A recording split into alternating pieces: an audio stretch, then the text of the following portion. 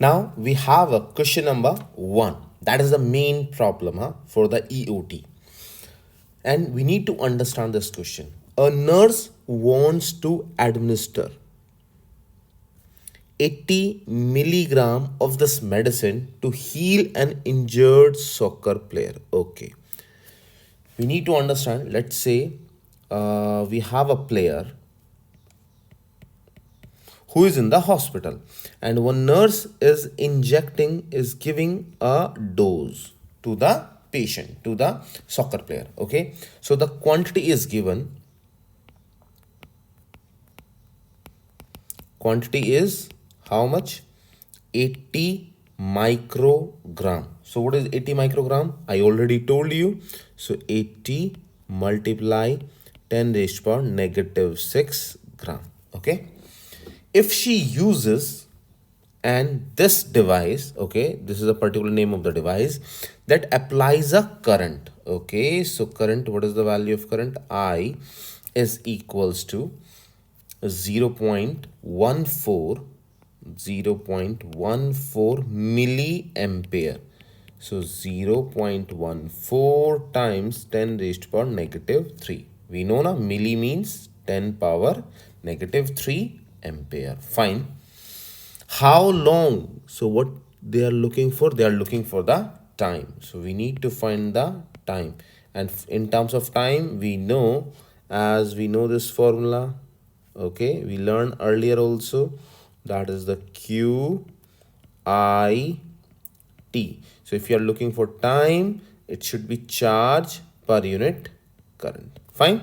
And current you have and time you are looking for. So you need to looking for. Now our motive is to find charge. Fine. Okay.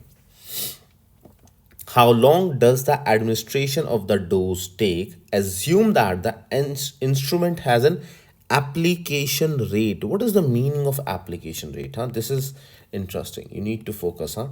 Application rate. Rate means speed.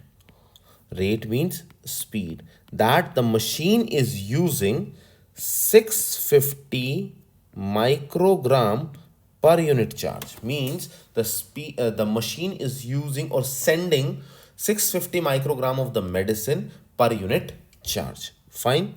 So what we need to understand, this is the first case, this is the second case, and we need to focus that the speed remains the same, because if the medicine is keep on moving in the body of the player, then the speed or the rate remains same. Is it fine? So if it is same, then 80 microgram per unit x time of charge, you can understand, x time of charge, that should be equals to 650 microgram per unit 1 coulomb of charge. See, he said na per unit charge. Per unit charge means 1 coulomb of charge. So we are looking for this x. So solve this x. X should be equals to 650. And yes, before that you can cancel the units. Unit and unit is cancel. So 650 divided by 80. Fine, guys. So you just solve this part and we will get our answer in terms of charge. The value is 0.123. And what is this x? X in terms of coulomb? X in terms of coulomb. So can I say we are looking for the charge?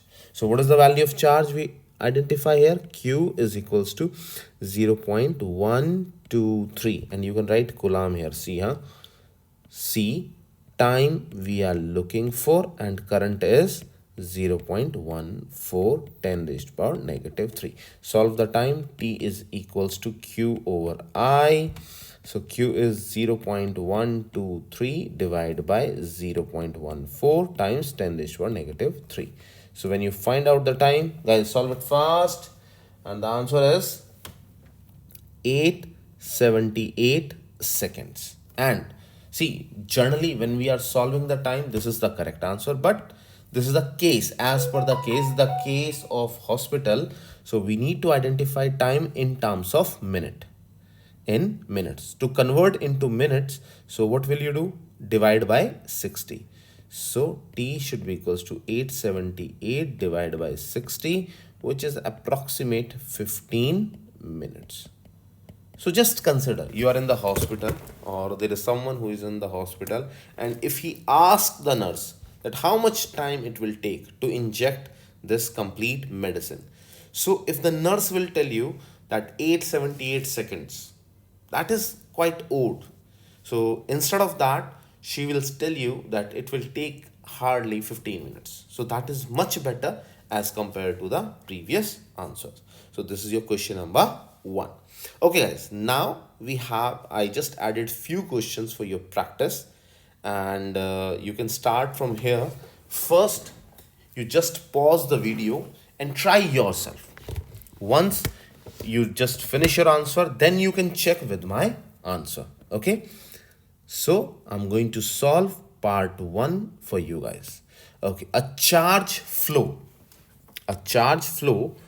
in a conducting wire whose strength changes with time, and the equation.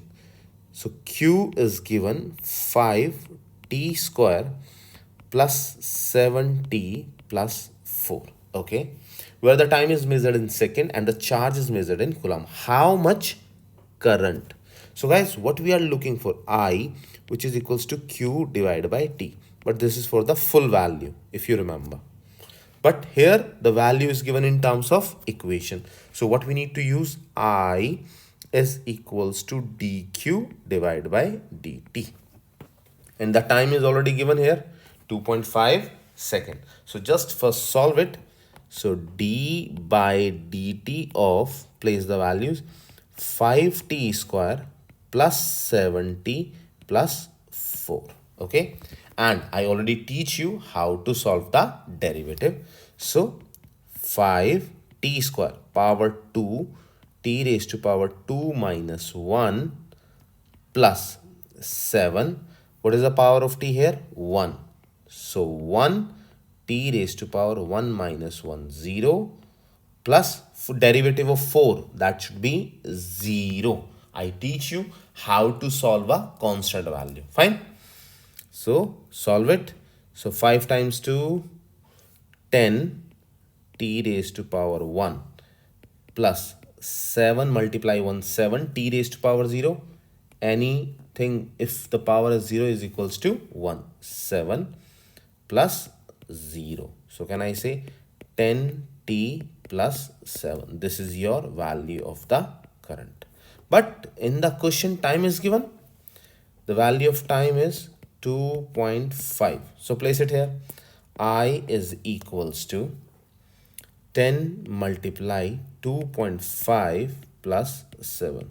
So 25 plus 7, it becomes 32 ampere. Clear guys? So this is our question number 1. And you just cross check with your solution. Is it right or not? Fine. Okay. Now let's move to the next question. So guys, the same type of question I give you for your practice. Q is given. So directly solve it. Just make a derivative. So what you will get, dq over dt, which is equals to 10t plus 3. If you make a derivative of this equation. Clear? So what is your answer? 10t plus 3. So 10t plus 3. So answer is A. Fine. Okay. Now this is important one because they already asked us about the definition. As we know, I is equals to Q divided by T. This is our definition. The electric current is defined as, okay, we know this is the definition. Let's see part by part. A, what he said, the net charge, I should be equals to net charge passing the cross-sectional area of a conductor in certain time interval. This is part A. Okay, now part B, what he said, current I is equals to net charge, okay, net charge passing the cross-sectional area of a conductor in certain time interval, times means multiply the time interval. So T and T cancel. Is I equals to Q? No. So answer is wrong. And guys, why? Because in the case A, I already get the right answer. Why I'm checking the other parts? Might be there are the two right answers. So that's why we need to clarify each and every part. Okay. Now part C. Okay. The net charge I should be equals to net charge Q passing the cross-sectional area of a conductor in a certain time interval, divide by time. So it will become Q divided by T square, which is not equal to current. So answer is wrong. D part. Okay, the current density. So I is equals to current density, which is J, which is equals to current divided by area through the conductor divided by the time interval. So it is not equals to I. So answer is wrong. So guys, what is the right answer? Right answer is A. Fine. Okay, and you can just cross check with your answers also. Okay, next for your practice. This is something good one. Okay guys, just see this one. And first solve yourself and then check with my answer. In a certain circuit, what is given here? I. I is 3t square minus 2t. Is measured in amps and t is measured in second. How much charge? We are looking for charge. Okay. And the time limit is given. T1 is 0. T2 is 5. Fine. Okay. Solve it. If you remember, just apply that. We know charge Q is equals to integration. Time 1 is equals to 0. Time 2 is equals to 5. And what is the formula? I dt. Solve it. Integration 3t square minus 2t bracket dt. So if you have the lower value 0, there is no need to write it. So you can directly place the values. Okay. This is the easy, or the you can say the shortcut for you. What is the shortcut? If lower limit is 0, if lower limit is 0, then directly use upper limit. I will just show you how to solve this part. Okay, now I'm not going to use the lower limit. Solve this. Q is equals to 3 outside, t square 2 plus 1 divided by 2 plus 1. Okay, we already solved the integration. Minus 2 outside, t raised to power 1 plus 1 because the power is 1.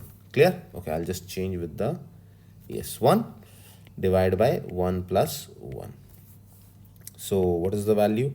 3 t cube divided by 3. Okay, this will be cancel.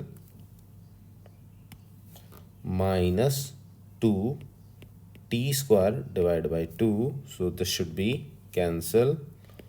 Okay, and we have a limit, already have a limit 5.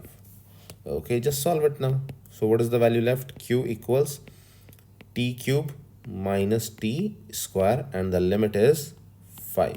So place the value of 5. Place the value of 5 at the place of t. So can I say 5 power 3 minus 5 power 2. Clear guys? Because the lower limit is 0. So there is no need to use that. Okay, what is the power 5? 5 power 3 is 125 minus 25. So the value is 100. Okay, just check. Yes, part number C. Clear?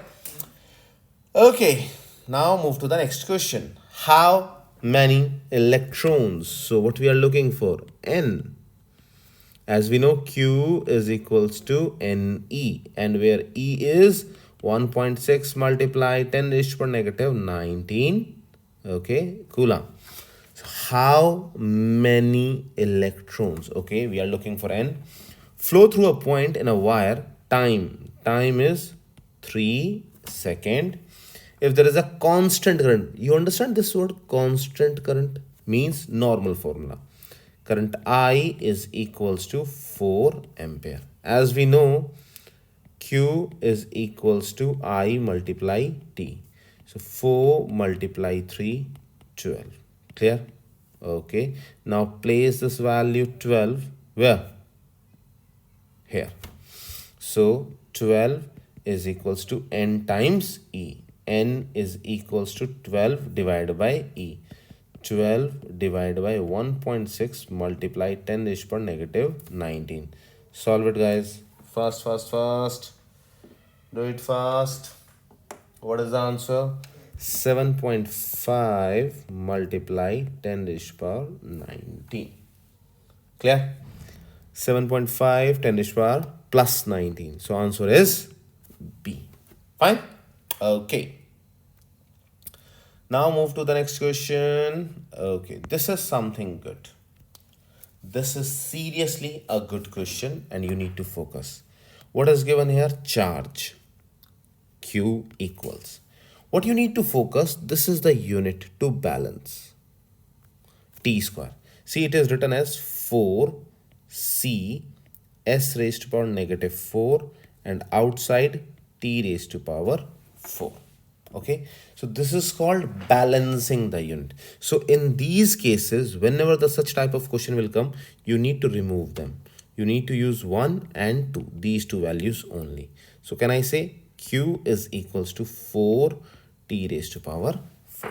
Fine. And you can just compare with the second and time. The unit should be same, but in opposite values. One should be plus 4, other is negative 4, so that they can balance each other. Second case, 1 power T raised to power 1 and here is the power negative 1. It means both are balanced. So can I say 1 T plus 6, there is nothing else, so plus 6. So guys, can I write this equation as 4 T raised to power 4 minus T, because 1 multiply T, T plus 6, Q equals to. So till here clear? We have now Q with us. Okay. What is the current? What we are looking for? Current. Time is 3 seconds. So we know now I is equals to dq over dt. 4. Okay. Power shift T raised to power 4 minus 1. Minus 1 plus 0. Because the derivative of T is 1 because there is only one power. And 6 is your constant value, derivative is 0. 4 multiply 4 T raised to power 3. So 16 T cube. So 16, what is the value of T? 3 seconds. So 3 cube. So 16 multiply 3 cube, 9, 27, 27. So guys, just solve it fast, fast, fast, fast. There is minus 1 also. Negative 1, negative 1. So negative 1. Solve it fast. Okay. 432. 432 minus 1. So the answer is 431. Clear? Okay.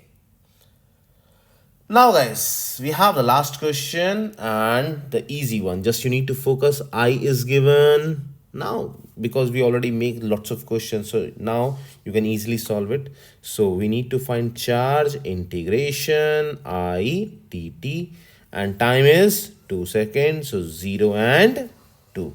Clear? So integration 3 plus 2t cube. Fine? And dt 0 to 2. So q equals 3 t raised to power 0 plus 1 upon 0 plus 1. And I specifically solved this part earlier. So if you are not able to understand, go back and check it again. Okay.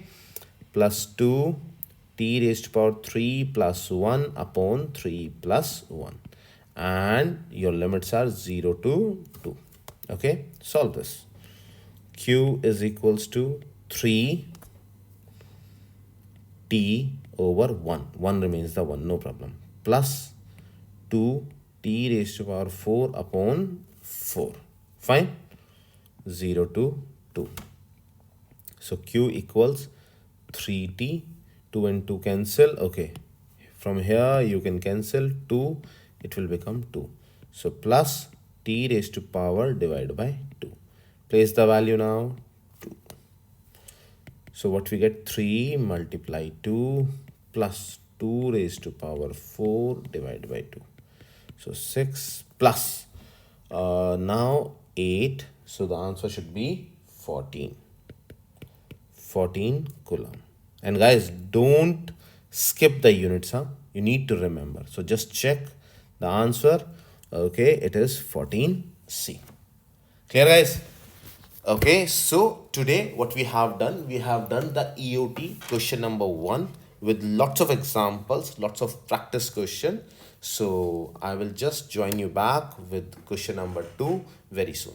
Okay guys, till then, take care, bye. Hello students, in this video we are going to learn about the question number 2 of your EOT, and that topic of the EOT is for the second question, that is the current density. Okay, so what is the meaning of density?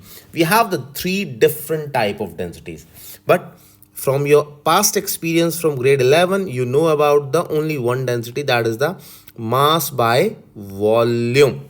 But in this topic we are going to learn about 3 different type of densities. Okay, one is the linear per unit.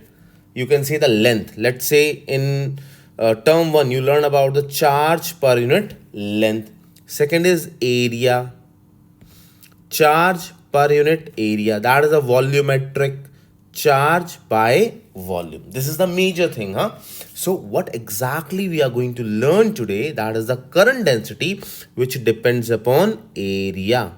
So it's very simple to understand. J, which is the current density, current divided by area, current divided by area. Fine. And for the current, what is the unit? Ampere. For the area, what is the unit? Meter square. So this is our unit, ampere per meter square. Fine guys. So just go through the question once more. Define the term current density. Okay, now we understand that is the J, which is current per unit area. Fine. Okay, and this is our formula. And I already told you this is our unit. Fine guys. And these are the just basic things. If you go in the detail, then we write I is equals to integration of J dot dA. If you solve the dot product, that becomes J dA cos of theta. So in that case, you need to just focus on the maximum and the minimum values. If the value of theta is 0, then cos 0 degree is 1, which is the maximum value. Fine. And if your theta is 90, cos 90 is 0. So that gives you I equals to 0. Okay. These are just, you can say, little bit additional part for you, for your understanding. Fine guys. Okay. Now come to the question part. Okay. And for all the YouTuber students, guys, till here, this is for you. And if you want more, even there are lots of other questions also. So you can join my premium classes, and you can see there is a link for my Telegram channel, and even there is a form available, and you can just fill your information and contact with me. Okay guys, take care, bye, thank you. Okay, now for my students, all the students guys, now we have this part, question number 1. Let's see, the important points. The first point, what is the first point? You should know the basics before solving the question. The first, okay, you know what is diameter. Radius is diameter divided by 2. What is radius? Radius is equals to diameter divided by 2. Sometime what will happen? They will give you the radius. Okay, that is fine. But if they are giving you the diameter, you just need to divide by 2. Okay, this is the conversion part.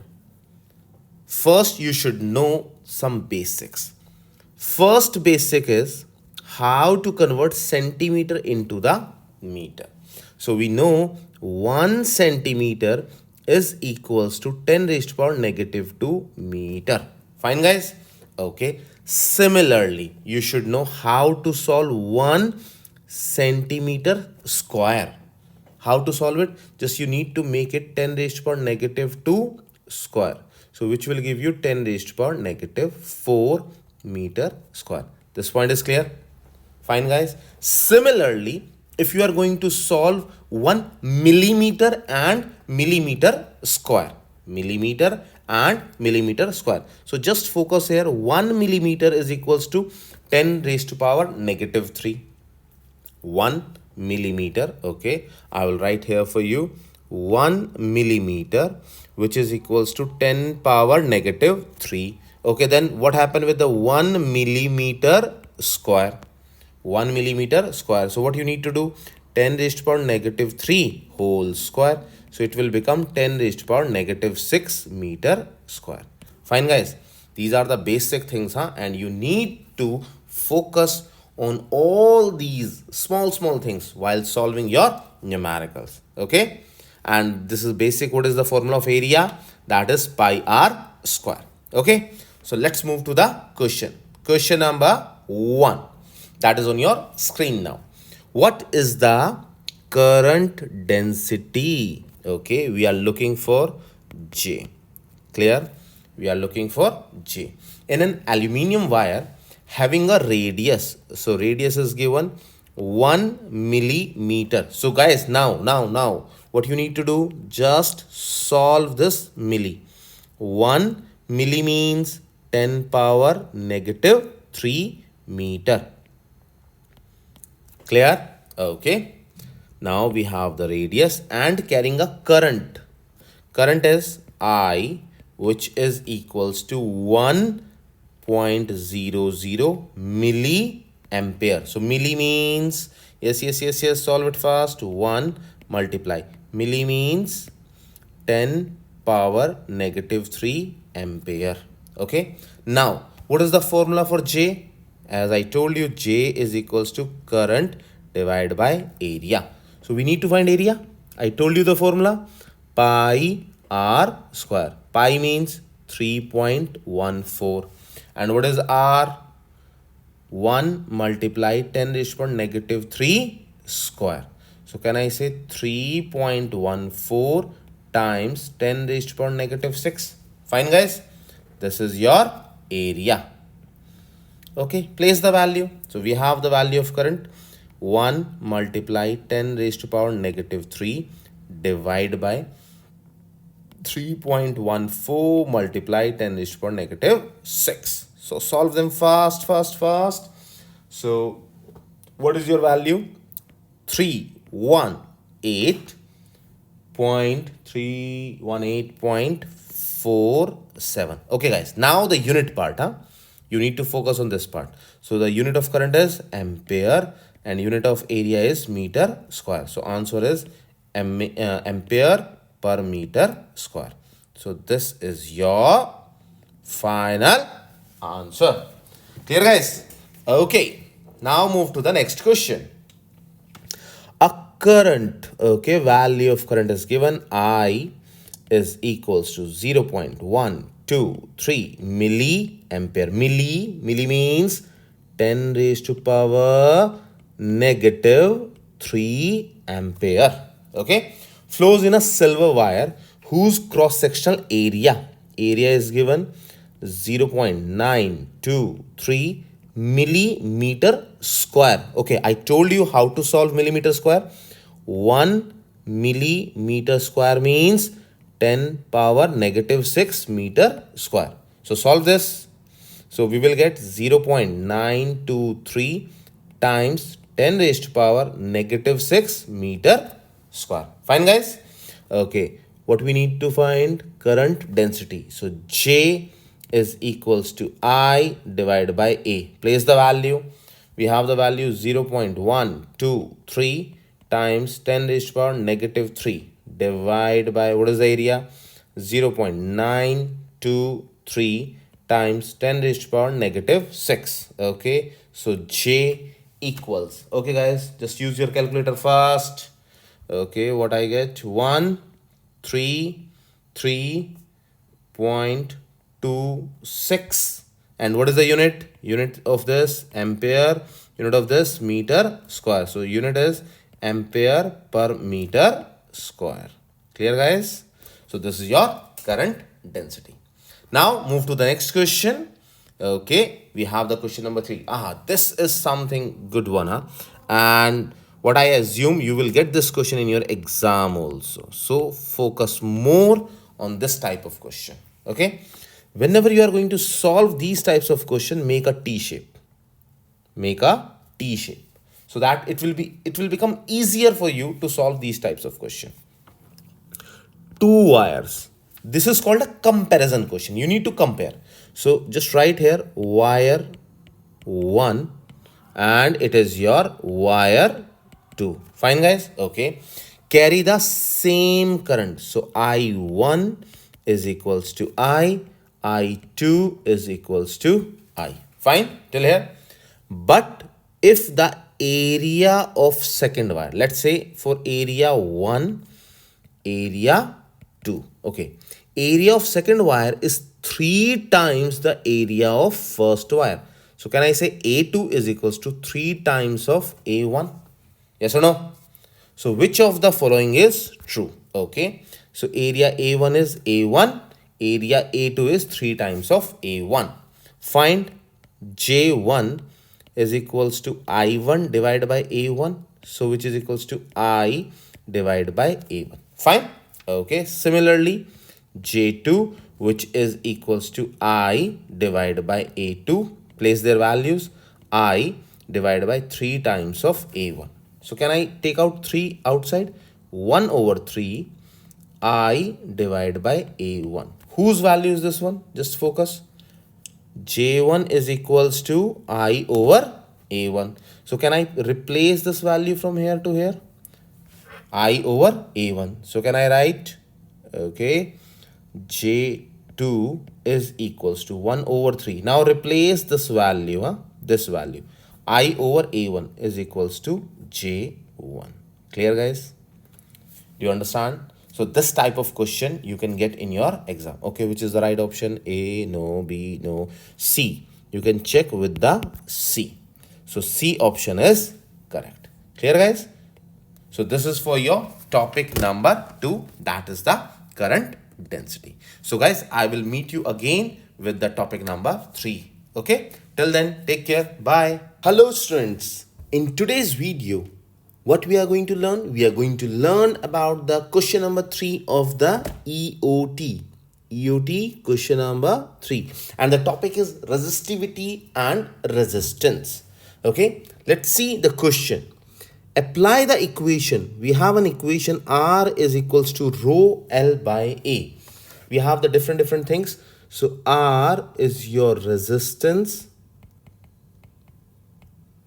Okay. Rho is the resistivity. L is the length. And A is the area of the wire. Okay. So apply the equation R is equals to rho L by A in solving problems. So okay, definitely you will get the numerical on this. Okay, numerical. To calculate an unknown quantity, okay, given the other quantities. Analyze the equation. So guys, from the equation, from the question itself, we understand that we have to face a numerical for this part. So for the first concept learning, for the first concept, we have Ohm's law. What is the Ohm's law? V is equals to IR. What he said, the potential difference is equals to current times resistance. What is the meaning of resistance? Resistance means oppose. Means, let's say you are moving in a car on a road and you find something. Because of that, if the velocity or the speed of your car is reduced, So what will you say? There is a problem on the road, okay, due to traffic or something else. Any reason can be there. So that is your resistance. So once the electrons are moving in the wire, let's say this is your wire and the electrons are moving, and if they find any kind of difficulty in the wire, that is because of the resistance. So what is the resistance? From the formula 1, R is equals to V over I. Okay, and you can remember this with the triangle also. You can make an easy shortcut for you. So what should be the shortcut? Just think and tell me, guys. So V I R. Clear, guys? So this is the easy shortcut for you so that you can easily solve if there is any question on the basis of voltage, current and resistance. Okay, V is the voltage and the unit is volt. I is the current, ampere. R is the resistance whose unit is ohms. Okay, so the two units we already know, and this is the ohm is the unit of your resistance. Fine. Okay, now the other factor, which is the important one. There are lots of reasons, lots of factors why resistance occurs in the wire or in the conductor. So the first factor is the length. If the length of the wire is very big, so means more length, more resistance. This is your equation number 1. Second, in terms of area, let's say if you are moving on a road, this is the road 1. Let's say this is your road 1, which is very thin, and this is your road number 2. I'll change the color so that you can easily understand. And this is your road 2. Just tell me, on which you can easily move. Means you can simply say on road 2 your speed is high. Speed is high. Clear? So if speed is high means the current is high and resistance is low. Speed high, current is more, resistance is low. That's why they are related inversely. More area, less resistance. Keep this thing in your mind. So if I arrange these two things together, so we have a formula R is equals to rho L by A. R is equals to rho L by A, and rho is the resistivity. Rho is the resistivity. Resistivity means it shows about the material, which type of material you have. Clear, guys? Okay, now move to the next part. So I told you resistivity. So resistivity, we have R is equals to rho L over A. This is our basic formula. From this formula, you can rearrange them to find resistivity. Resistivity becomes R A divided by L. So what is the unit? R gives you ohm, A gives you meter square, divided by length gives you meter. So what is the net unit? Ohm meter. 1 meter and 1 meter is cancelled. Clear? So this is your unit of the resistivity. We have another formula also. E resistivity is equals to E divided by J. E is your electric field. Electric field, and J is your current density. So guys, what I suggest, I already added few extra points for you from here to here. It's your choice. If you want to study, you can go through from this part. Else, till here, they are asking you in terms of EOT.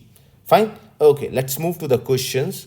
So these are the questions for you guys. So question number 1. And yes, before going to start the question, for all my YouTuber family and for the students, guys, if you want to take the full advantage of all these videos, so you can join my channel and you can join my this Telegram channel, and there is one link also for the paid classes in which I'm going to explain all the numericals you can see here, and the further topics also. Everything is prepared which I'm going to cover. So guys, I hope that you will join fast and take the advantage of all these things. Okay, fine. Now guys, question number 1 on this topic, and this is the major question, huh? So you need to focus on this one. What is the resistance? What we are looking for? We are looking for the resistance. Okay, R. Clear? Of 100 ohm, 100 meter. Okay, length is given. L is equals to 100 meter.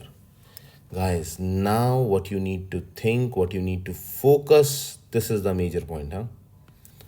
A standard 12 gauge wire. What is the meaning of 12 gauge wire? How to solve these type of question?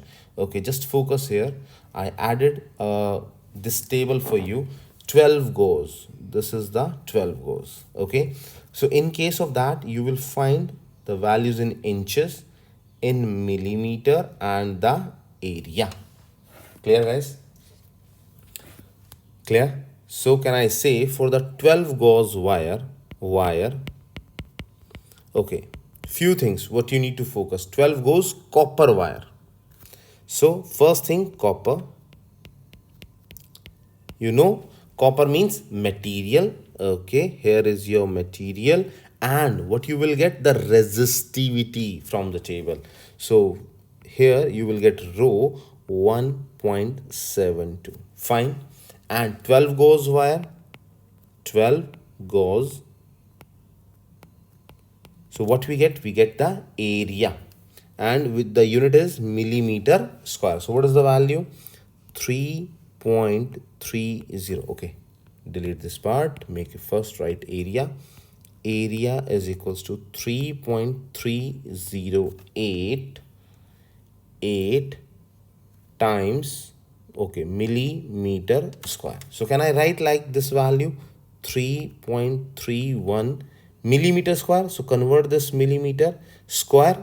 Okay, first I will solve for you. 1 millimeter means 10 power negative 3. Okay, 1 millimeter square means 10 raised to power negative 3 square, which is equals to 10 raised to power negative 6. Okay, so place the value here, multiply 10 power negative 6 meter square. Clear, guys? So we have, now we are looking for R, L. Okay, so what is the formula we have? R is equals to rho L divided by A.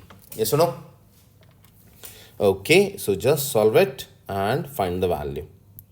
Okay, rho is given, rho is 1.72, 1.72. Okay, multiply. What is the length we have? Length is 100 meter, divide by, what is the area we have? 3.31 times 10 raised to power negative 6. Okay, so guys, solve the value first. Use your calculator. Okay, till then I'm going to solve. Okay, 0.520 ohm. Okay, and this is your resistance. Clear, guys? Okay, now for the next question, huh? And just you need to focus what is the formula, and you need to use that in a very good way. Okay, second, if the diameter, okay, first we should know what is the relationship between the diameter and radius. So the relation is radius is equals to diameter divide by 2. Yes or no? Okay, this is the relation. What he said, if the diameter of the wire in the example, the previous example, is double. Okay, now you need to focus on case 1 and case 2. Case 1, case 2. Okay, in case 1 we have a diameter D1, so we have a radius R1. Yes or no? Let's say diameter is D and radius R1 is R. So here what he said, the diameter D2 becomes 2 times of D1.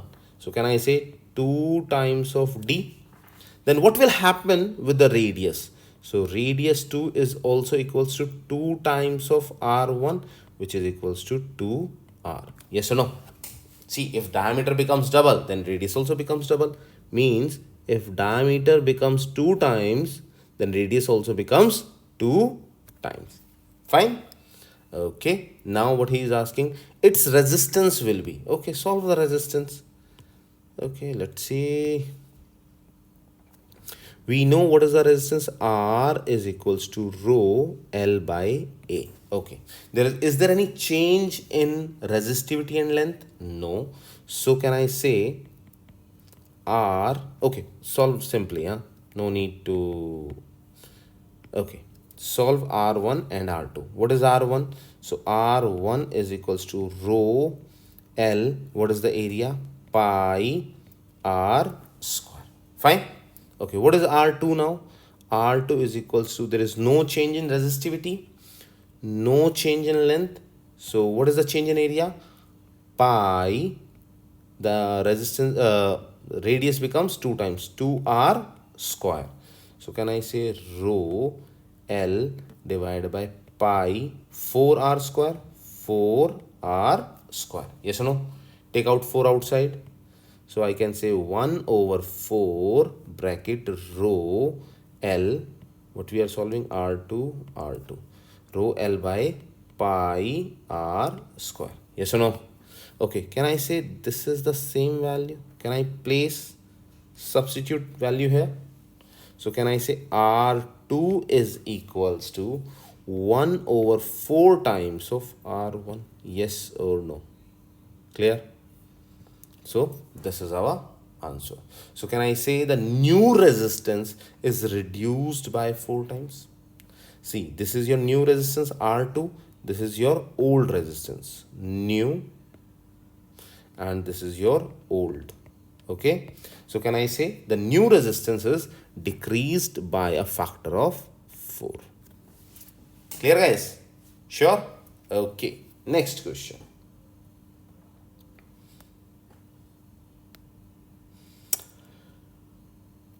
Which of the following statement, guys, this is something good, huh? And you need to focus on this question.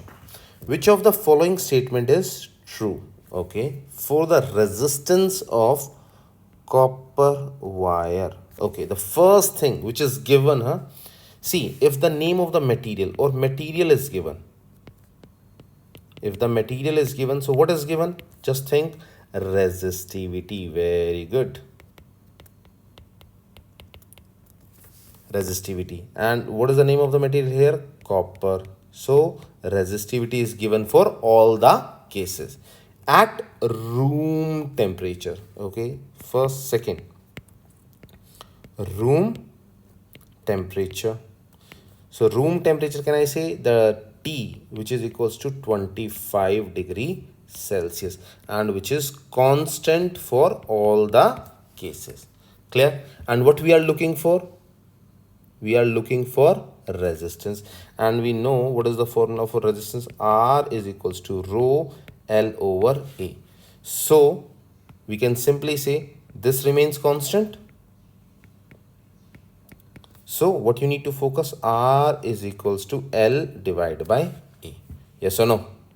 Now this is your final thing. Now one by one we will check the question. First part, A.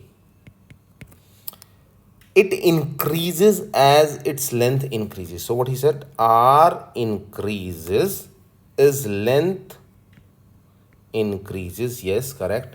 And its cross-sectional area reduces. Is it right or not? Okay, it is right. Second, R increases. Now I will change the color. R increases. This is your B part, huh? R increases with both its length and area increase. L increase, A increase. No, this is not possible. Okay, C case C, R is equals L upon A. You just write down this thing. It's increases, R increases, its cross-sectional area increase. No, if A increase, R reduce. As we know, R inversely proportional to area. If area increase, resistance definitely decrease. Yes or no? So this is also wrong. D part. R is equals to L by A. Okay. It increases. R increases. Okay. When? By decreasing. Length is also decreasing. Area is also decreasing. Not possible. Why? Because we know R proportional to L. If length increase, resistance definitely increase. Clear, guys? So from out of 4 cases, the case number 1 is correct. Fine. And you can get this question in the exam also.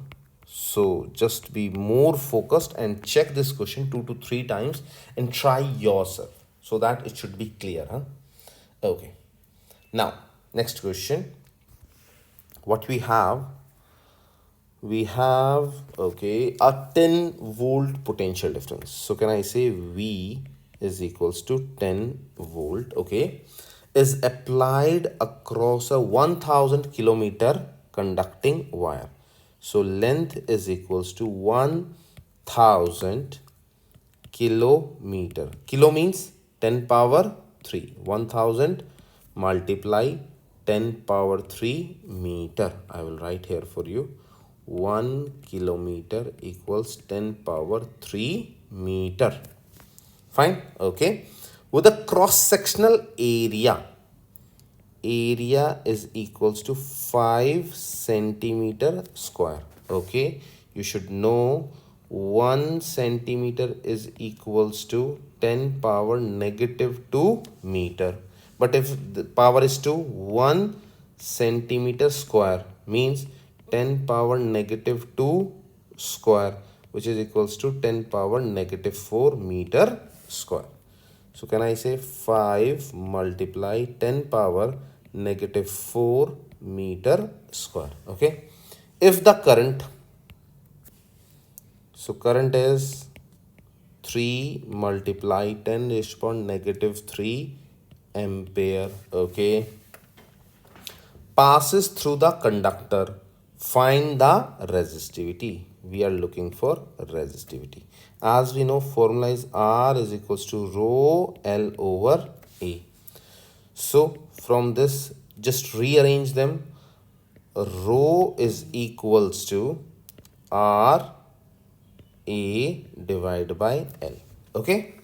So from where you will get the R? Just check. From where you will get the R? We have two things, V and I. So as we know, R is equals to V upon I. Solve this. So what is the V? 10. What is the I? 3 times 10 power negative 3. Solve the value of R. So it will become 3.3 times 10 raised to power 3 ohm. You will get the R. Fine. Okay. Area we have, length we have, place it and solve it. So rho resistivity R is 3.3 times 10 raised to power 3. R area is 5 multiply 10 raised to power negative 4 divide by, what is the length? 1000 times 10 raised to power 3. Okay guys, take out your calculator, solve it fast.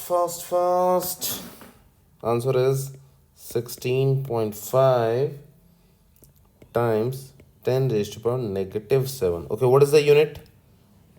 Ohm meter. What is the unit, guys? Ohm meter. Clear? And this is your answer. Fine. Okay. Now let's move to the next question. These two are very good questions. Okay. Whenever we have the comparison question, how you will identify this is a comparison question? Two cylindrical wires, 1 and 2. So means whenever they are comparing the two things. Okay, let's say we are going to compare here. Make a T shape which will become easy for you. So this is your wire 1. This is your wire 2. Okay.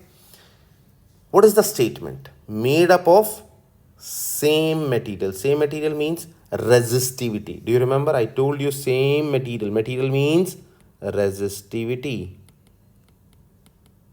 So resistivity becomes same. So can I say rho 1 is equals to rho 2 is equals to rho, because both have the same resistivity, same material, have the same resistance. So R1 is equals to R, R2 is equals to R.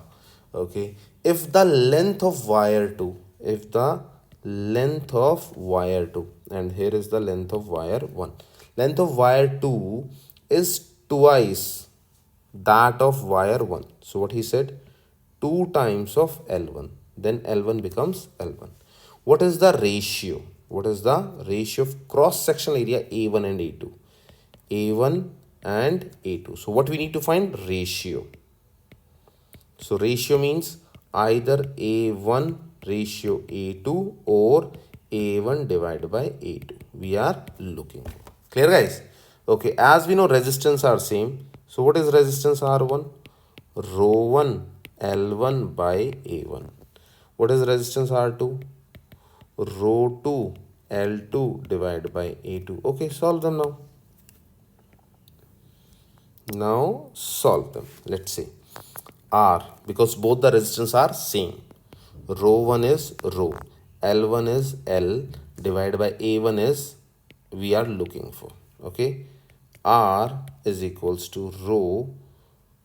What is the length? 2L divided by A2. Keep them same, huh? So can I say both are same? Rho L by A1 is equals to rho 2L by A2. Cancel them. Okay, rho and rho same, cancel. L and L same, cancel. So what is left? So 1 over A1, remove this line. Okay, 1 over A1 is equals to 2 over A2. Find the value of A1 divided by A2 is equals to 1 over 2. Clear, guys? Fine. So which is equals to your 1 over 2 is equals to 0.5. So what is the answer? Yes, your answer is C. Clear? Okay. Now, last part. Two conductors. This is something interesting and a little bit difficult also. So guys, just focus more and then we will solve this numerical. Two conductors, okay, T-shape. So we can compare them easily. Are made up of same material, okay. What is the meaning of same material? Rho 1 is equals to rho 2 is equals to rho. This is your wire 1, this is your wire 2. Have the same length, okay, same length. L1 is equals to L, L2 is equals to L, okay. Conductor A is a hollow tube with inside diameter, okay, two type of diameters, huh? R outside, radius, okay, radius, make it smaller, huh? Okay, I'll change the color. Radius outside, radius inside. So what is the value of outside? 3 millimeter. Inside, what is the value? 2 millimeter. Okay. No, guys. It's a diameter, not radius. Okay. So just change this. I will change this. It's a diameter. So diameter outside, which is equals to 3 mm. Diameter inside, which is equals to 2 mm. Okay, fine. Conductor B is a solid wire with a radius RB. Their radius is B, okay, which we are looking for. What is the value of RB is required for two conductors to have the same resistance? Okay, R1 is equals to R, R2 is equals to R. Okay, guys, now just apply this. As we know, both the resistance are same. So R1 is equals to rho 1 L1 by A1. Similarly, R2 is equals to rho 2 L2 by A2. Place their values. So R is equals to, what is rho? L1 is L, area 1 is, okay, area 1 we need to find out. Here, rho L by A2. So can I say both are cancelled? So simply, can I say area 1 is equals to area 2? Yes or no? Fine. Okay, what is the area 1? Because we have the two parts inside and outside. So can I say area outside minus area inside is equals to area 2? Because now we have the two areas. So what is the area? Pi r outside square minus pi r inside square, which is equals to pi r b square, because this is the second area. Fine. Okay, the first thing, cancel the pi because pi is same all the side. So what is left? R outside square minus R inside square, which is equals to RB square. Place the value. What is R outside? I know diameter outside divided by 2. So what is diameter 2? Okay, 3 mm divided by 2. So 3 by 2 square minus R inside 2 mm divided by 2. So 2 divided by 2 square, which is equals to RB square. So what we get? 9 divided by 4 or 1.5 square minus 1 square equals to RB square. Now solve this value. So we will get 15 225 2.25 minus 1 1.25 equals to RB square. So RB is equals to root of 1.25. If you solve it, 1.12. So RB is equals to 1.12 what? Millimeter. Millimeter. Why I am not changing the value here? Because we are solving the other resistance, other radius, which remains the same. Means the unit remains the same. So this is your complete explanation. Okay, guys. So now we have the next part, but that I will cover in the new video. Okay, guys. Till here, just practice these questions, and if you have any doubt, you can ask me. Okay. So till then, take care. Bye and enjoy your. Hello, students. In this video, we are going to learn about the question number 4 of the EOT. So EOT MCQ question number 4, and the topic is resistors in series. Okay, resistors in series. What does it mean? That whenever the resistors are connected in any circuit, so we need to check that whether they are connected in series or they are connected in the parallel. Okay, so for that case, I'm just going to show you some diagrams so that you can understand. As we know, we have the Ohm's law. Okay, Ohm's law. Ohm's law. So as per Ohm's law, what we know, V is equals to IR. Now we need to arrange this resistor in the circuit. Let's say, okay, now we have a circuit with the battery. Okay, let's say this is our battery, positive, negative. And once we start moving, okay, let's say this is the resistance 1. This is the symbol for resistance. Okay, now this is resistance 2. This is resistance 3. And now connect them. Okay, so how do you know these resistance are connected in series? Okay, that is the major point. What you need to understand, there are few rules on which you need to consider. The first rule, okay, that is called plate, or you can say the terminal to resistor.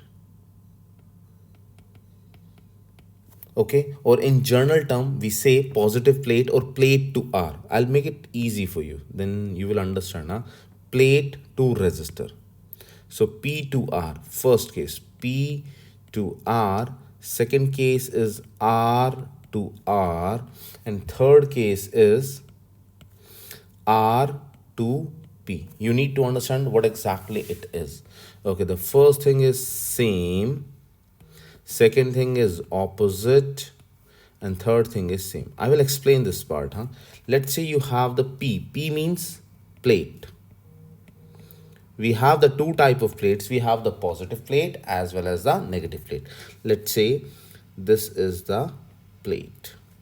Okay, this is your positive plate, and for your understanding, this is your negative plate. Fine. Plate.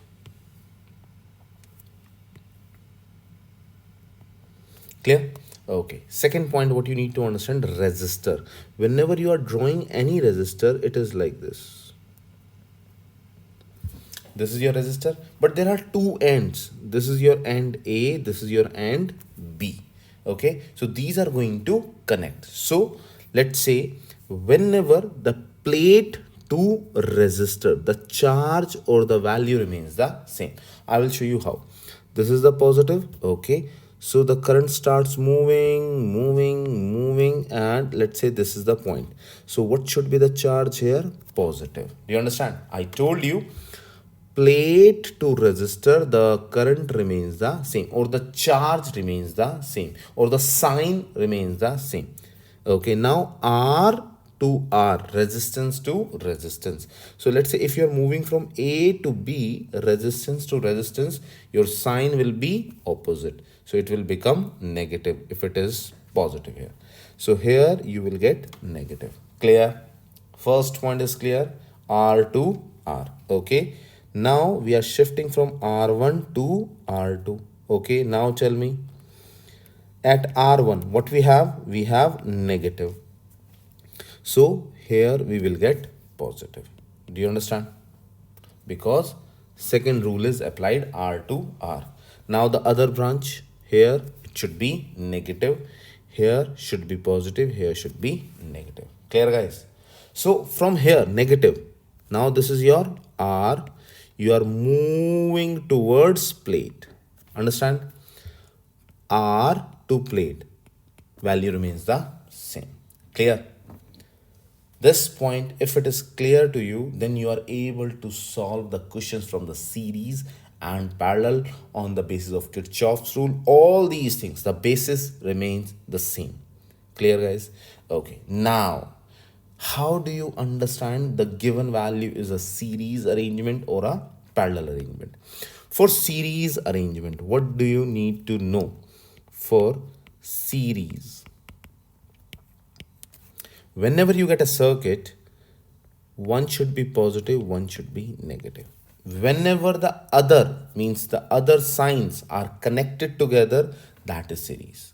And in case of parallel, same sign, plus with plus or minus with minus. Here, plus with minus or minus with plus. That is the major understanding. I'll show you with the diagram so that you can understand.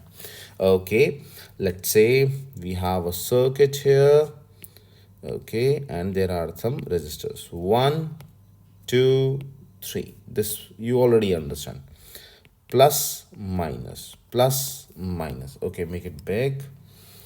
Plus, minus. So how they are connecting each other?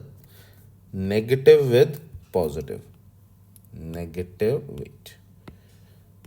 Negative with positive. They are connecting? Yes or no? Okay, how they are connecting?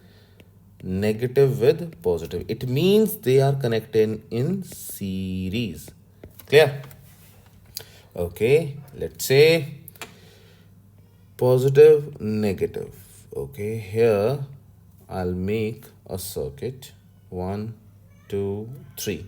Let's say one resistor, one resistor, one resistor. or make it big so that you can understand easily. Okay, just try to understand this part. Okay, once the current is coming from here, okay, let's say change the color.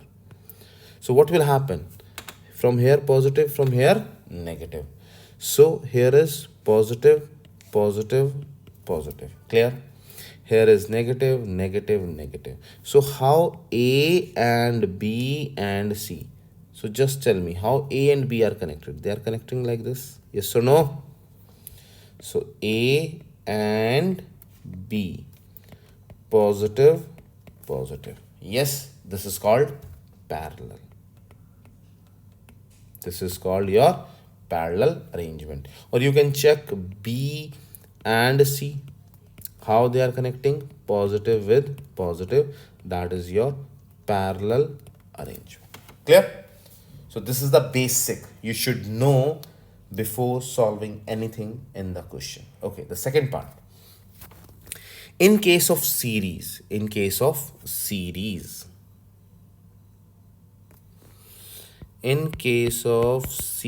what exactly we have?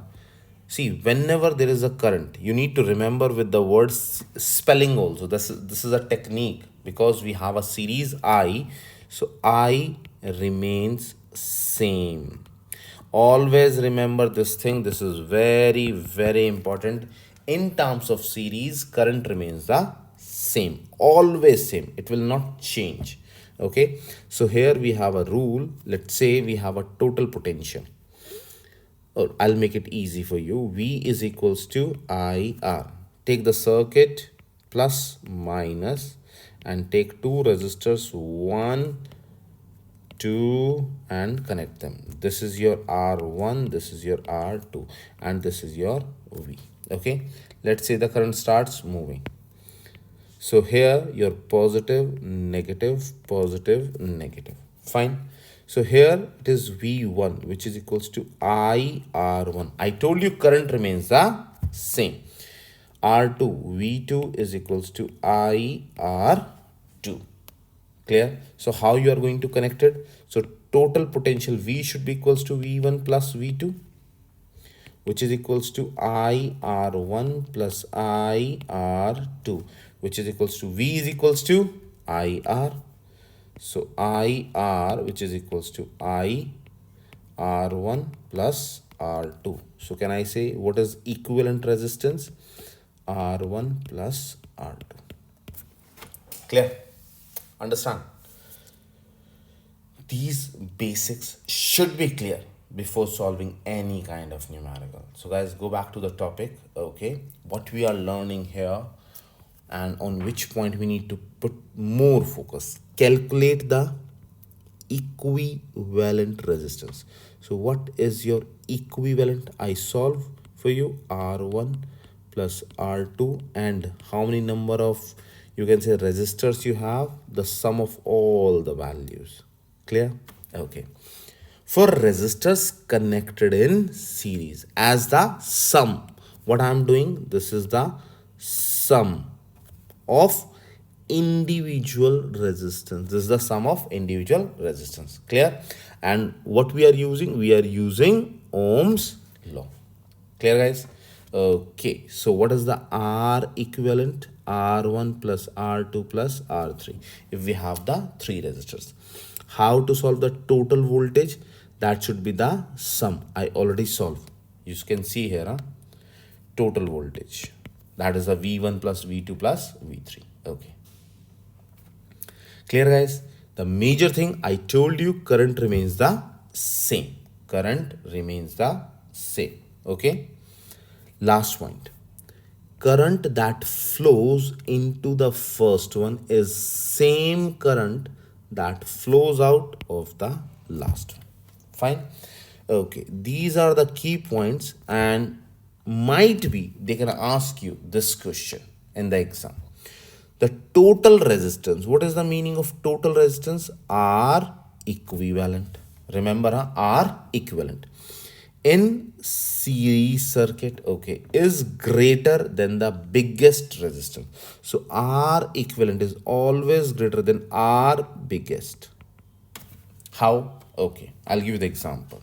Let's say you have R1 is 2, R2 is 5, R3 is 10. So can I say out of these three resistance, this is the biggest one? Yes or no? Yes, this is the biggest one. Okay, what should be the R equivalent?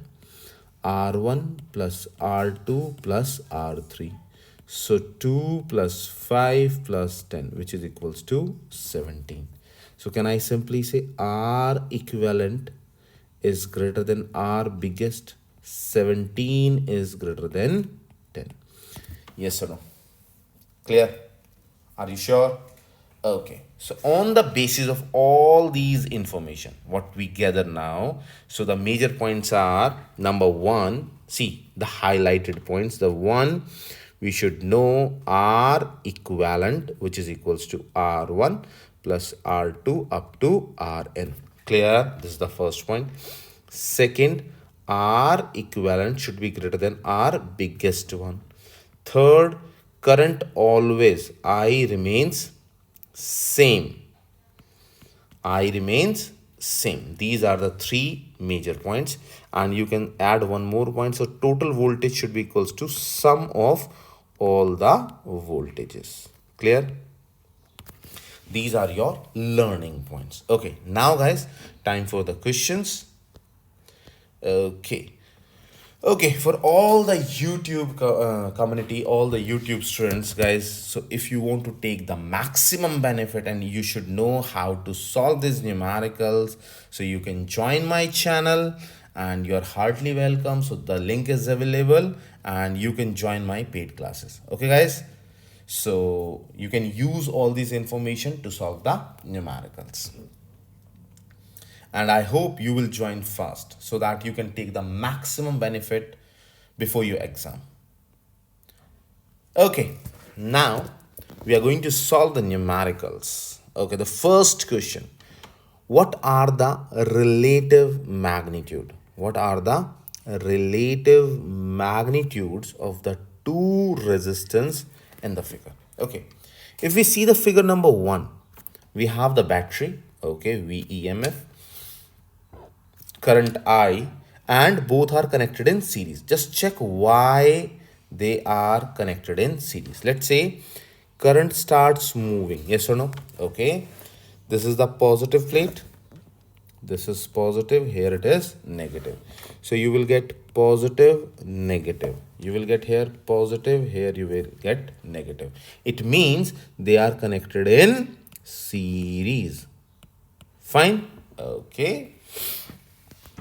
Now, second thing, what they are trying to show us, this is your positive terminal, this is your negative terminal.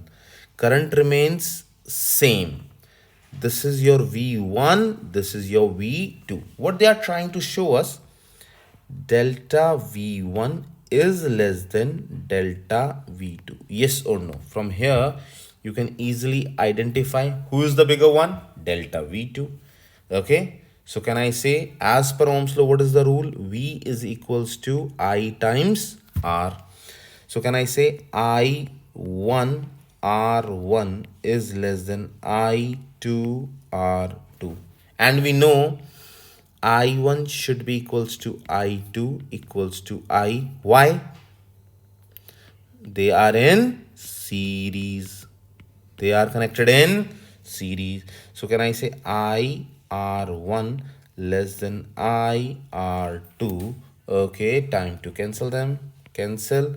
So what is left? R1 is less than R2. So just check all the options. Okay, R1, A is the right answer. Clear, guys? So R1 is less than R2. Fine.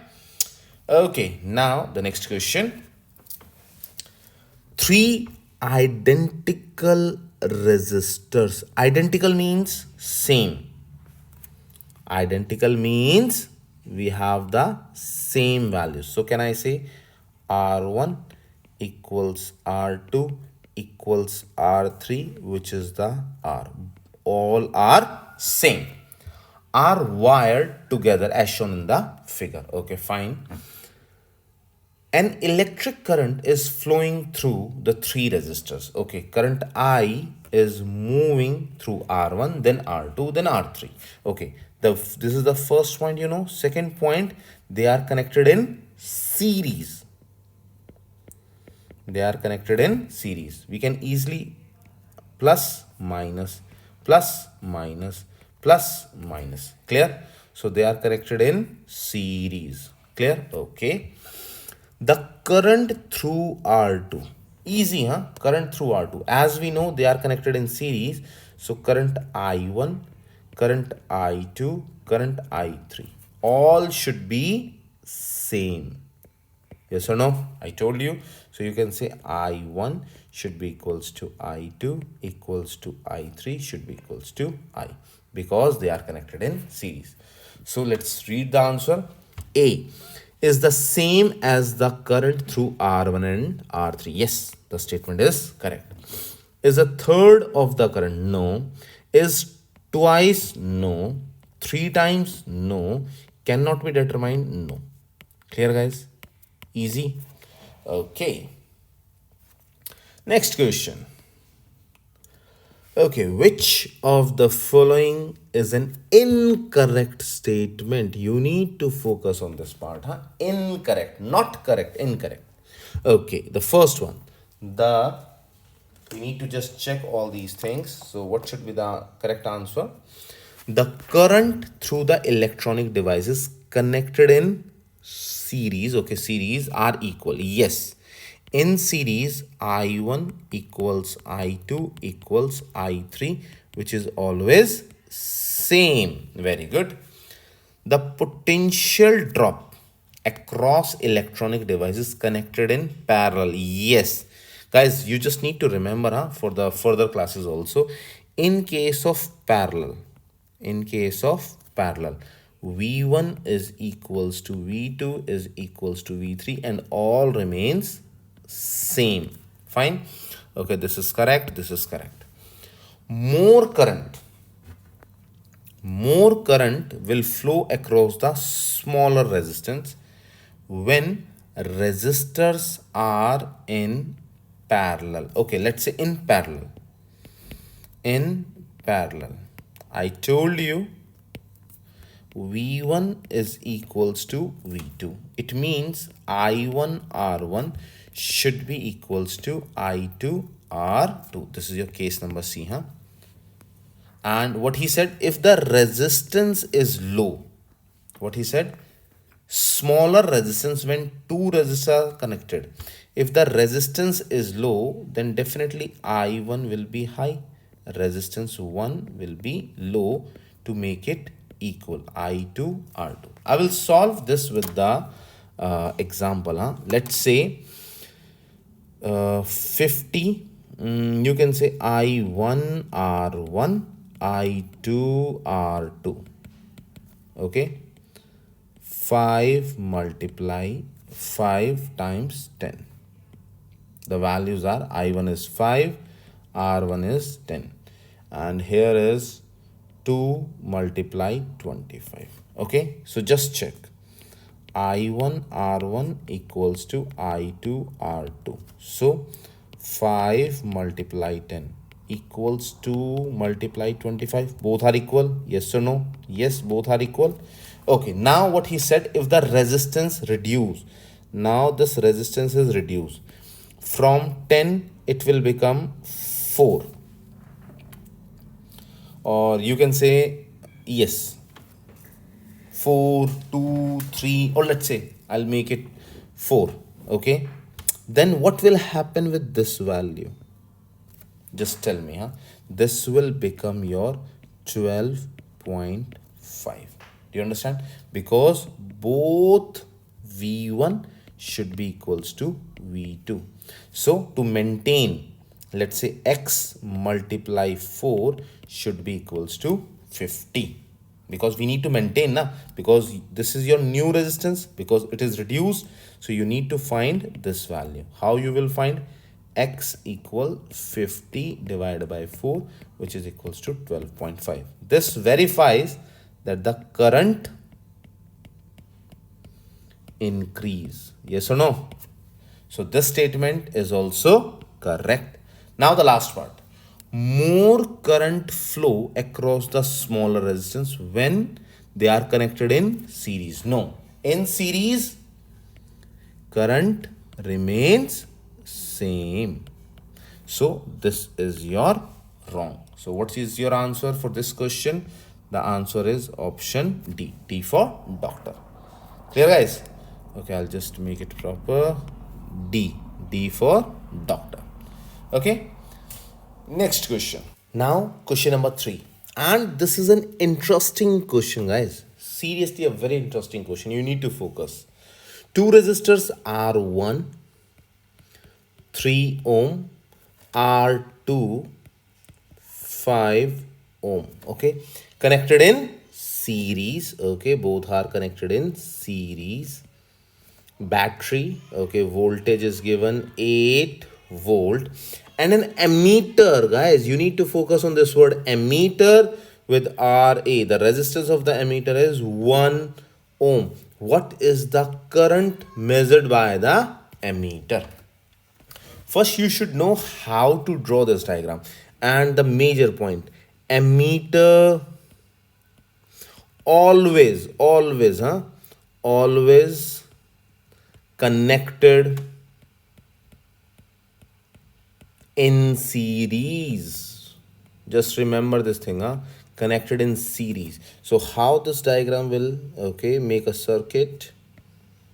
Okay, let's say there is an ammeter, there is R1, there is R2, and both are connected. Understand? So this is connected in series. So now solve this numerical. So we have R equivalent, which is equals to R equivalent, which should be equals to R1 plus R2 plus RA. Okay, add them. 3 plus 5 plus 1. So what is the value? 9 ohm. So what we need to find? Current I is equals to V over R equivalent. So what is V? Okay, value of V is 8. What is the value here? 9. So what should be the answer? Just calculate it. 0.88 ampere. Clear, guys? And as we know, current I remains same in series. So we can say I1 should be equals to I2 equals to I3, which is 0.88 ampere. So this is your final answer. So see, A, B, C, D. Yes, B is your right answer. Okay, guys. So with all these practice, I think that you feel confident that you are able to solve the questions during the exam. Okay. So now, yes, now wait for the next video and I'm going to cover question number 5. Okay. Till then, take care. Bye. Hello, students. In today's class, we are going to learn about the question number 5 of the EOT, that is related to the parallel circuits. Okay. So let's start with the question. Calculate the equivalent resistance. What is equivalent? Means REQ. Equivalent means total. So we are looking for total resistance of resistors in parallel arrangement. Let's say when they are connected in parallel, then how we can solve the total resistance? There is a simple formula. 1 over R equivalent is equals to 1 over R1 plus 1 over R2 and so on. Depends upon the number of resistors. Okay. What are the major things you need to focus? In this, whenever we have a parallel arrangement, so you need to check how the resistors are connected in the circuit. Even if you remember in the previous video, I told you how to recognize series and parallel. Okay, I will tell you right now. Series and parallel. Let's say we have a battery and it is connected like this.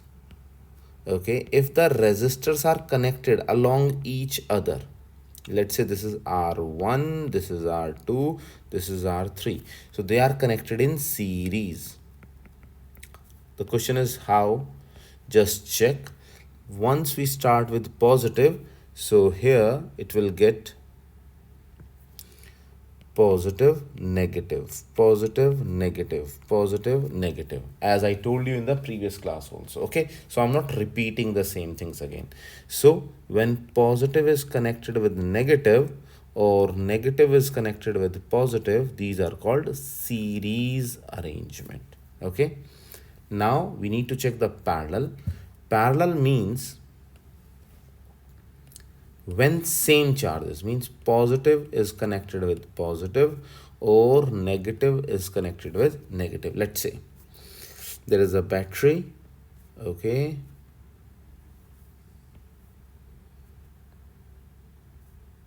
there is one resistor and there is another resistor. Okay, now just check with the sign. Positive is here, negative. So when the current moves from here, he will get this resistor R1 will get positive, negative, positive, negative. So how they are joining with each other? Just check. So positive is connected with positive part. This is called parallel arrangement. In the parallel arrangement, what are the major points to understand? In the parallel, voltage remains same. Voltage remains same. So let's say here is the voltage V1, here is the voltage V2. So we can say V1 is equals to V2. And this is the first point. Second point, current will divide. Current will divide, or current is a variable quantity. Variable quantity. Okay, let's say simple question, positive, negative. So once the current will come here, after that it is splitting, na? One is going this side, one is going this side. So this is called split of current, means it is dividing. Clear? So this is happening, this happens in parallel. So can I say I, the total current I should be equals to I1 plus I2, or the number of parts the current is dividing, that is the sum of I1 plus I2. Okay, so these are the two major things. So if we solve it, let's say if I told you we know V is equals to IR, so I is equals to V over R, yes or no? Okay, then what should be the I1? Can I say I1 is equals to V1 over R1? I2 is equals to V2 over R2. Let's say we have the number of I3 is equals to V3 over R3. Yes or no? Okay, then what is the sum of current? Or what is the total current? Sum of all currents. So I is equals to I1 plus I2 plus I3 up to so on, depending upon in how many parts our current is dividing. So just simply place it. What is I1? V1 over R1 plus V2 over R2 plus V3 over R3 and so on. Can I say I is equals to V over R equivalent? That is the total value. Okay, as we know, I told you in parallel V1 is equals to V2 is equals to V3 and so on. So just place it. V over R equivalent is equals to V over R1, V over R2 plus V over R3 and so on. So everyone has the same V. Take it out common. 1 over R1 plus 1 over R2 plus 1 over R3. And here V upon R equivalent. So can we cancel the V? V and V cancel. Clear? So what we get? 1 over R equivalent is equals to 1 over R1 plus 1 over R2 plus 1 over R3 and so on. Clear? So this is how we are going to calculate the total resistance. This is your total resistance. Clear? Okay. I'm going to add one more page for you, and you need to understand two major points. And these are very useful points. Two major points. Okay, let's say if something is connected in series and if something is connected in parallel. Okay, what you need to focus here. In this, what we said, R S, what is the formula? R1 plus R2. This is the direct sum up to Rn. In parallel, we have 1 over R equivalent is equals to 1 over R1 plus 1 over R2 and so on. Okay. What you need to understand, which is the major point, let's say you have the same values or the different values. Let's say R1 is equals to 5, R2 is equals to 10, R3 is equals to 20. Okay, three resistors. So can we say RS series is equals to 5 plus 10 plus 20. So what is the value? 35. So can we say RS is greater than R maximum? Just check, huh? Out of three, R1, R2, R3, which is the biggest one? Tell me, who is the R maximum? Can I say 20 is the R maximum? So what is the condition or what is the situation here? We can say the summation is always greater than the R maximum. Again, this is very important point, huh? R total or R equivalent is greater than the R maximum. Just opposite in parallel. R equivalent is smaller than R minimum. R minimum. Okay, I will prove this. Huh? Let's say same thing. R1 is your 5. R2 is your 10. R3 is your 20. Okay, tell me what is the minimum? R minimum value. Can I say 5? Yes or no? So what should be the R equivalent? It should be less than 5. Okay, I will verify for you. Huh? So 1 over R equivalent. Place the value. 1 over R1 plus 1 over R2 plus 1 over R3. 1 over 5 plus 1 over 10 plus 1 over 20. Okay, solve this. Put in your calculator fast. So we get 20 as an LCM. 4, 2, 1. So we get 7 divided by 20, which is over 1 over R equivalent. So what is the value of R equivalent? Flip the values. 20 divided by 7. 3.1. Yes or no? So can I say R equivalent in case of parallel is less than R minimum? This is very, very important. Huh? You will get this thing in the exam. Okay, now let's solve the questions. I already covered all these things with you. Okay guys, now one by one we have the first question. Which combination of resistors has the highest equivalent resistance? Okay, we have the four different circuits and we need to solve which one has the highest value of resistance. Okay, now the first one, A part. It is very simple. We can see this. Okay, check this. From here, it is going 1, 2, 3. So can I say simply all three are in parallel? All three are in parallel because from positive, okay, this will become positive, this is positive, negative, negative, and negative. Okay, solve this, huh? Case A, 1 over R equivalent is equals to 1 over R plus 1 over R plus 1 over R. So this becomes 3 over R. So what is R equivalent? Flip the numbers. R divided by 3. This is the first value. Okay. B case. Okay. Now just see. Positive, negative.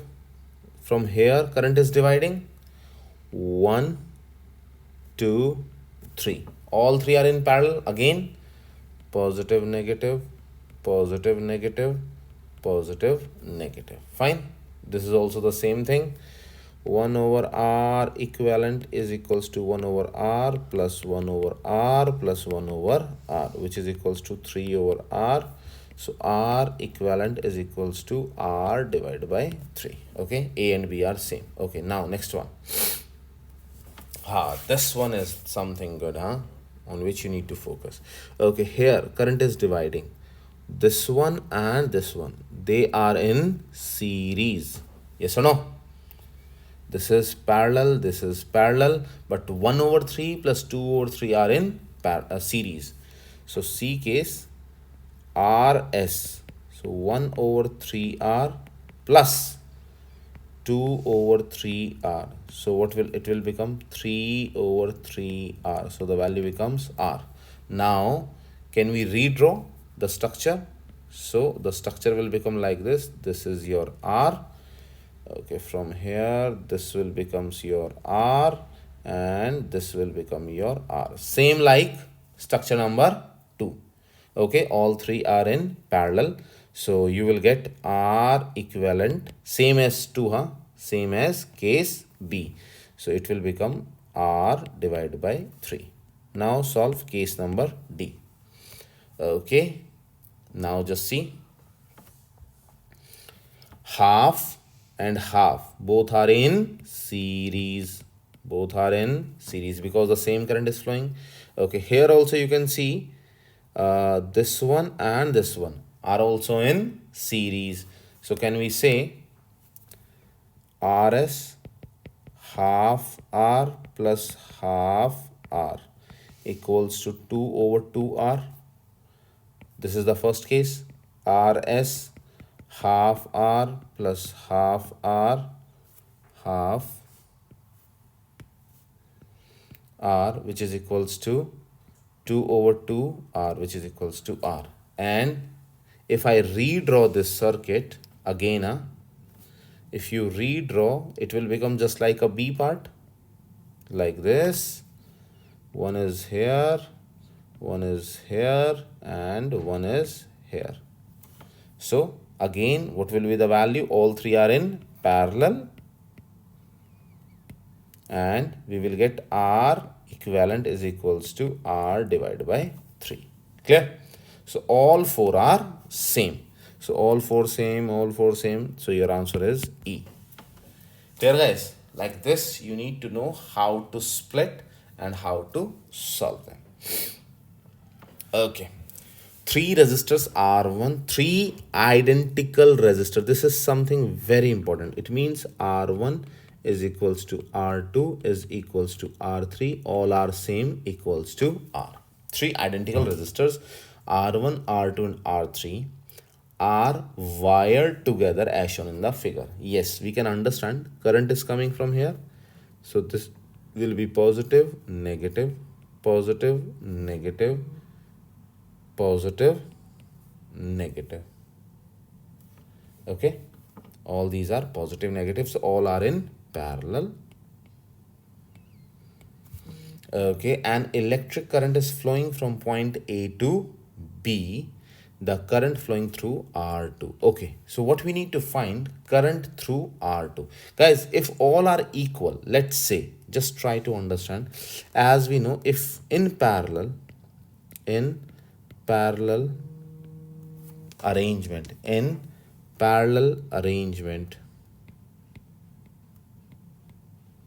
what will happen? I told you V1 should be equals to V2 equals to V3 equals to V. All should be same. So can I say I1 R1 is equals to I2 R2 equals I3 R3. Fine. And we know if all are same and R1 is equals to R2 equals to R3. It is given in the question. So can I say I1 R is equals to I2R equals to I3R. All are same. So can we cancel the R? R. So what is left? I1 equals I2 equals I3. It means all have same current in this situation. Clear? So we need to find out along R2 is the same as current through R1 and R3. Fine, guys? Clear? Okay. Now question number 2. As more identical resistors, okay, the major thing, identical resistors. Identical means same, okay. As more identical resistors are added to the circuit shown in the figure, the resistance between A and B. Okay, there is a two cases in this situation. Let's say case 1. Case 1. In case 1, you have three resistors. R1 equals R2 equals R3 equals R. So connected them in parallel, 1 over R equivalent, 1 over R1 plus 1 over R2 plus 1 over R3. Yes or no? All are same. So 1 over R plus 1 over R plus 1 over R. So can I say 3 over R? Yes or no? 1 over R equivalent. So what is R equivalent? R divided by 3. Now, because he said add more, okay, so let's say case 2. Now we have 5 resistor. Case 2 and now case 2 and now we have 5 resistor. R1 equal R2 equal R3 equal R4 equal R5. Yes or no? So can I simply say 1 over R equivalent is equals to 1 over R plus 1 over R plus 1 over R plus 1 over R plus 1 over R. So simply say 5 over R, 1 over R equivalent. So R equivalent is equals to R over 5. So which is the bigger one? Case 1 or case 2? So can I say R2 or second case R2 is less than R1? Yes or no? So it means if you increase the resistance in parallel, the equivalent resistance reduce. Okay, reduce. So answer is C. Clear? So it is reducing. Fine. Okay, next question. Which of the arrangement of three identical light bulb, okay, all are same, draws the most current? Okay, most current. It means maximum current. You want to check yes or no? So maximum current means minimum resistance. Sure. See, we know V is equals to IR. So R is minimum, I is maximum. So this is possible in which case? Tell me. Possible in parallel arrangement. Because in parallel, R equivalent is always small. Yes or no? Okay. See, case 1. All three are in parallel. 1, 2, 3. They are in parallel. Okay. Second, series, parallel. All three are in series. So answer should be the A. Clear? Fine. So we can simply say all three are arranged in parallel. So R equivalent is the smallest. 1 over R equivalent is 1 over R plus 1 over R plus 1 over R, which is equals to 3 over R. So R equivalent is R divided by 3. Smallest resistance, maximum current. Fine. Okay, next question. Which of the arrangement of three identical, okay, three identical means same bulbs, highest resistance, okay, in parallel, we know what we have, minimum resistance, and in series we have maximum resistance. Okay, so out of all these three, just check. Okay, parallel arrangement, this is series, this is parallel, this is called a combination, and all these three are in series. So can I simply say maximum is RS is equals to R plus R plus R, which is equals to 3R. Means this is the maximum resistance, minimum current. Fine. So highest resistance should be C. Fine. Okay. Next part.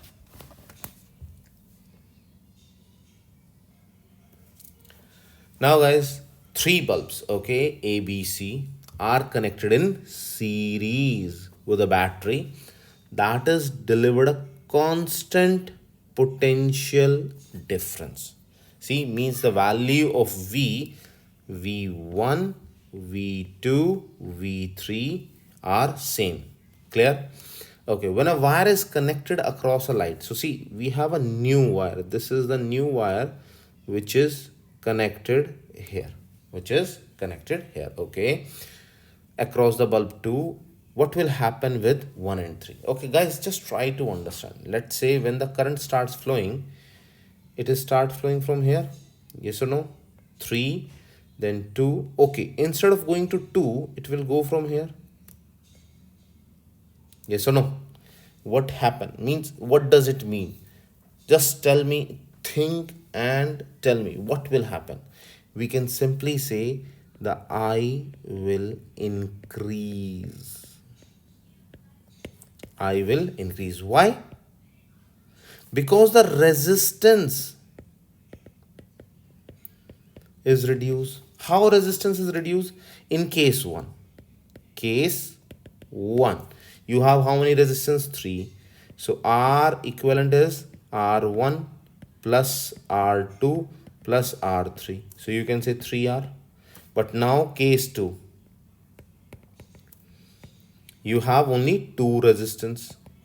R plus R, which is equals to 2R. So can I say, because V remains same? Yes or no? So V is equals to I R equivalent. So resistance reduce, current will increase. Clear? Okay. Now you understand? Okay. Next question. So what should be the answer for this one? Okay, just as we know, the current will increase. Okay, burn just as brightly as they did before the wire was connected. No. Burn more brightly. Burn more brightly. Okay, than they did before the wire was connected. Clear? Fine. So now they burn, or they are glowing more brightly. Okay. Next question. Question number 6. You make a parallel connection. Okay. Parallel connection between two resistors. Fine. A having very large resistance. Okay guys, now you have two resistance, R1, R2. Very large means let's say 1000.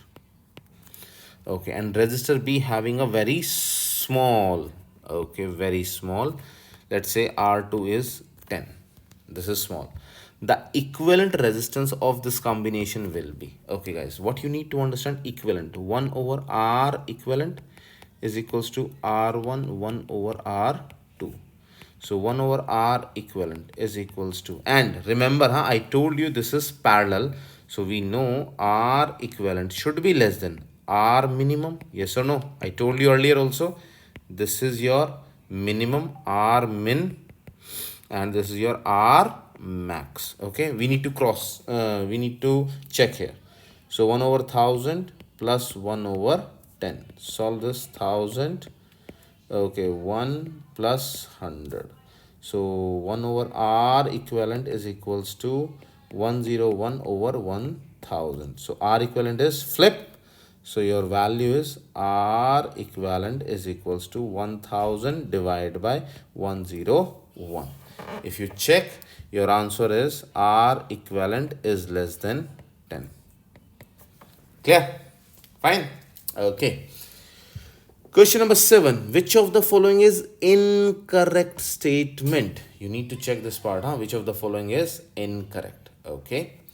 The current through electronic devices connected in series are equal. Yes, we know I1 is equals to I2 equals to I in series. Okay, and we know in parallel voltage remains same. The potential drop, okay, V across the electronic devices connected in parallel are equal. Yes, we know V1 equal to V2 equals to V remains same in parallel, correct. Both the statements are correct. More current, okay, more, we know IR, more current flow across the smaller resistance when they are connected in parallel. Yes, it is correct, because in parallel V1 is equals to V2. If the resistance reduced, current will increase. Fine, it is also correct. All three are correct. Fourth, more current more current will flow across the small resistance when two are connected in series. Not possible. Not possible. Why? I told you, in series. In series, what we have? I remains same. Current cannot change. Fine, guys. Okay, so guys, with all these questions, your part of parallel is complete. And now we will meet in the next video with the topic energy and power. So till then, take care. Bye. Hello students. In this video, we are going to cover the question number 6 of the EOT. That is on the topic energy and power. So on the topic of energy and power, this is very easy topic. As we know, Ohm's law, V is equals to IR. Yes or no? Okay. Now here we have a word called power. Power, the formula is VI. Okay. You can replace the value for the I or V and you have the three different formulas. See, only three. This is very easy topic. The first thing you should know, power is equals to VI. Okay, that is on the basis of Ohm's law. We need to just convert it. Now, okay, as we know, V is equals to IR. Yes or no? Place this value here. So power, which is equals to I R multiply I. You just replace this. Okay. So what will you get? I square R. So this is your formula number 2. Third, P is equals to VI. Yes or no? Okay. Now replace the I. I is equals to V upon R. From here we can solve this. Okay. So V upon R, which is equals to V square over R. So now there is a question in the mind. Okay, teacher, which formula we need to use? Because we have now three formula. Power is equals to VI equals to I square R, which is equals to V square over R. See, it's a very simple thing depending upon the situation. Let's say in the question, voltage and resistance is given. Voltage and resistance. Then you can use this one. If the current and resistance is given, you can use this one. If voltage and current, you can use the first one, depending upon the situation. Clear, guys? Okay. Second thing, you need to focus upon energy also. Energy is just, you can say from the previous topics or even from the term 1, we know energy is equals to QV. Energy is equals to QV.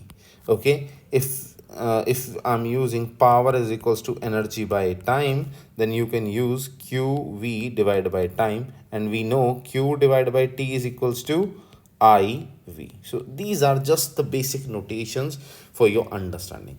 Okay. Now, what you need to focus, that is the unit. SI unit of power is watt, and what is 1 kilowatt hour is 3.6 times 10 raised to power 6 joule.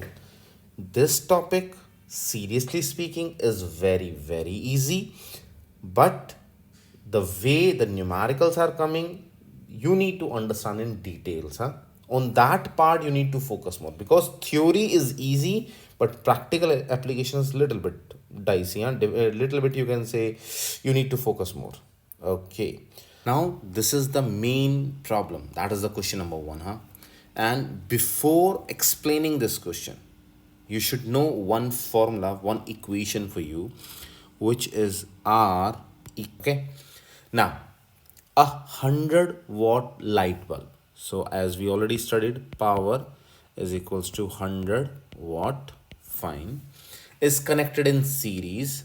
Connected in series. Okay, fine, to a source of EMF with V is equals to 100 volt. Fine.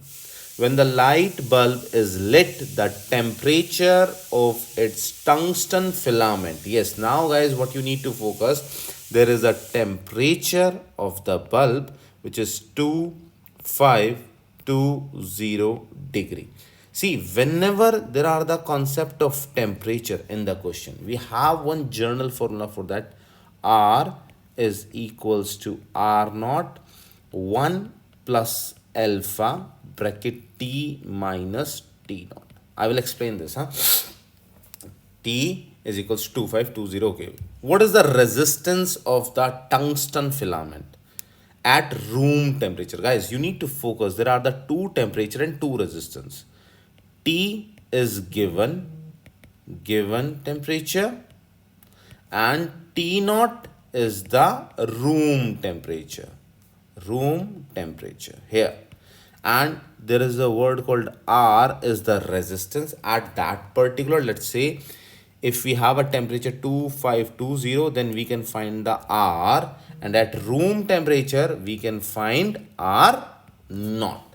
So what he is looking for, what is the resistance of the tungsten filament at 20 degrees Celsius. So in the numerical, we are looking for R naught. Clear? And temperature coefficient alpha is given, alpha is equals to 0.0045. Clear guys? Okay, time to solve. First thing what we need to know, okay, if I need to solve this whole equation, I need R also, alpha I have, time I have, T naught I have.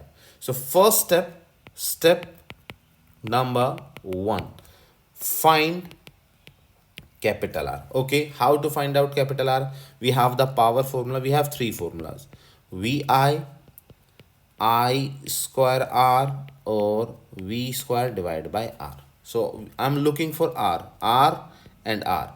Current is not given, voltage is given. So can I say power is equals to V square over R? Yes or no? Okay. Find R. R is equals to V square over P. Solve it. R is equals to, what is the value of V? 100 square divided by 100. Solve it. You will get 100 ohm. Clear? Okay. Now place the value in the equation. In this equation, 100 equals R naught bracket 1 plus, what is the value of alpha? 0.0045. Okay, bracket T minus, what is the T here? 2520 minus 20. Clear guys?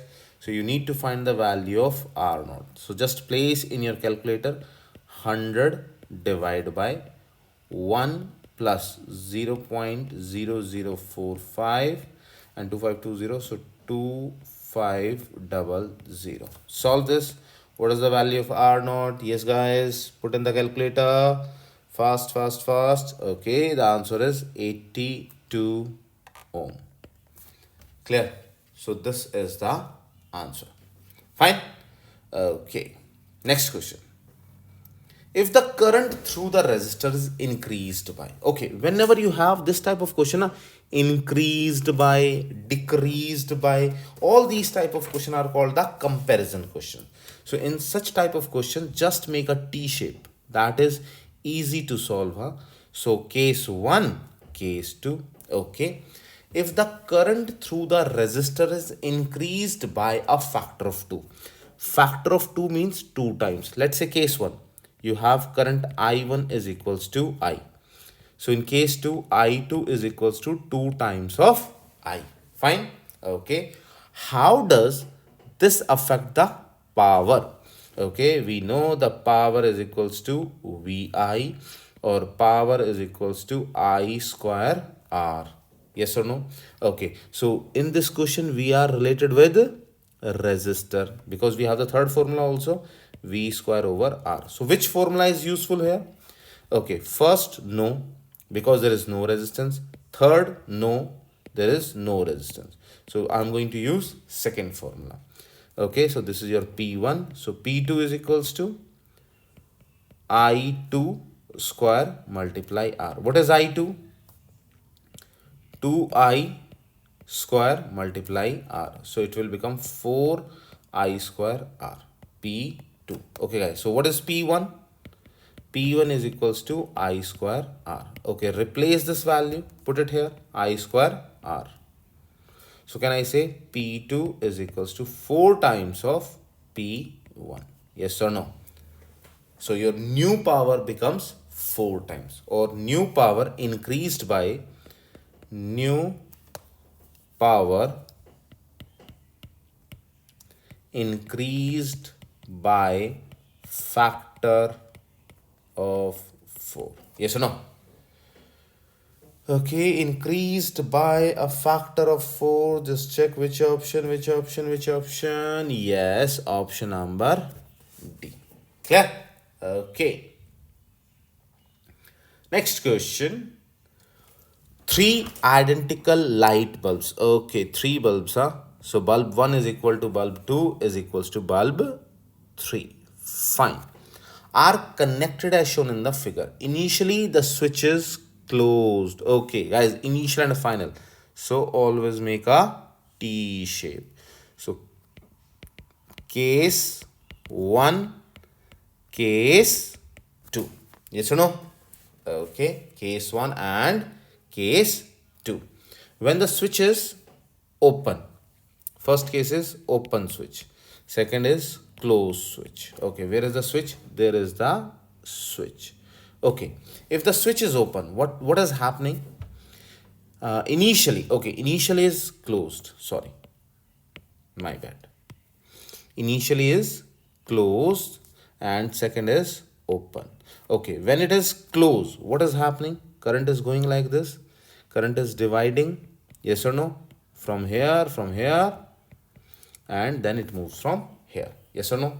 Okay, so in that case, A and C are in parallel and with B are in series. Fine? Okay. So it means when it is divided into parallel, current is separated. Current is divided. Okay, till here be clear. When the switch is open, bulb C goes off. Okay, now C not working. Not working means, tell me. So all the current will go like this. From here, then here, then here only. Do you understand? What happened to the bulb A and B? Just tell me what will happen. Simple common sense you need to use, that A will glow. You can say A will glow brighter. Yes or no? Do you understand? Because suddenly when the switch is off, no current is moving, then all current I suddenly increase. So if the current increase, then what will happen? The bulb start glowing at higher rate. So just check what is your right answer. Bulb A gets brighter and B gets dimmer. Why B gets dimmer? Because here the resistance is reduced as compared to B. Clear? Okay. Okay, question number 3. All the 3 bulbs, okay, all the 3 bulbs in the circuit shown in the figure are identical, all are equal. Which of the 3 shines the brightest? Okay, very simple, huh? Once the current is coming from here, let's say 100, fine, 50 is going here, 50 is going here, yes or no? So 50 is divided between the two, but here C will take all the 50. It means the value of, you can say, the voltage. See, we know they are connected in parallel. See, these are the common sense questions. Huh? V 1 should be equals to V2. Yes or no? Okay. So can I say I1 RC?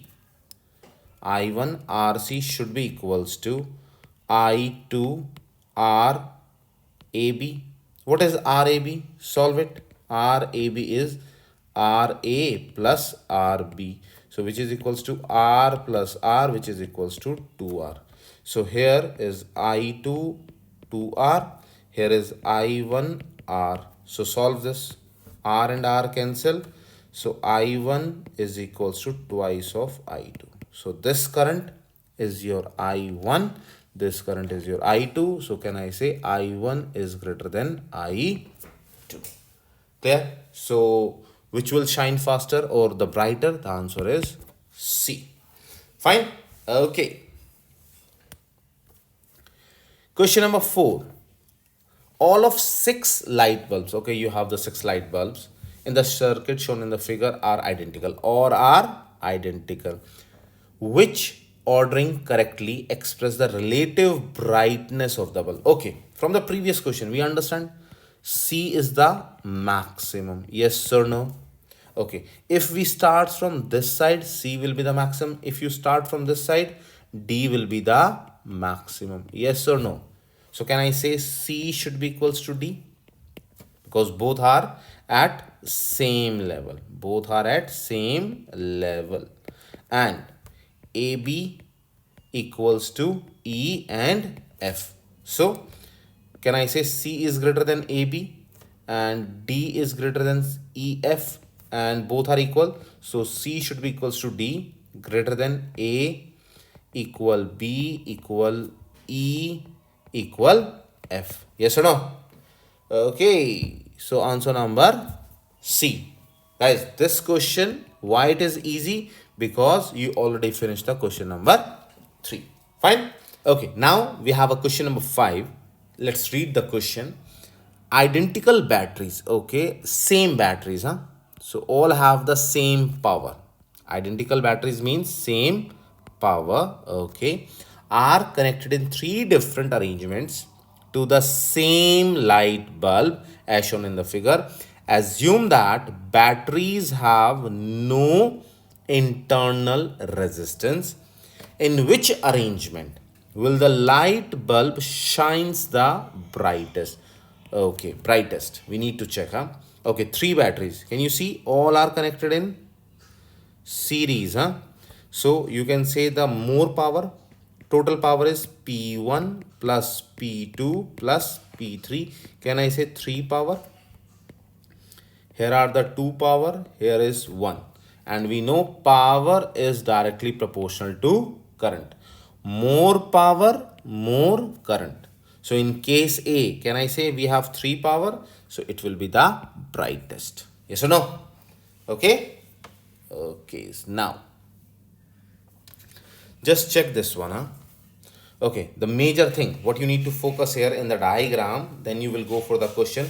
They are in parallel arrangement. They are in parallel arrangement. And in parallel, just focus, huh? P1 equals P2 equals P3. But all are individual. There is no sum. They are individual. So you can say V1 is equals to V2 is equals to V3. Okay. So identical batteries are connected in 3 different arrangements to the same light bulb as shown in the figure. Assume that batteries have no, in which arrangement the light bulb shine the brightest. This is major and important question, huh? Which can create a problem for the students. As we know, voltage V1 is equals to V2 is equals to V3. So if all are providing the same voltage, either you have 3 battery, either you have 2 battery or you have 1 battery, all are providing same voltage. If you have a same voltage means same current. Same voltage will give you same current. So it means the same brightness. Okay. So same brightness means your answer is D. This is something very important. You need to focus, huh? In series and in parallel. Every time you need to focus. Clear, guys? because in this current remains same. If you increase the power, the current will also increase, but in this the voltage remains the same. Fine, guys. Okay, now after this we will move to the next topic. So I will cover in that topic in the next video. So guys, till then, take care. Bye. Hello students. In today's video, we are going to learn about the question number 7 and 8 of the EOT. That is on the basis of Kirchhoff's junction rule, loop rule, and about the single loops. Okay, so we need to focus on this part. So what exactly the words we have? The first word what we have, that is about the junction. Second is branch, loop. These are the basic things you should know. What is a junction? Junction means like this A point where all the things are coming and joining. Is a place in a circuit where more than two or more than three wires are connected to each other. Okay, what is the meaning of branch? Like just like a tree, it has a different branches. So it has a, this is the branch 1, branch 2, branch 3. This is called branches. What is the meaning of loop? Loop means circle, a closed path. Closed path means a loop. Okay, these are the small words which I'm going to use actually. That's why I told you before starting the today's topic. So what is the topic now? We have the junction rule. So what is this junction rule? And in the junction rule, it's very easy to remember. If you know the spelling, you see there is a word called I. In the spelling of the junction, you are getting I. So it is related to the current. This is a shortcut so that you can remember this. So what is the junction rule? That the algebraic sum, that total sum of current in should be equals to current out. I will tell you, there are two ways to understand this part. The first, current in. Let's say I'll take an easy example so that it will be convenient for you to understand. Let's say this is a wire. Okay, current is going in. I and in is, let's say, 10. So how much will come out? I out should be 10. If both going in and going out are same, then the net sum, net I is equals to I out minus I in, should be equals to 10 minus 10, which is equals to 0. It means the net sum is equals to 0. Again, algebraic sum of current at any junction. Junction means this, like point A. This is your junction. Must be 0. Okay. I will tell you a easy way, easy technique to remember such kind of questions. Let's say whenever current is going towards junction, let's say this is your junction. Okay. If current is going towards the junction, it is positive. And if it is going away from the junction, it is always negative. Again, towards positive, away negative. This is towards and this is away. Clear? Okay. Now, as per this question, just focus on this question. Let's say we have the three directions. Let's say this is your question. And how many directions you have?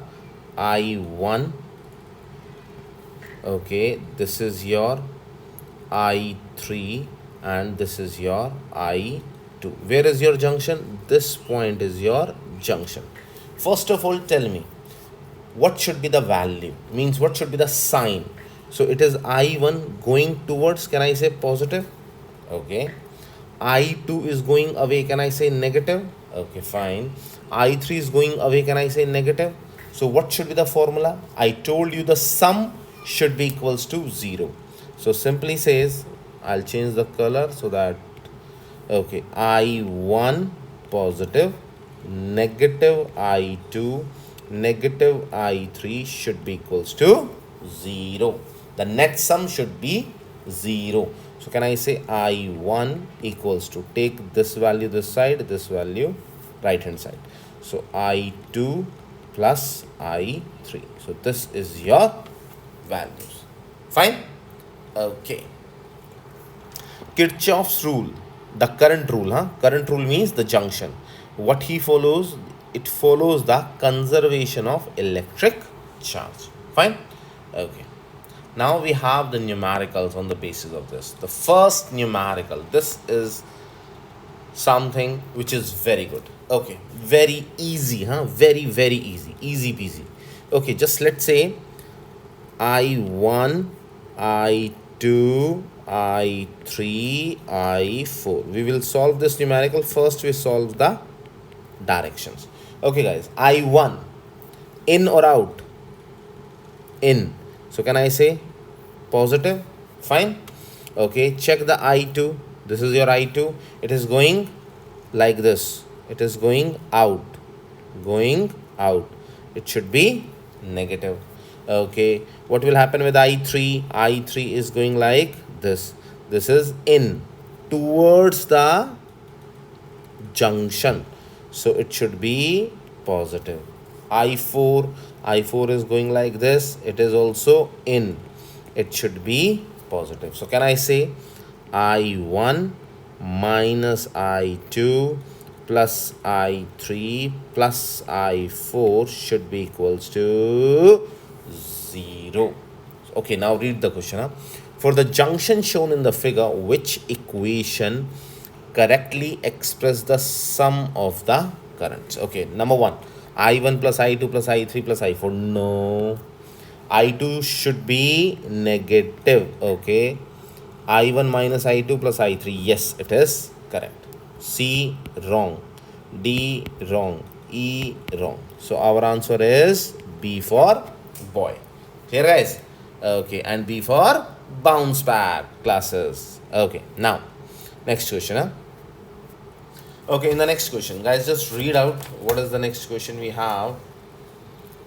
Okay, Kirchhoff's junction rule. I told you what is the meaning of junction with the spelling. We understand there is a word called I. So I, net sum of the net I should be equals to 0. Okay, the algebraic sum of currents at any junction of the circuit is 0. Yes, correct. Check the other equations also. Other options also. The algebraic sum of potential. No, we are not discussing about the potential. Fine, it is wrong. The current in the circuit with a resistor. No, we are not discussing about resistors and capacitors. Okay. The current at a junction is given by product. No, it is, we are not discussing about products of anything. Product of resistance and capacitance. No. The time for the current development at a junction is given by the product of the resistance and the capacitance. No. So the correct answer is A. Clear, guys? And hello students. In this video, we are going to learn about the question number 8 of the EOT. As per this question, we are going to learn about the single loop circuit.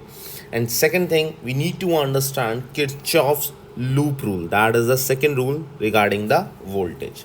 Okay, I will give you a brief introduction of loop rule. Then I will tell you how to use the direction rules. And then we will come back again on the same topic.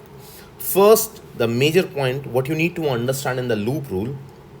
We have one word is the voltage V, and the other voltage we will write like V is equals to IR. This is as EMF and this is as voltage. Okay, so what he said, as per the rule, the sum should be equals to 0. The total of sum of V EMF and minus V, or you can say the IR, the sum should be equals to 0. But I will explain this part in detail. So just wait. First you should know the directions and then I will come back on the same topic.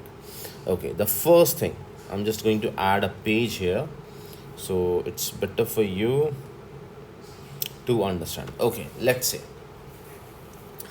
basic rule and very easy rules.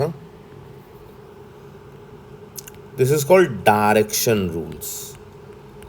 The first rule for the voltage rules. Voltage or EMF rules. Okay, there are only two rules. What you need to understand, whenever you are making a battery, let's say this is your battery, first case and second case. What you need to understand, let's say the current is moving from this direction, from positive. Do you understand? It is moving out from positive. Current is moving out from positive terminal. Do you understand? Then VEMF is positive. VEMF is positive V. Fine. And if the value is going out, means moving out from negative terminal,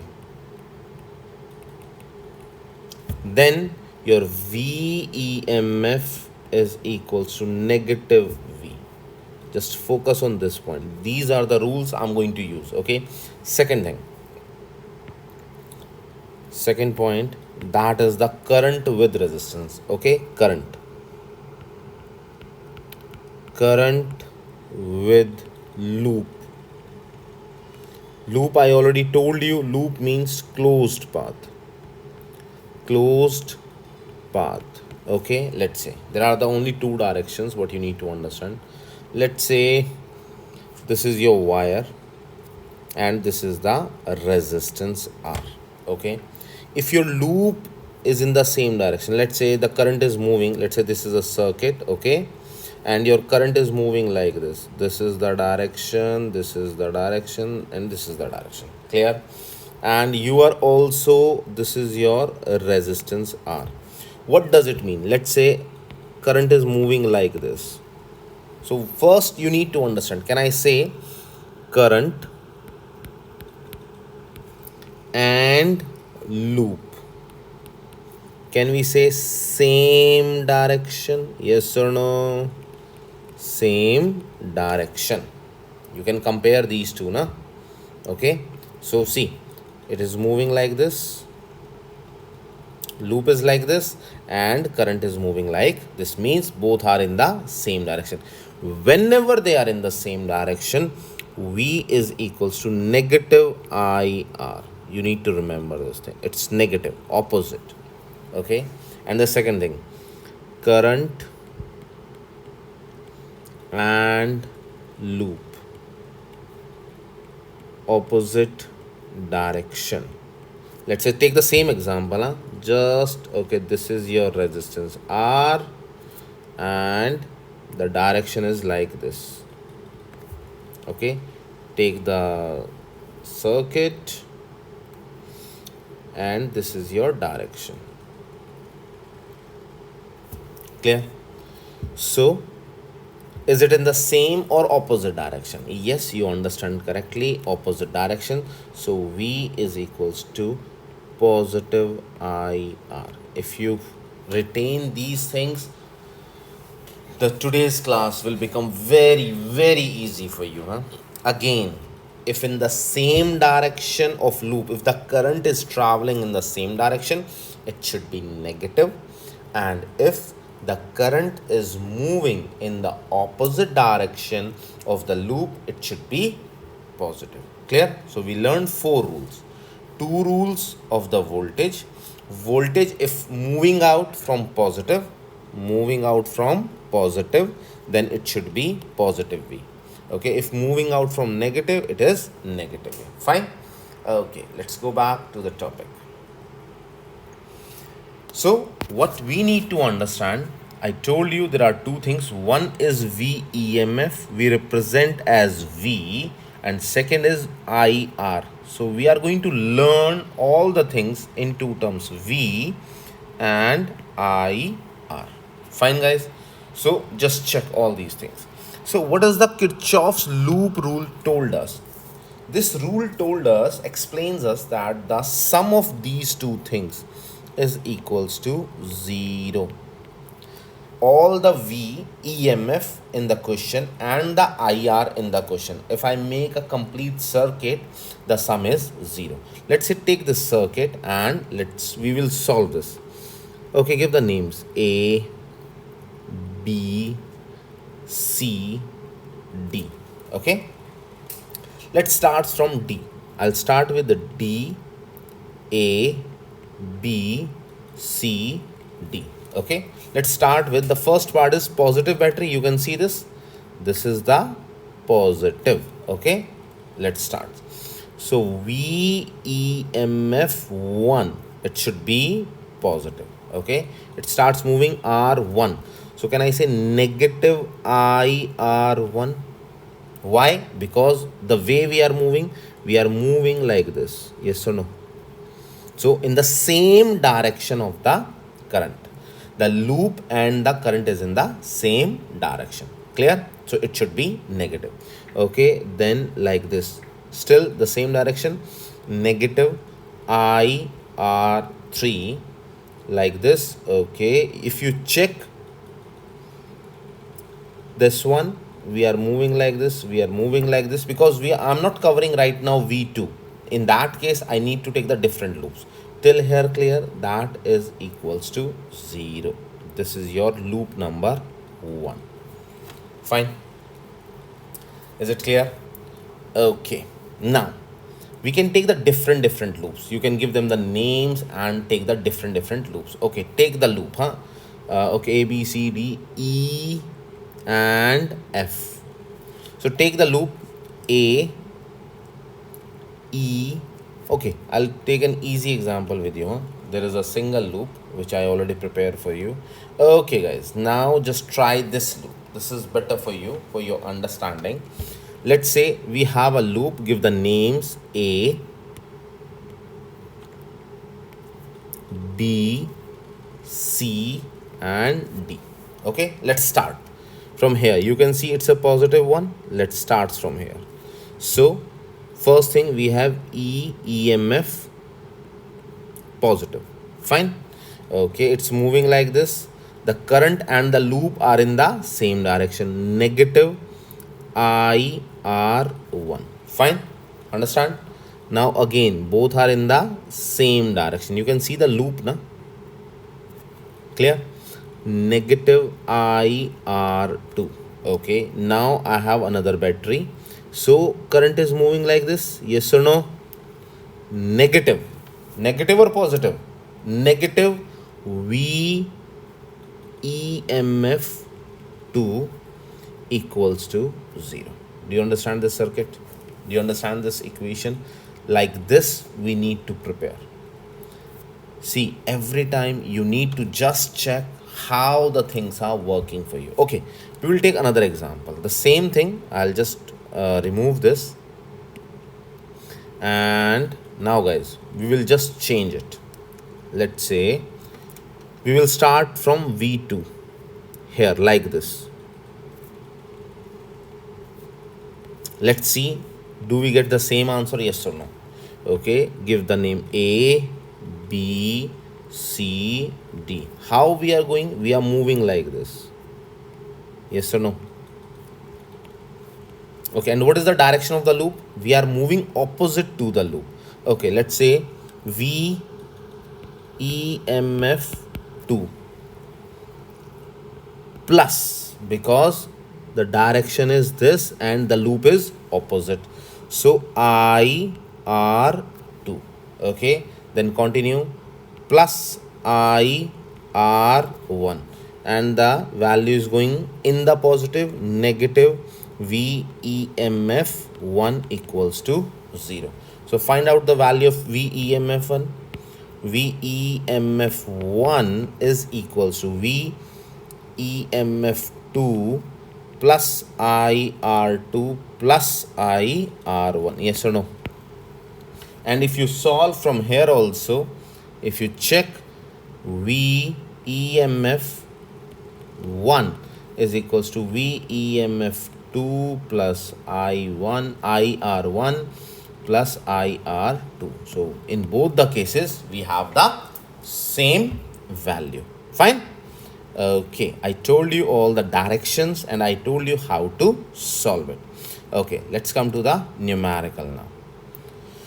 Question 1, that is the main question, as per the loop rules.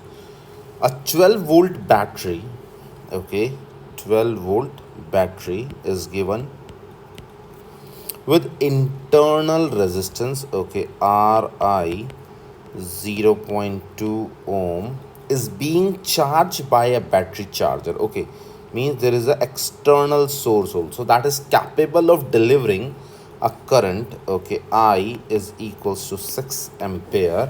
What is the minimum EMF? Okay, we are looking for VEMF. Okay, the battery charger must supply to be able to charge the battery. Okay, as per this diagram, there is something which you need to focus on, the direction of current. Did you observe this thing? So which one is your charger? This one behaves like a charger, yes or no? Because the current is moving out from here, yes. Okay, it is moving like this, and it is entering and completing the circuit. Okay, now give the name to the circuit, change the color, let's say A, B, C and D. Okay guys, very easy, just make this equation and finish. Okay, start with A, let's say plus VE, okay, keep on moving. Okay, now we are with Ri, so in the same direction of current, loop and current, loop plus current, same direction. If both are in the same direction, we know it should be negative IR. So okay, negative IR1, and it is entering, okay, this one. And we know this rule, whenever in the battery the current is moving inside positive, it means negative VT should be equals to 0. Okay, now solve this, place the values. We are looking for VE minus I is 6, okay, resistance is 0.2 minus what is VT, 12, equals to 0. VE equals to VE minus Z, it should be 6 multiply 0.2, it should be 1.2, negative 12 equals 0. Take this value that side, VE equals to 1.2 plus 12, that is equals to 13.2 volt. So guys, what is the value? The minimum value is 13.2 volt. Fine. Okay, next question. We have two resistors, R1 and R2. Okay, it is given R1 is 3 ohm, R2 is 5 ohm. Okay, are connected in series. This is the major word, and we know RS is equals to R1 plus R2. Okay, with a battery and an ammeter. Okay, we know ammeter is always connected in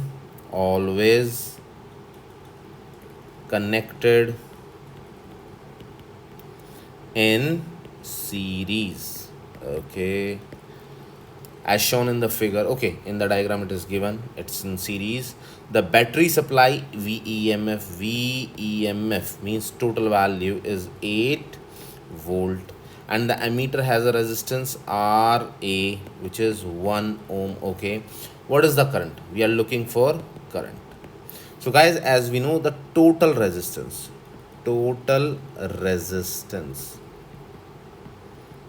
is equals to RS is equals to R1 plus R2 plus RA. So what is the value? 3 plus 5 plus 1, which is equals to 9 ohm. Okay, we are looking for current. So we know V is equals to IR. I is equals to V upon R equivalent. So V is 8 volt, divided by what is R? we have 9, solve it, 0.889 ampere. So C is your correct answer. Clear? Okay, this is the easy one. Okay, next question. Kirchhoff's loop rule. We know loop rule. Sum of V minus IR should be equals to 0 and the summation. The algebraic sum of the currents around the complete. No, we are not looking about the current. We are looking about the potential. The resistance. No, we are not looking about the resistance. The source of EMF around a complete circuit loop must sum to 0. Source of EMF around a complete circuit. It is only talking about EMF, not about the current and the resistance. Okay, the sum of potential difference around a complete circuit greater than 0? No, not at all. The potential difference around a complete circuit loop must sum to 0. Sum. This is the major word. Sum to 0. So E is your correct answer. See guys, what is the difference between C and E? In the C part, it is talking about source of EMF. No, but here we have to look about the potential difference. That is the major word, not the EMF. Clear? This is the major thing. You need to focus, and that's why this question becomes very, very important for your exam also. Okay? Next question. Which of the following has the same unit of the electromotive? Okay, who will tell me what is electromotive force? Electromotive force, we know what is EMF. EM is V, volt. So can I say the unit should be the volt? Okay, current, no. Electric potential, yes. Clear? We also know this is called electric potential. Electric potential, or the another name is potential difference. The other name is potential difference, or sometimes we can say EMF. All these are the same things. So the unit is electric potential. Fine. Okay, next question. 3 resistors are connected across a battery. Okay, 3 resistors are given, 1, 2, 3, shown in the figure. What is the value of R and EMF will produce the indicated currents? Okay, now the first thing, let's say this is your AB and this is your CD. Can I say AB and CD both are in parallel? Yes or no? Spelling is wrong. Both are in parallel. So can I say the voltage across VAB should be equals to voltage across CD? But I'm not going to use this strategy or this method to solve this question, because we are solving in terms of loop. So I will solve with the help of loop. Okay, give the name here X and Y. Okay, take the loops, because we are solving this in terms of loop. Loop 1, X, Y, B, A. Okay, solve this. We start from the positive. Okay, V EMF, then come here, it should be 20 minus 20 multiply. Okay, first I'll make an equation, then I will put it. Okay, the equation should be IR1 minus IR equals to 0. Yes or no?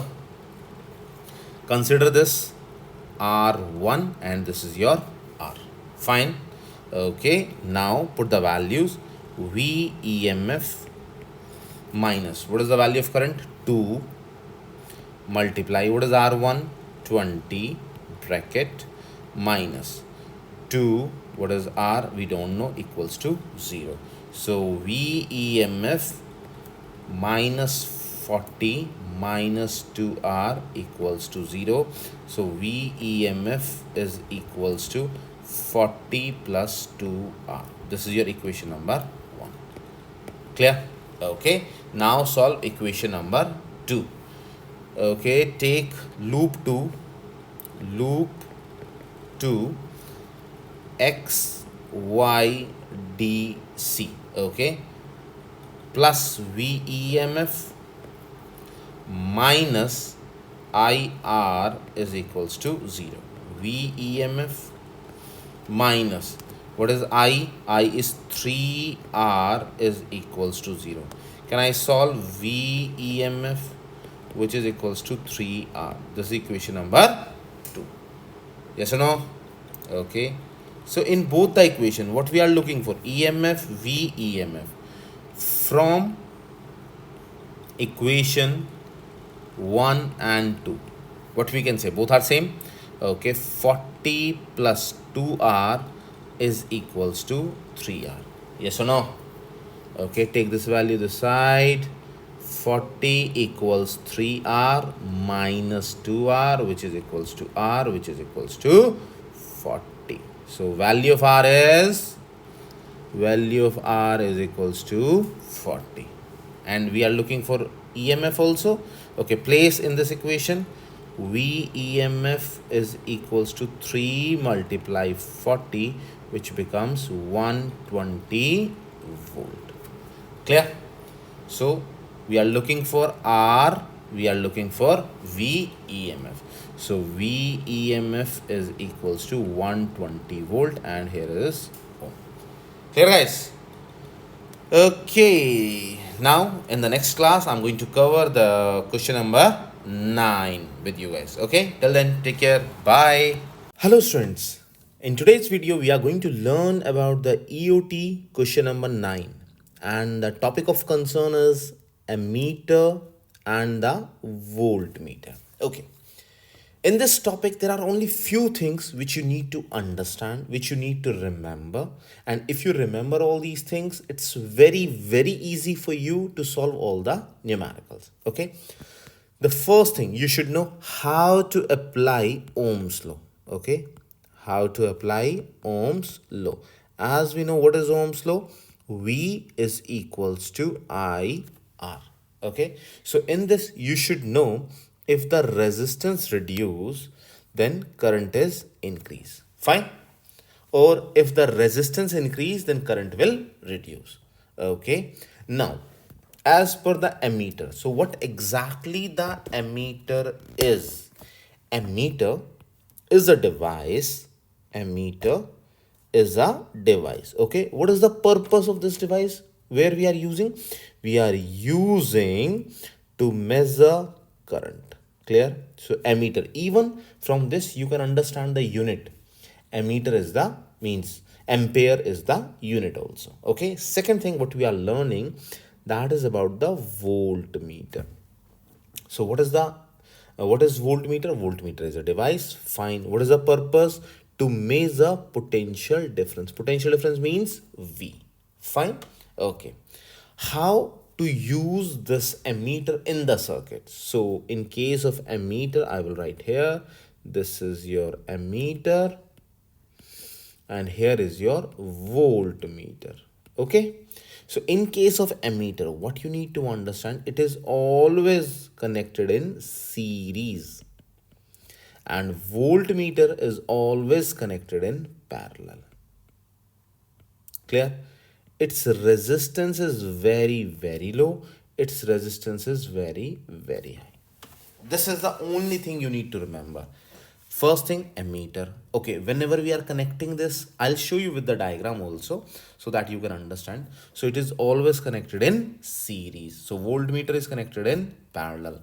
The resistance is very low and the resistance is very high. Now, there should be some questions in your brain. So I'm going to explain you lots of things so that your questions will be solved. So first thing is ammeter. Okay, used to measure current. We understand this thing. Okay, I told you it is connected in series. Connected in series. Fine. Okay, the value of R is very small and the value should be around 1 ohm. Resistance of ammeter, it should be 1 ohm or less than 1 ohm. Clear? Okay, now just see the diagram so that you can understand. This is your battery, plus minus. Okay, the current starts moving from here, and we can see this is ammeter positive, negative, and it is connected in series. Fine, connected in series. Clear? Okay, let me reduce the size of this. Okay.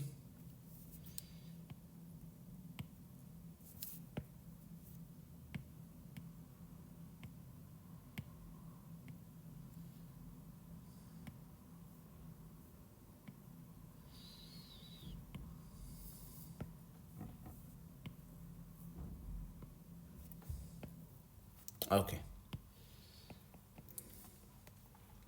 Now guys, is it fine? This is the series. Even here also you can see it is in series. First case, here it is in series, and in case 2 also it is in series. Fine? Okay.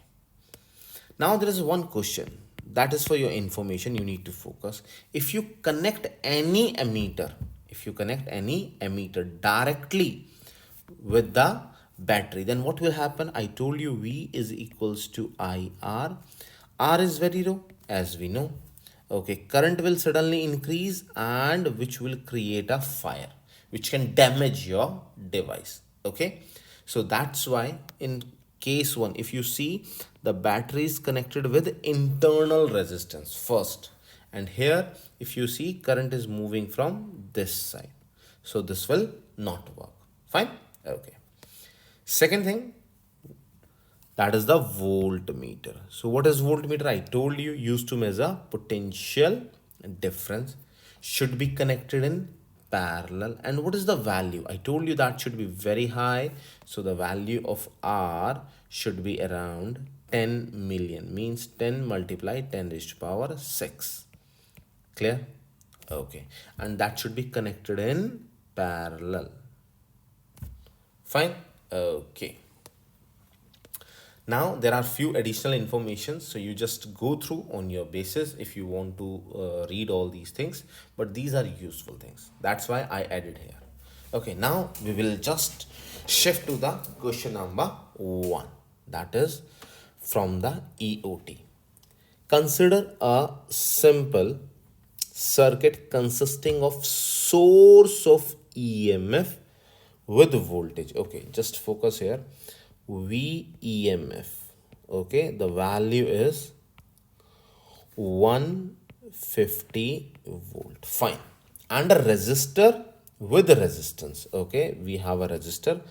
R is equals to 100 kilo ohm. First of all, solve this. 100 kilo means 10 power 3 ohm. Okay, with resistance RV. What RV? RV is this one. Resistance of RV is equals to resistance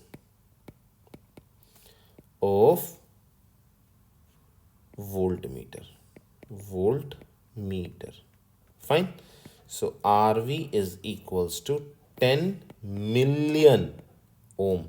What does it mean? 10 million means, or mega means 10 raised to power 6 ohm. Fine. Okay. Part A, what is the current? Okay, so now we need to solve part A. So we are looking for current I. Fine. In the circuit, before voltmeter is connected, so means for the case A, this is our circuit. Clear? So this is our circuit. So in this it's easy, as we know V is equals to IR, I is equals to V over R. So what is V? 150 divided by what is R? 100 multiply 10 power 3. 100 multiply 10 raised to power 3. Solve it. So what we get? 1.5 times 10 raised to power negative 3 ampere. Clear, guys? So this is your first. Okay, now solve the second part. What is the current? Okay, again we are looking for the current. Fine.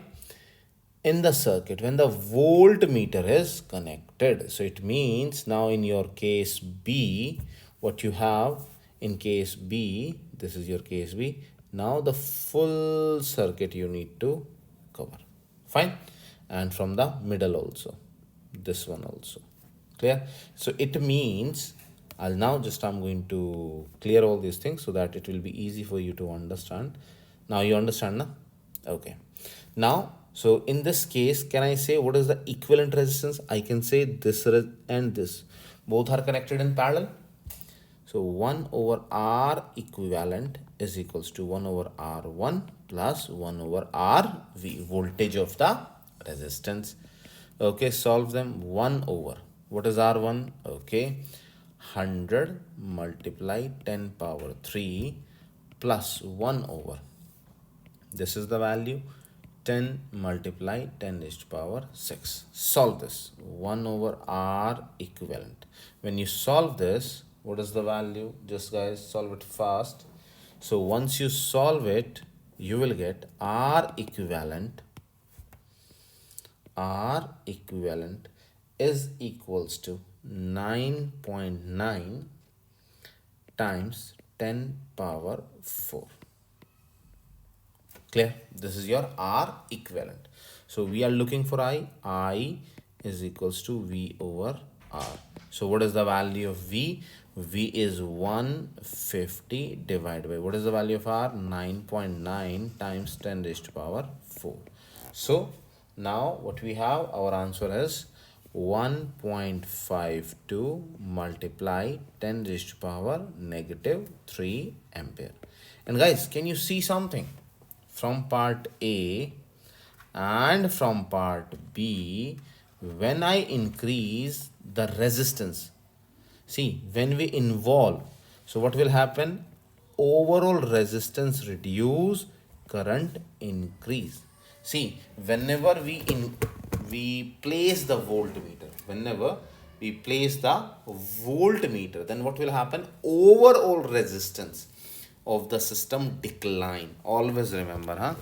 Whenever we add voltmeter with the system, then what will happen? The overall resistance decline and current will increase. So this is something very, very important in case of voltmeter.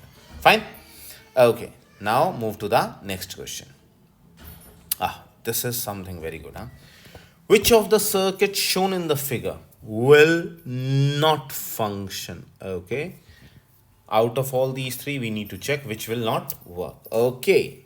So start with the voltage. Okay. From here we start. Okay. Voltmeter with resistance connected in parallel. Yes or no? It means correct. Voltmeter and resistance connected in parallel.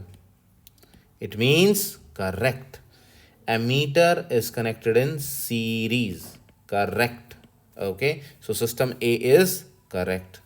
So first system is correct. Now guys, check this system. Okay. With the voltmeter, resistance and ammeter connected in parallel. Connected in parallel. Wrong. Resistance and ammeter connected in parallel. So is it right or wrong? Wrong. Okay, this is right. So it means overall system will not work. So this is system 3. Okay. Now check this system also. System number 2. Okay, the current will start moving here. Both are connected in parallel. Correct. Okay, this one connected in parallel. Okay guys, now just tell me it is correct or not. Ammeter with resistance parallel, wrong. This one correct. So it means overall system will not work. Fine. It means what we have, we find out two things here, that the circuit 2 and circuit 3 will not work. So circuit 2 and circuit 3, yes. So E should be the right answer. Fine. Okay. Now we are on a question number 2. Let's read the question. In the circuit in the figure, there are 3 identical resistors. Okay, 3 resistors R1 is equals to R2 is equals to R3, which is equals to R. All are same. The switch is initially open. Okay, this is not working here. Fine, the switch is open. Okay, when the switch is closed, what happened to the current flowing through R1? Okay, guys, in case 1, if you observe, then we have a simple V is equals to IR. Yes or no? But in case 2, if you focus that the R equivalent is reduced. How? Okay, just see. Because see, now, okay, I will explain so that you can understand. Let's say R2 and R3 are in series. R2 and R3 in series. So R23 is equals to R2 plus R3, which is equals to R plus R, which is equals to 2 of R. Okay, now find the equivalent. R equivalent, we know 1 and 2, 3 are in parallel. So 1 over R1 plus 1 over R2, 3. So 1 over R plus 1 over 2R. So what will happen? 2R. Solve this.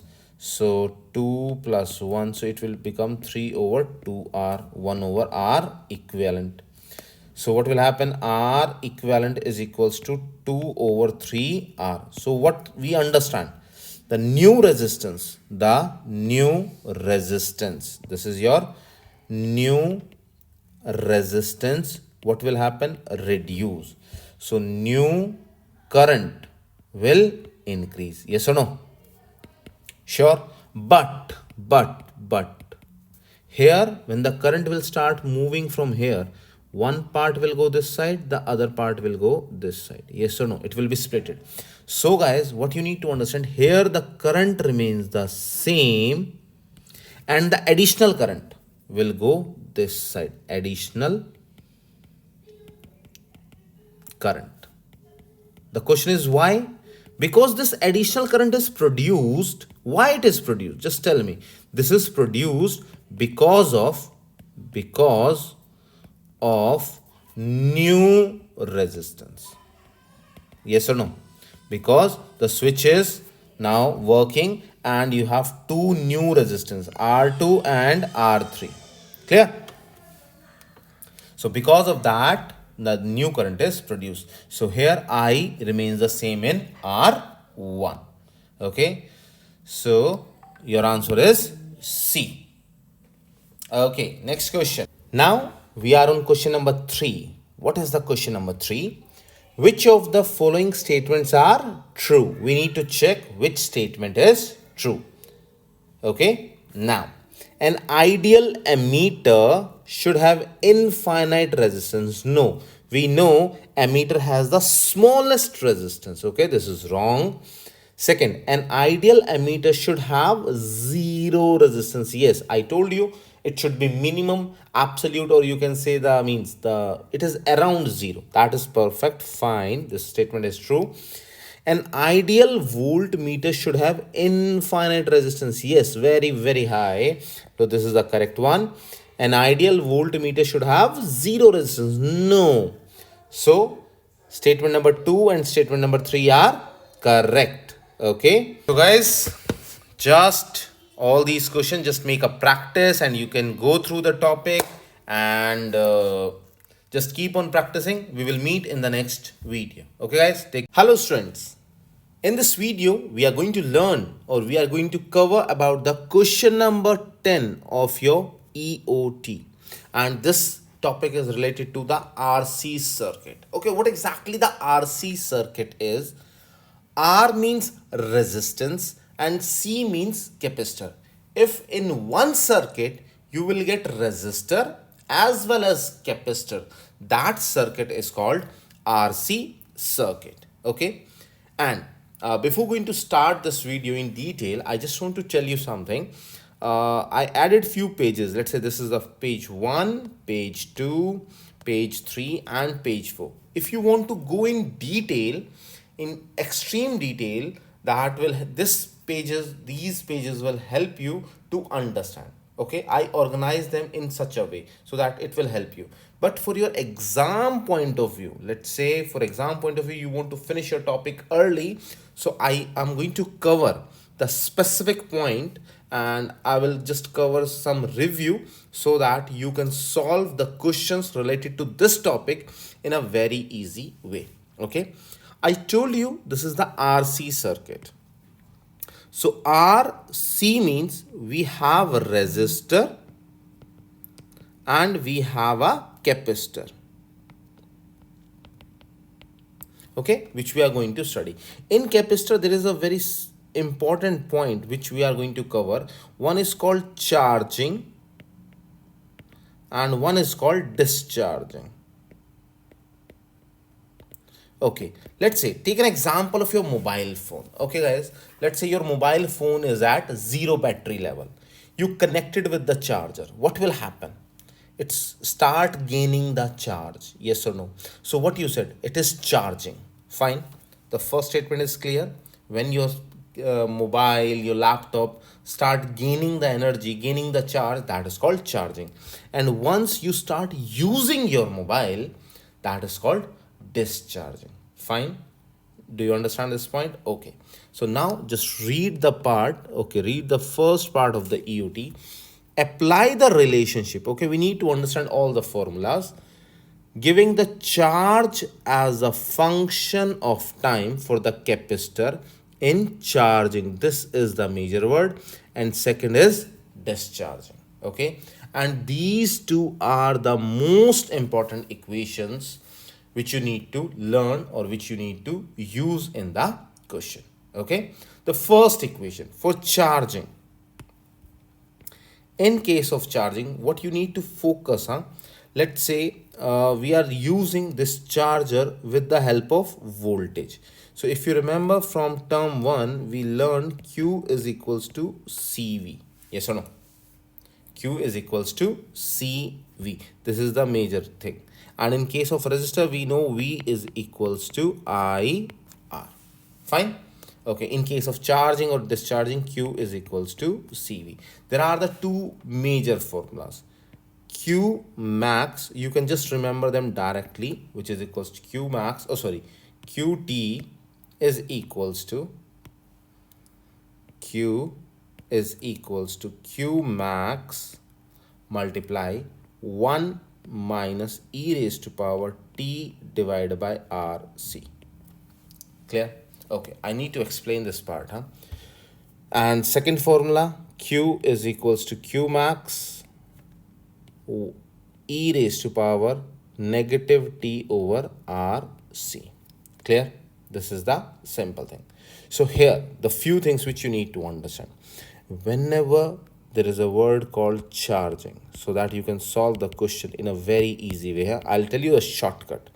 Don't remember like this. You just remember like this, Q divided by Q max, which gives you percentage of charging. Percentage of charging, which is equals to 1 minus e raised to power time divided by minus time divided by RC, where R is your resistor and C is your capacitor. And if I say one word is called tau, which is equals to RC. So in sometimes in the question, they can give you the tau also. Okay. So what I told you, what is the shortcut to remember? Q divided by Q max. You just need to remember this percent. Okay. This is your percent of charging. In case of charging, let's say if you are solving a question of discharging. So if you get Q divided by Q max, this is the situation of percentage of discharging. Discharging, which is equals to e raised to power negative t over RC. Clear, guys? So these two are the major formulas. So you just learned three. One for charging, in which the major point, I'll just cover here. here is 1, everything remains the same. You are just reducing something from the 1. This is the major thing. Fine. 1 minus, here is no minus. Clear? Okay, in case of charging and discharging, we understand all these parts, the formula. Okay, now what you need to understand, once we solve the whole concept of charging or discharging, we get time. This is very, very important point, huh? What you need to focus. Time is directly proportional to RC. Time is directly proportional to RC. If you want to increase the time, increase the value of R and increase the value of C.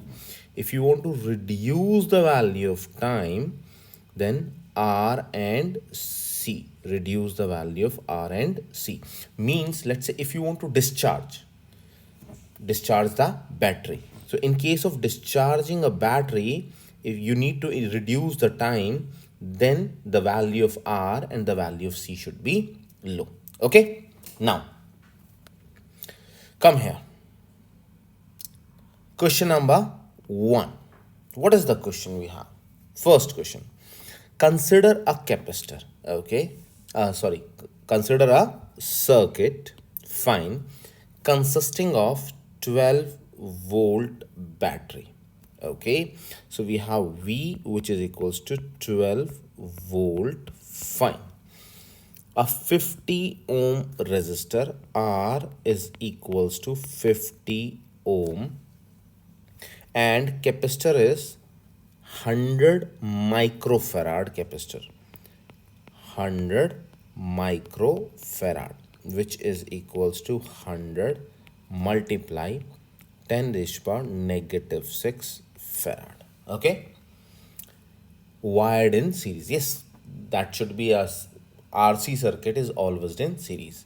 The capacitor is initially completely discharged.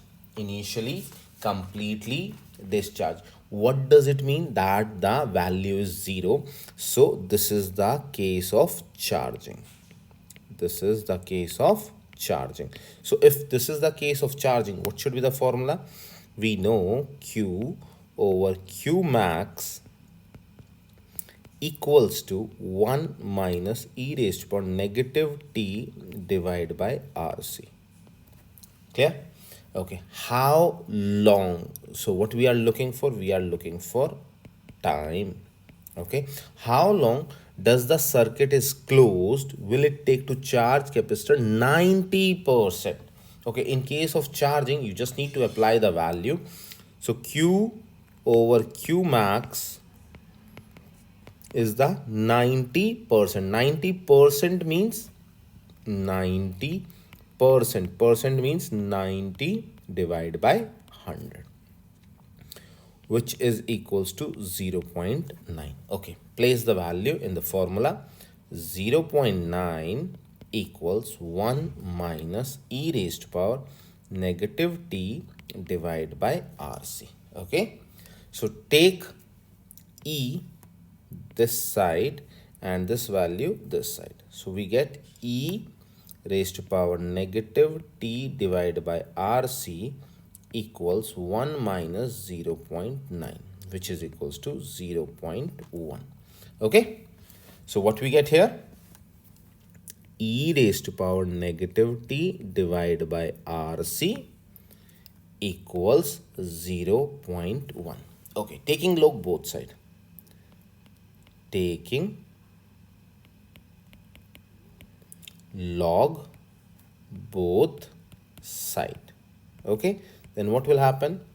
Log e raised to power negative t divided by RC, which is equals to log bracket 0.1. Fine. Okay, now in this case, we know log and e will cancel out. Log and e will cancel out. So what will we get? Negative t divided by RC, which is equals to log 0.1. Till here clear?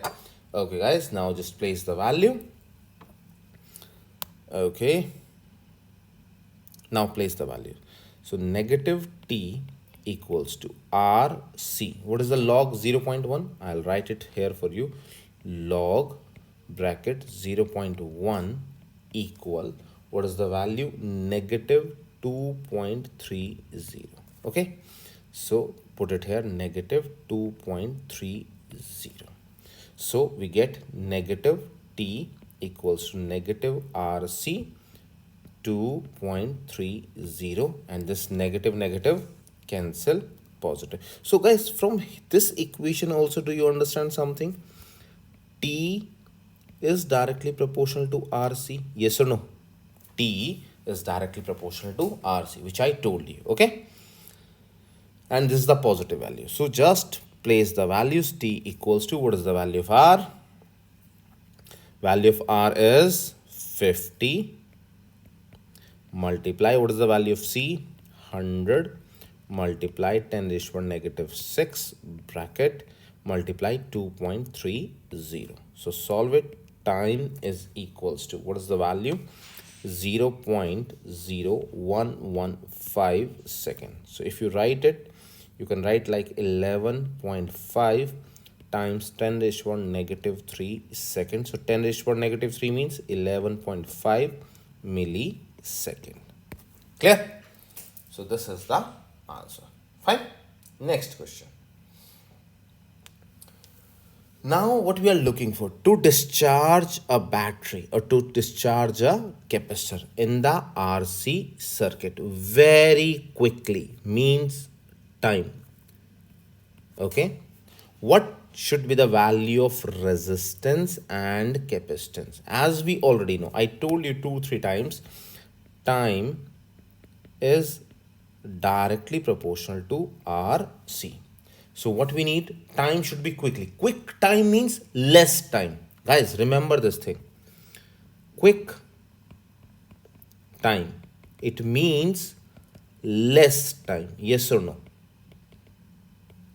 Sure? Okay. So it means you need to reduce the time. It means you need to check R and C. Both should be down. Yes or no? Okay. Now just check the answer. Both should large as possible. No, it should not be large. It should be small. Resistance should be large. No. Capacitance should be small. That is correct. But this is not possible. One large, one small, not possible. Resistance should be small, good, and the capacitance is large, not possible. D. Both should be small as possible. So answer is D. So guys, D is your right answer. D for doctor. Fine. Okay. Move to the next question. Okay, fine. Now we have the next question. Let's see. A 1 microfarad capacitor. Okay, let's say just divide the, so what we have, 1 microfarad capacitor. C is equals to 1 microfarad means 1 multiply 10 raised to the power negative 3 farad. Is fully charged. Okay, and a 100 ohm resistor. R is equals to 100 ohm. R is equals to 100 ohm connected across the capacitor. How long? So guys, it is looking for time. Okay, it is fully charged, huh? So means this is the case of discharging. Case of discharging. So what should be the formula? Q over Q max equals E raised to power negative T over RC. Fine.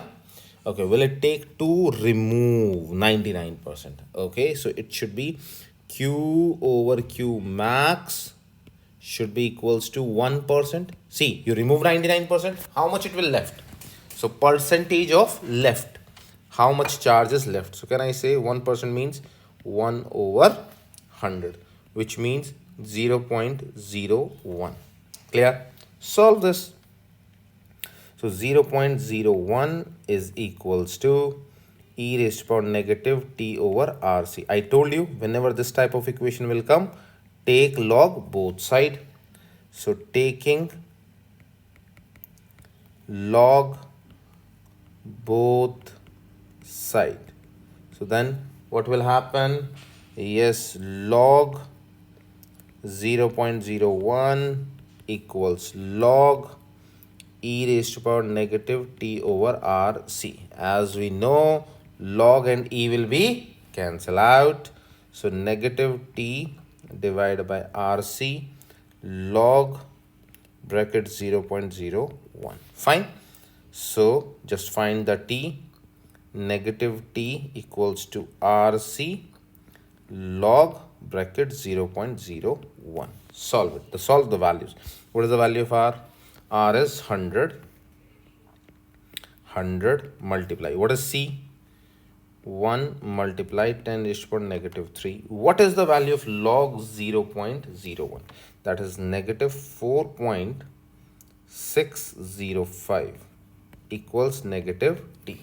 Okay, the major point, which I told you earlier also. Just check this negative and this negative. This will be cancelled and it will become positive.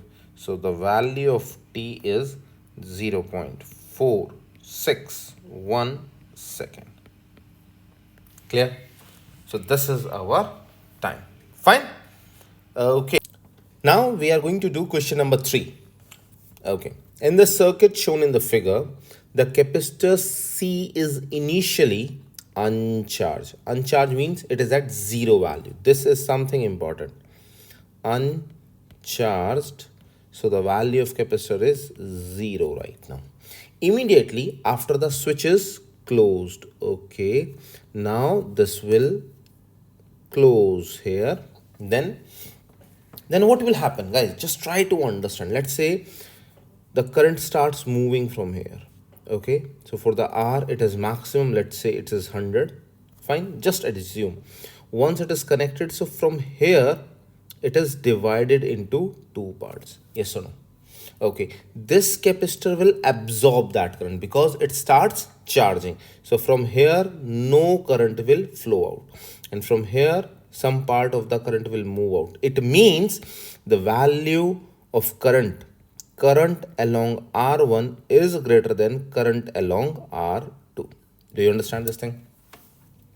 Again, once the 100 current will start moving, so here the 100 will divide it into two parts. Let's say here 80 is going, here 20 is going. Just an assumption for your understanding. So it will absorb all the current. Capacitor, because it's at zero value, it starts absorbing, means it starts charging. Okay. So let's see what should be the answer. The current flowing through R1 is 0. No, this is wrong. The current flowing through R1, current through R1 is larger than R2. Yes, correct answer. The current flowing through R1, R2 is larger. No. The current flowing through R1 is same. No. Even they are in series, but the current is splitting. You need to focus this point. Okay. Next question. In the same circuit, okay, we need to use the same circuit. The switch is closed after a long time. This is the keyword. You need to focus on this word, the long time. Okay, guys, think and tell me. After long time, what will happen? The capacitor will be fully charged. Yes or no? Fully charged. Then what will happen? R1 and R2 are in series as per the question. So if they are in the series, current I1 should be equals to I2, which should be the I. So what should be the result? Current along R1 should be equals to current along R2. Both the currents are same. Okay, so let's read the answers. The current through R1 is 0. No. The current flow through R1 is larger than. No. The current flow. No. The current flowing through R1 is same as of R2. So answer is D for doctor. Okay. Here your answer is B. Fine. Okay. Now move to the next question. So next question we have question number 5. And guys, in question number 5 and 6, there is a small change, very small change, and you need to focus carefully.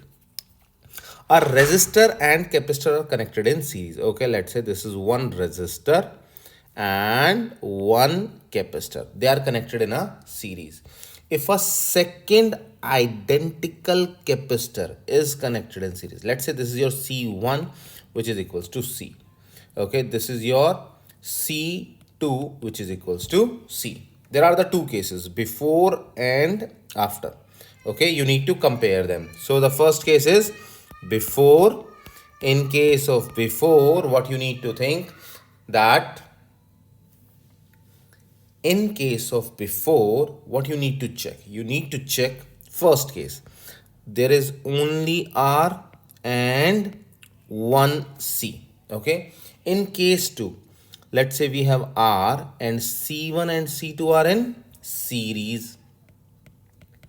They are in series. So how to add them in series? 1 over CS is equals to 1 over C plus 1 over C, which is equals to 2 over C. CS is equals to C divided by 2. So what happened? R remains same. Net capacitor is reduced. Yes or no? Reduced. So what will happen? Okay, what we are looking for? Time constant for the circuit. So time constant, we know T is directly proportional to RC. So in case 1, T is directly proportional to RC, both are same. Here C decline, R remains the same. So overall time will be reduced. Understand? Clear? So C, overall capacitor is reduced, so time will be reduced. So your answer should be A. Clear? Okay, next point, huh? Just you need to solve these type of questions. This is very interesting. A resistor and capacitor. Okay, again just divide them into two parts. First case, you have R, you have C. Both are same. Or you can write like this. R remains same, C remains same. Okay, so your T is equals to RC. Instead of equal, you can write directly proportional. Okay, time constant. Okay, now what we need to find? Okay, a resistor and capacitor are connected in series. If a second identical resistor, okay, now you have R1 and R2, both are same, both are same, connected in series. So then what will happen? R equivalent is equals to R1 plus R2 equal R plus R, which is equals to 2R. That is your R equivalent. So new time constant is directly proportional to R equivalent C. So what has happened with the R? Just tell me. Just tell me fast.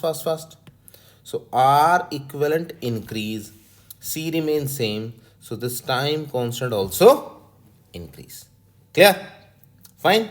Okay. Okay guys, now we need to solve the next part, that is in terms of time constant tau. How long, okay, we are looking for time. We are looking for time. Will it take as a multiple of time constant? In terms of tau, we need to solve. So for the capacitor in the RC circuit to be charged, okay, this is the case of charging. This is the case of charging. As we know, in the case of charging, what we have, Q over Q max equals 1 minus e raised to power negative t upon tau. Yes or no? Which is equals to where tau is equals to RC. Fine. Okay. Now just solve this. So we have how much? 98% charge. So 98% divided by 100 equals 1 minus e raised to power negative t divided by tau. Okay. Solve this. So what will happen now? It will become 0.98 equals 1 minus e raised to power negative tau over t over tau. Solve this. So e negative t over tau, okay, it will become 0 0.2, 0 0.02, 0 0.02. Taking log both side, taking log both side. Okay, then negative t over tau is equals to log 0.02. Solve the value. Negative t is equals to, what is the value of log? Okay, tau times, so what is the value of this? Okay, solve it fast. Negative 3.9. Okay, so this negative and negative positive. So what is the value of t? T is equals to 3.9 times of tau. Clear? Okay, let's see the option. First is 9, no. 0.9, no. 90, no. 0.98, okay. Around. So that is t is approximate equals to 4 tau. Clear? This is your answer. So guys, till here, just make some practice. And now I think that for this question, you are ready. And so just keep on checking and I will meet you in the next video. Okay, till then, take care. Bye. Hello students. In today's video, we are going to cover question number 11 and that is based on magnetic field. Okay, let's read the question. Okay, the question is identify the magnetic field vector. Okay, we need to focus about the directions.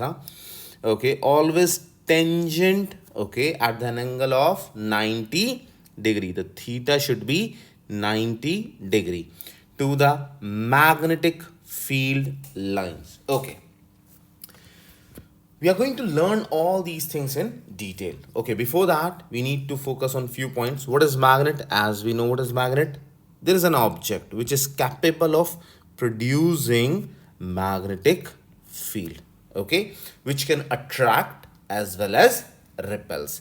There are two poles. Let's say one is the north pole and one is the south pole. Clear? Okay. Now there is a magnet which is called permanent magnet. What is the meaning of permanent? Permanent means which retains its magnetic property. Means which have the magnetic property always. Okay, if there is a current, yes or no, but still that magnet, that stone shows magnetic field, always shows the magnetic field. Now the word is called magnetic field.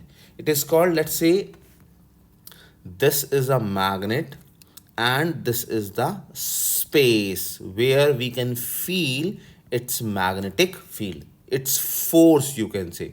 That is called your magnetic field. Now the major thing, what is the symbol of magnetic field? B. And what is a unit? That is the Tesla. Fine. Okay, there are few properties. First property, like poles. Okay, before that you should know, in a magnet how many poles we have? We have two poles, north and south. Okay, let's see another magnet also, north and south. So if they are opposite, north and south, they will attract. If they are same, let's say north south and south north, they will repel each other. Here they will attract each other. Fine. If you break a magnet, let's say you break a magnet, then you will find more magnets. Let's say I'll show you the picture. This is a magnet, okay, and if you break it into two parts, now how many magnets you have? You have two magnets. This is the one magnet, this is your second magnet. There is the north pole, there is the south pole. There is north pole, there is the south pole. Clear? Okay.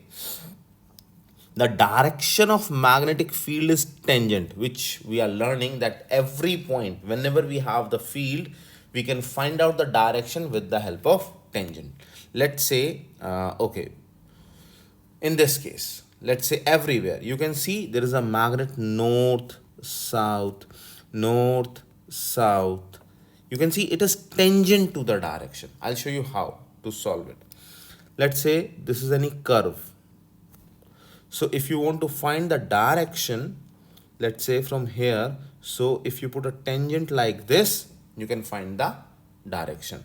At this point, you need to put a tangent like this. Clear? Okay. Remove this one, theta equal to 90 degree. Because it depends with the position. You need to put a straight line on that. Fine? Okay. The strength of magnetic field. This is something important, strength. If you have more line of forces more strength. Less line of forces, less strength. Let's say if you have 1, 2, 3 line of forces, okay, and here are only 2, so this is more strength. Okay, here is less strength. Clear? Second case, if they are close to each other, they are more stronger.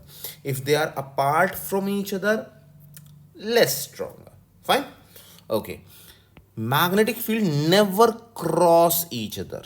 Never cross each other like this.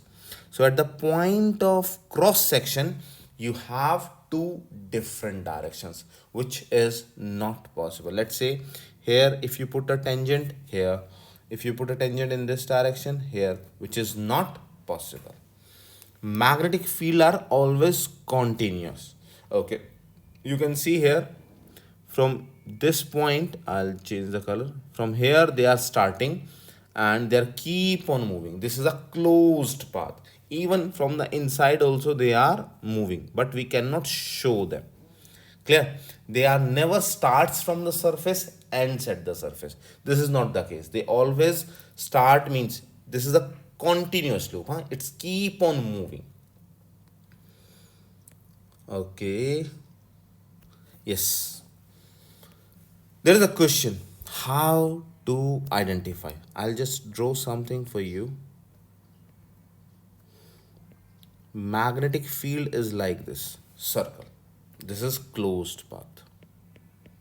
Closed path. Okay, and let's say you have a charge. This is the positive, this is the negative. So from surface to surface, this is charge q1, charge q2. Now read the question.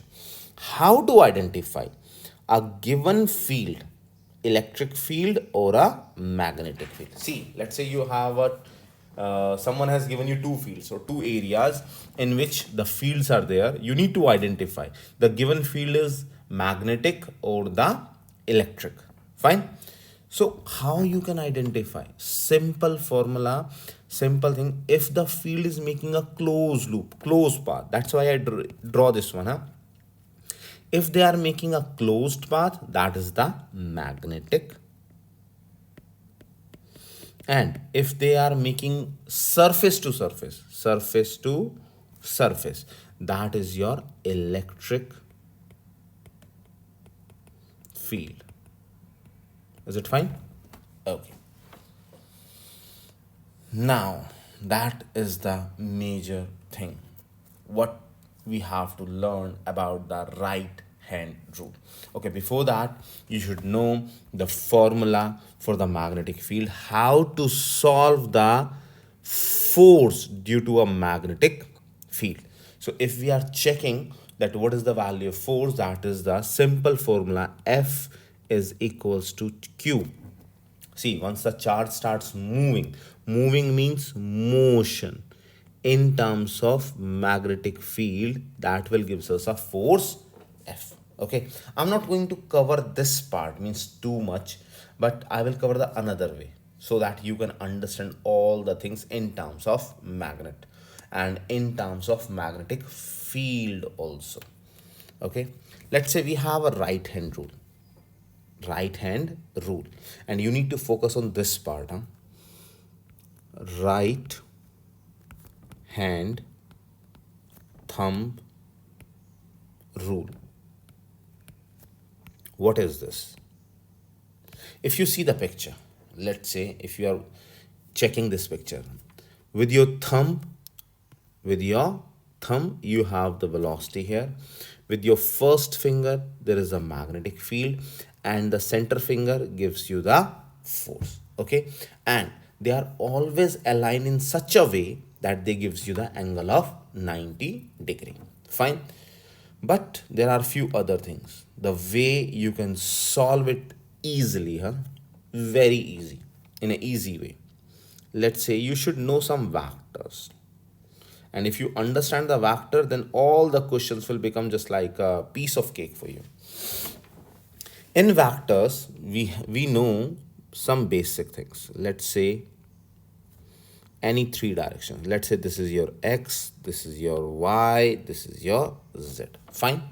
How to write a vector? Let's say this is a vector. So can I say A multiply A cap? This is the magnitude and this is the direction. Yes or no? Okay. In this, we have the three directions. For x-axis, we use I cap. Y-axis, we use J cap. Z-axis, we use K cap. Till here clear? Fine? Okay. Now the major thing, what you need to understand now, which is the major part. You need to make a circle and you need to understand something. I, J, and K. If we are going counterclockwise, this is the counterclockwise. You need to understand a formula here, a condition, formula, whatever you will say. If you understand this thing, all the questions are easy for you. If you don't understand, it will kill you. Okay, let's say if you multiply I cross J, if you multiply J cross K, if you multiply K cross I. First understand, if you are going in a particular way, let's say this one, anti-clockwise, this is the good one. So you will get all the answers as positive, positive, positive, positive. Okay, I and J. So what is the third result? K. This is your answer. Fine. JK, what should be the third answer? I. Okay. K and I, what should be the answer? J cap. Till here clear? Okay. If you break the rule, let's say if we reverse something or if we break the rule, then what will happen? Okay. Now, if you multiply J cross I cap, K cross J cap, or I cross K cap, like this. If you reverse the order, then what will happen? Now you need to focus here. If you reverse the order, the result will become negative.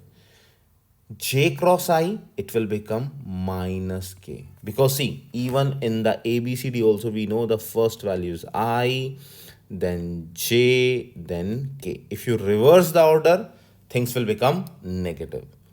K cross J, K and J, the result should be negative I. IK, negative J. Till here clear? Sure. Do you understand? Okay. Now, the next point, so that the questions will become very, very easy for you, that if you understand this part. Let's say if I write I cross J. This is clear. I cross J, we understand that is the plus K. Fine. If I write I cross negative J, how to solve this type of question? How to solve this type of question? So in this type of question, what you need to do, simple thing. I cross J cap and take out negative outside. Is it clear? So can I say, what is the result of I cross J? We know the result is K cap. And negative is outside, so result is negative K. Sure? Do you understand? Okay. Let's say if I say K cross I cap. K cross I cap. So if there is K cross I cap, then how will you solve this? We know K cross I cap is plus J. Because the order is right. Order is right. So it should be plus and then the J cap. If I write negative K cap cross negative I cap, what should be the answer? Can I bring out the negative? Okay, first negative and the second negative. Yes or no? And bracket K cross I cap. Clear? So negative negative become positive and K cross I equals to plus J. So overall result is plus J cap. Sure. Do you understand this thing? Easy. Okay, guys. Now we have to solve right hand rule. Okay, we have to solve a right hand rule. As per the right hand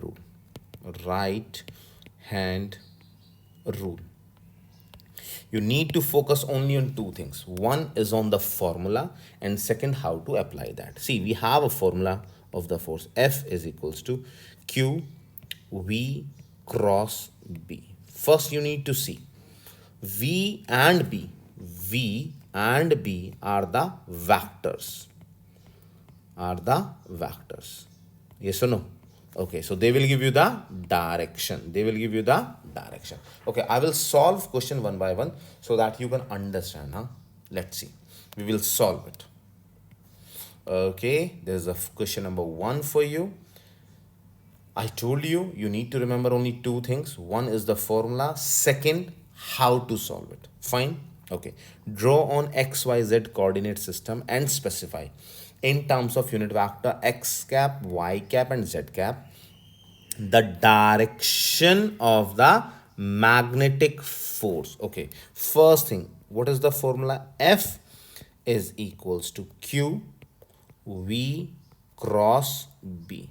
Okay, and here your force is also a vector. You have the three vectors I, J and K. Okay, we need to find the different things as per the question. So we are looking for magnetic force. Okay, case number 1. If you understand, it will become very easy for you. Very easy. Just you need to apply. First thing you need to check where the velocity is going up. Yes or no? There is a positive charge and magnetic field is going like this. Yes or no? Till here clear? Sure. Okay. In the question, the graph is given. Graph is given.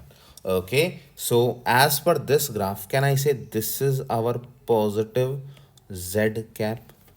Fine. Okay. This is my positive y cap. Fine. So what I need to find? I need to find the force. And which type of charge is positive? First, understand this part. If you are able to understand, then you can solve all the cases. All the cases. F equals charge is positive, positive. Fine. Charge is positive. I write positive. Bracket. Because we are looking for the direction only. Okay. So what is the V? Velocity. Because as per our formula, V should be the first one. So V is Z cap multiply Y cap. Okay. Now just check the arrangement I, J, K. Yes or no? So what we are solving right now? K and J is the reverse. So it should be negative. It should be negative. So the result should be plus bracket. The result should be minus I cap. So what is the answer?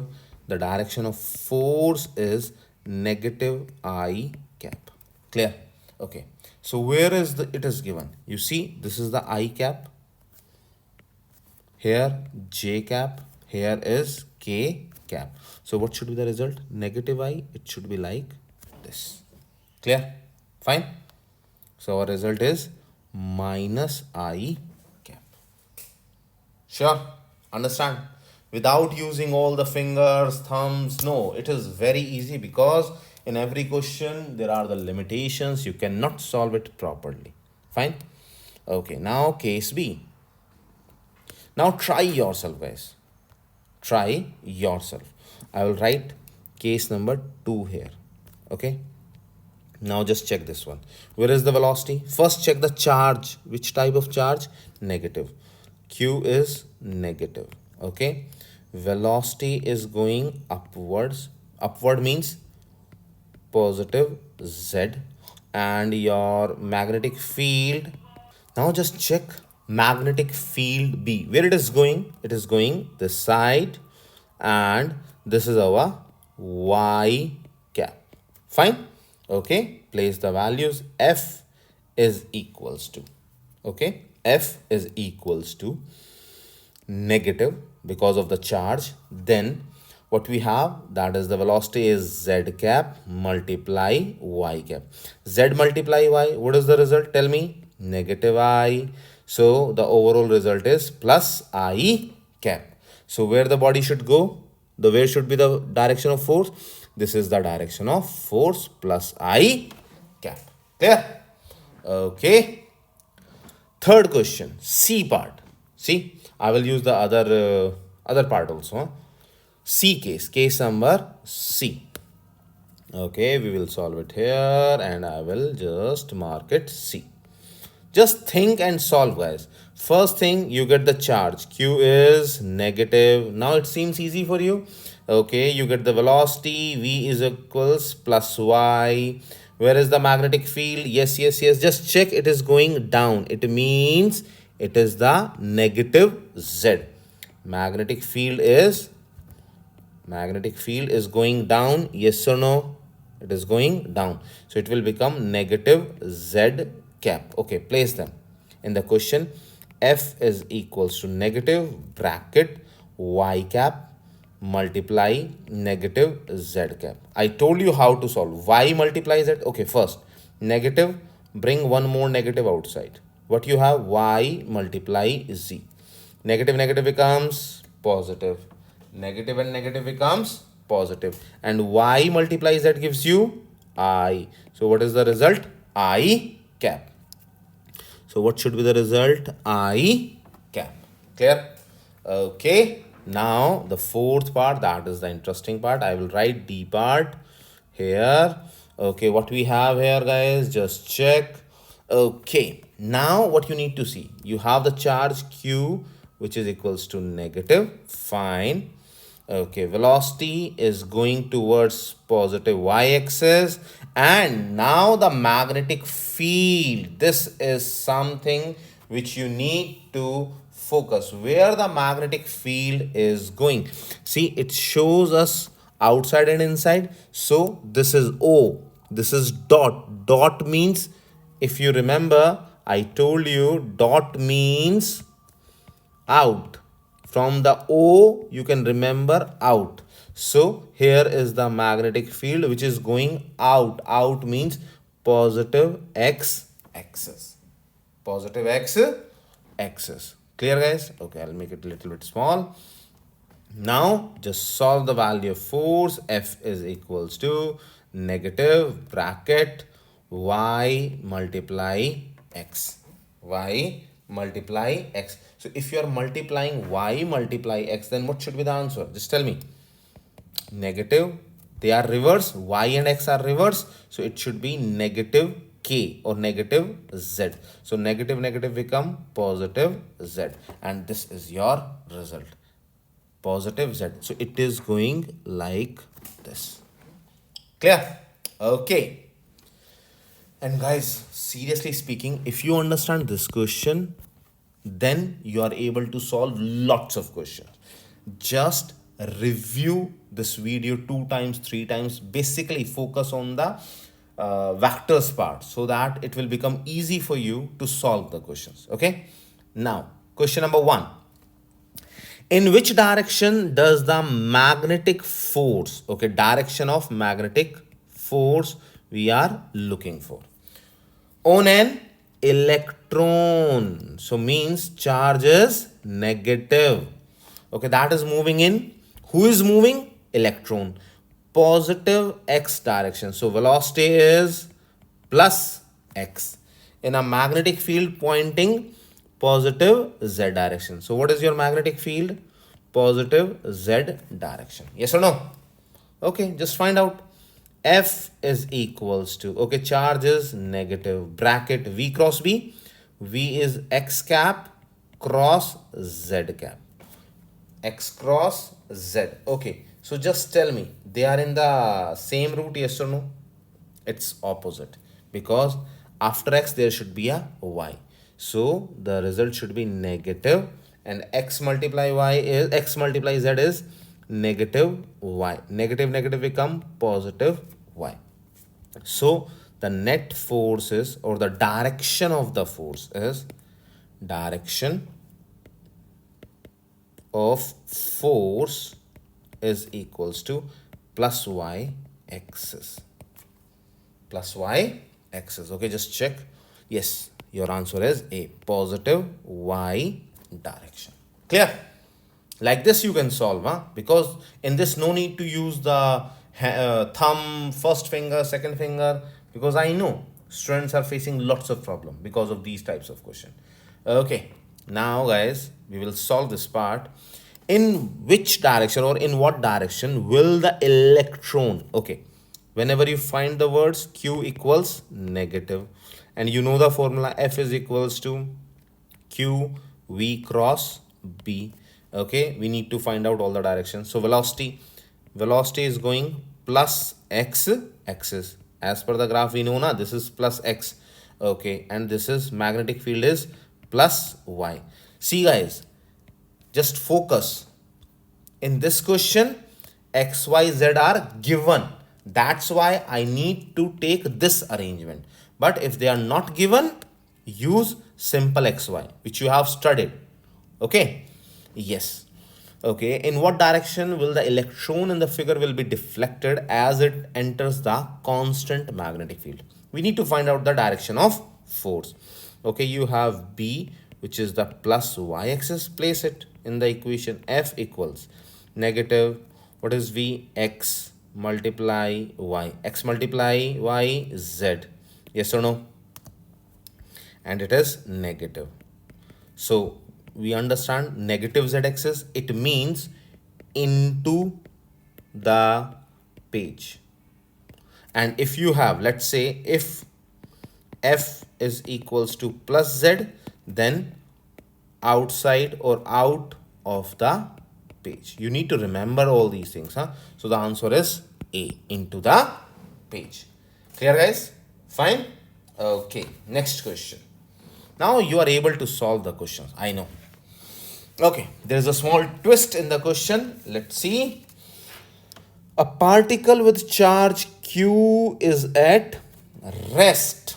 If it is at rest, so the question will be solved here. Velocity is 0 because the charge is at rest.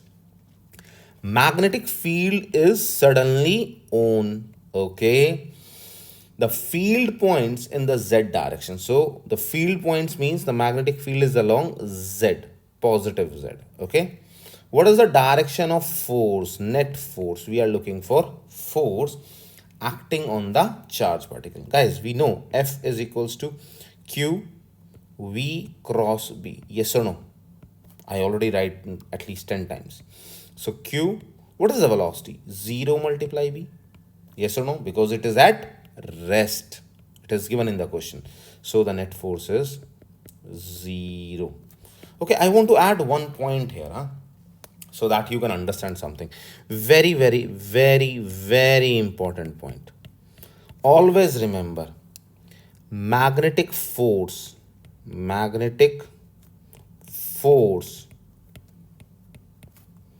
cannot, remember, cannot change the magnitude of charge particle, cannot change the magnitude of velocity of charged particle. So what it can change? Just see, in the velocity there are two factors, v and v cap. This is the magnitude and this is the direction. Okay, so magnetic force can change only direction. Remember this thing, only direction. Let's say someone is moving in circle. Let's say, okay, there is a ball which is moving in the circle. Its speed is, velocity is 20 meter per second. But what is happening here is also the speed is 20 meter per second. Here also the speed is 20 meter per second. So what is, why velocity is changing here? We say velocity is 20 meter per second, but the direction is changing every point. That's why velocity is variable. That's why velocity is a variable quantity. But remember, in the question, velocity will not change. The magnitude, the value remains at 20, but direction can change. Fine? Okay, move to the next question. A proton, Okay, there is a proton now we have, so can I say Q is equals to positive. Moving in, so the velocity is negative y direction, so means negative y cap. In a magnetic field experiencing a force of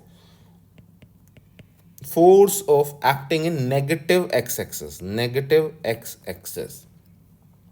what is the direction of magnetic field? Guys, now this is something interesting, huh? You need to find out magnetic field. As we know, what is our equation? F is equals to Q times V cross B. Yes or no? This time force is given, that is negative x cap. Equal charge is given, positive. Velocity is negative y multiply something. Yes or no? We need to find something. Okay.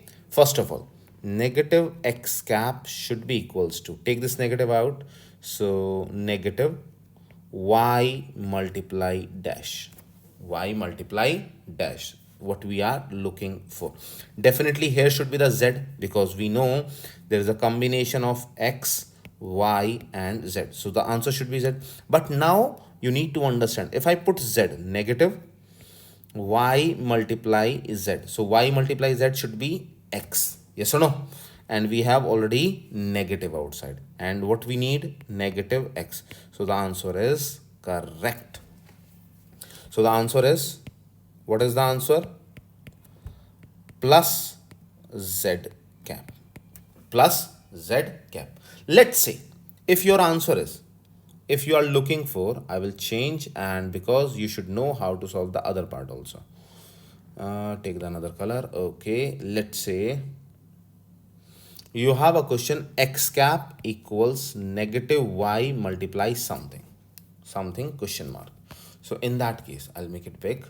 So x equals negative y multiply, let's say you put z here. So what you get? Y multiply z, x, yes or no? Which is not equal.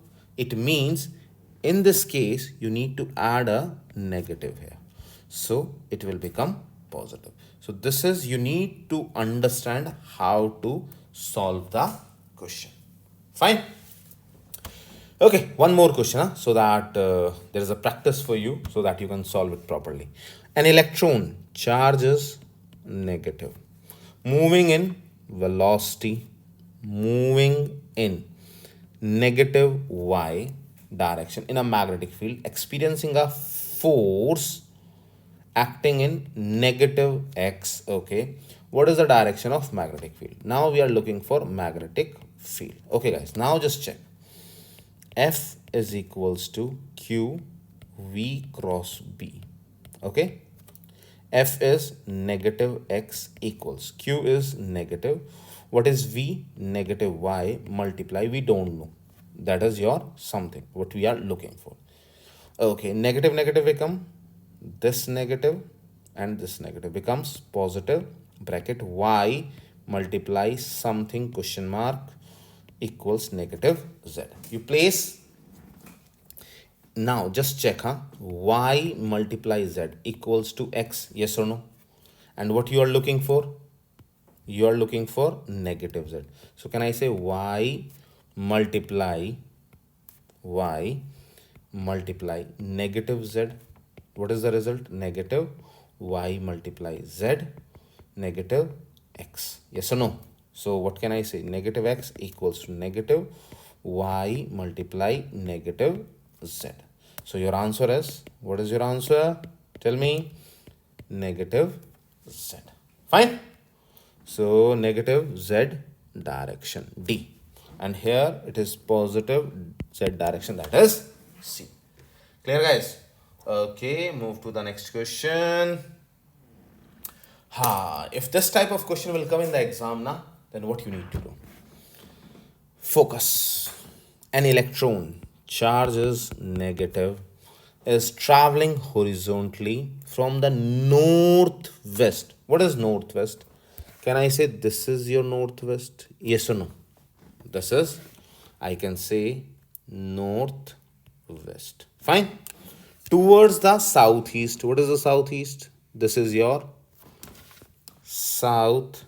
east, and a body is keep on charge, is keep on moving, and it is moving like this. Okay, in a region of space where Earth's magnetic field is directed horizontally towards the north. Where is the magnetic field? Magnetic field is going like this. Yes or no? What is the direction of magnetic force? Magnetic force. So we know force is equals to Q times V cross B. Okay, B we understand. What is the direction of B is upwards. That is the plus Y axis. In this case, as this is on the plane of, you can see velocity is on the xy plane and we have the y axis, so this will be considered on x axis. So this is considered on x axis. So now just place the value and solve it. So the force is equals to negative x-axis means, okay, which x-axis? This is the question. Positive x-axis or negative? Okay, where it is going? It is going towards this side, means this side, positive x. So positive x multiply bracket positive y. Clear? X and y gives you z. X and y gives you z. So this is negative z. Negative z means, I told you earlier also, into the page. Clear? Now, what I believe that I give you lots of practice of all these questions so that you are able to solve the question on the basis of direction, and you are able to use the formula F is equals to Q V cross B, and if there is any numerical, so you can solve it also. F is equals to Q V B sine of theta, if there is any angle, so you can solve this also, because in that case you just need to put the values. Fine guys, so till here just practice. I finished till question number 11 and I will meet you soon in the question number 12. Okay, till then take care, bye. Hello students, in today's class we are going to cover question number 12 of the EOT, and that is on the same topic of magnetic field or magnetic forces. But listen carefully, if you are going to start the topic 12, question 12 directly, I'm just telling you, this is my suggestion, not only the suggestion, it is clearly, I'm just telling you, first finish question number 11, then only you can understand question number 12. Else, you will find lots of problem. You are not able to understand. So just go back and finish question number 11 first and then start question number 12. Okay, what we are looking for in this, solve problems related to magnetic field and magnetic forces on charged particles. We know we have the two type of charged particles. One is positive and one is negative. Okay. Apply the right hand rule. I told you how to apply the right hand rule and how to solve the different directions in such kind of cases. I'm just taking the part, let's say, what I'm assuming that you already finished class 11 or the question 11. Now, what you need to understand here, I'm giving you a short trick to solve the curves. In the whole session, they are going to ask you in which direction,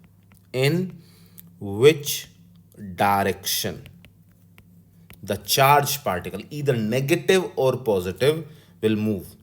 In which direction charge particle will move. Okay, this is the major thing. Let's say in terms of curve, it will go in the clockwise direction or anti-clockwise direction. Now this is the shortcut. Always and always what you need to remember, you have to show a curve from velocity to force. Just move your curve from velocity to force, you will find the direction. Let's say, I'll give you the example. Let's say a charge is moving like this. This is the velocity, okay? And you get the force. Yes or no? This is your force. So what should be the curve? Easy, huh? This is your curve. Do you understand? Yes or no? So in every question, you have to solve like this. Okay, just check this question so that you can understand all the curves. Then I will move to the next part. Okay, you have the direction of velocity. This is your velocity. Yes or no? Downward is your force. This is your force. Red color is your force. You can understand where it is moving. Yes or no? Similarly, take the second case. It is going down and it is moving like this. You need to go towards this side. Means always you need to shift from velocity towards force. Velocity towards force. Means in between these two. Clear? Even in other case also, you can check velocity and force. So it is moving like this. Yes or no? Velocity and force, it is moving like this.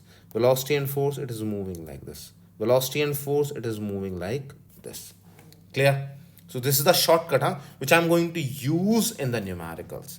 If you understand this thing, keep this thing in your mind and we are going to solve it. Till now, very simple thing I'm going to tell you, and so that you can relate all the things. We learned F is equals to Q V B sine of theta. Yes or no? Okay. Let's say this is your equation number one. And if a charge is moving in circle, there is a centripetal force also. What is that force? F is equals to mv square over r. This is your equation number two. Compare them. Finish. QVB sine of theta is equals to mv square over r. 1 and 1 v is cancelled. This v and this v is cancelled. So can I say QB? If you remove, let's say theta is 90 degree. Theta is 90 degree. Sine 90 degree is 1. Then can I say QB is equals to mv over r. Just remember this equation and we are going to solve all the numericals on the basis of this equation, so that you should know how to solve a charge, how to solve a magnetic field, mass, velocity and the radius. Fine. And sometimes we can use P is equals to mv. That is the momentum. If momentum is given, we can use this. Else, no need to use. Okay. Now, few things what you need to understand. They can ask you, that how the directions are changing. Let's say, as per the question number 11, we learned this thing. Let's say this is your velocity. You can see the positive charge. Yes or no? Okay. So this is your positive x-axis. Fine. Okay. Where is the magnetic field? Magnetic field are of two types. Dot means out, and here is cross. Cross means, what is cross means? In. In means negative z, out means positive z. Yes or no? So you have velocity. Can I say velocity is plus x? Okay. Now what we have? We have the magnetic field, which is negative z. Okay. Solve it. Find the value of force. Charge is positive. So positive V cross B plus x multiply negative z. Take negative outside. So x cross z. Okay. X cross z. So is it the right order? No. So it should be negative y. And one negative is outside. So what is your result? Plus y. Understand? So can I say the force is upward? Here, just draw. Force is upward. So easy to understand. The body is going like this. Your positive charge. Your force is like this. Yes or no? So we can understand that the flow should be like this. So from here, you can say, let's say your charge is here. You can say the charge is towards the force. Fine? Understand? Even I told you here also that how to solve it. Now you have the directions of the force. You should know how to solve the direction of force, and you already learned actually in the question number 11 also. And just for a review, I explain you here. Fine? Okay. As we know in our formula, we have F is equals to QVB sine of theta. So there are the two cases. or even you can see the three cases. Let's say theta is 0 or 180. If you place 0 or 180, in that case force is 0. Okay, and if theta is 90, then force is maximum. Clear? Okay, third part is just an additional part for you. Just you can go through this one, and I will explain you. If the magnetic field and the velocity are not perpendicular, so it will not move in circle, they will move in a helical shape, like a spiral, like this, like a spiral. Fine? Okay. Now guys, that is the real thing you need to understand. So just take out your calculators and we will start the questions. Okay. We have two equations and we know how to use them. I told you QVB sine of theta should be equals to mv square over r. Okay, remember this thing. Now we are going to solve and we are going to use three particles, okay, each of charge. So charge is given 6.15 microcoulomb. What does it mean? Solve the micro fast. 6.15, what is the meaning of micro? Multiply 10 raised to power negative 6. Clear? Coulomb. Speed is given, velocity is 465 meter per second. Okay, enters a uniform magnetic field with magnitude. Okay, B is given 0.165 Tesla. What is the magnitude of the magnetic force? Okay, we are looking for force. So force we know QVB sine of theta. Yes or no? Okay, in all the cases theta is given. Okay, change the color and change the strength also. Use it. Case 1. Case 1. F equals QVB sine of theta. Place the values. What is Q? 6.15 multiply 10 raised to power negative 6. Okay. What is the velocity? 465. What is the B? 0.165. What is the angle? Sine 30 degree. Guys, you just need to place all these values in your calculator and you will get 236 times 10 raised to power negative 4 Newton. Fine. Similarly, you can solve case 2. In case 2, your answer should be 4 force equals 4.72 times 10 raised to power negative 4 Newton. And in case 3, force should be equals to 2.36 times 10 raised to power negative 4 Newton. Okay. Just you need to place the value of 1 times sine 30. In second case, it should be theta equals 90 degree. In third case, theta is equals to 150 degree. Fine. Okay. Now move to the next question. Okay, now this is something interesting, huh? Okay, now just change the color. Okay, fine. A proton, we have Q is equals to positive E, which is equals to positive 1.6 times 10 raised to power negative 19 coulomb. Okay. Speed, we have speed of 4 multiply 10 raised to power 5 meter per second in the positive. Okay, speed of V is positive y cap.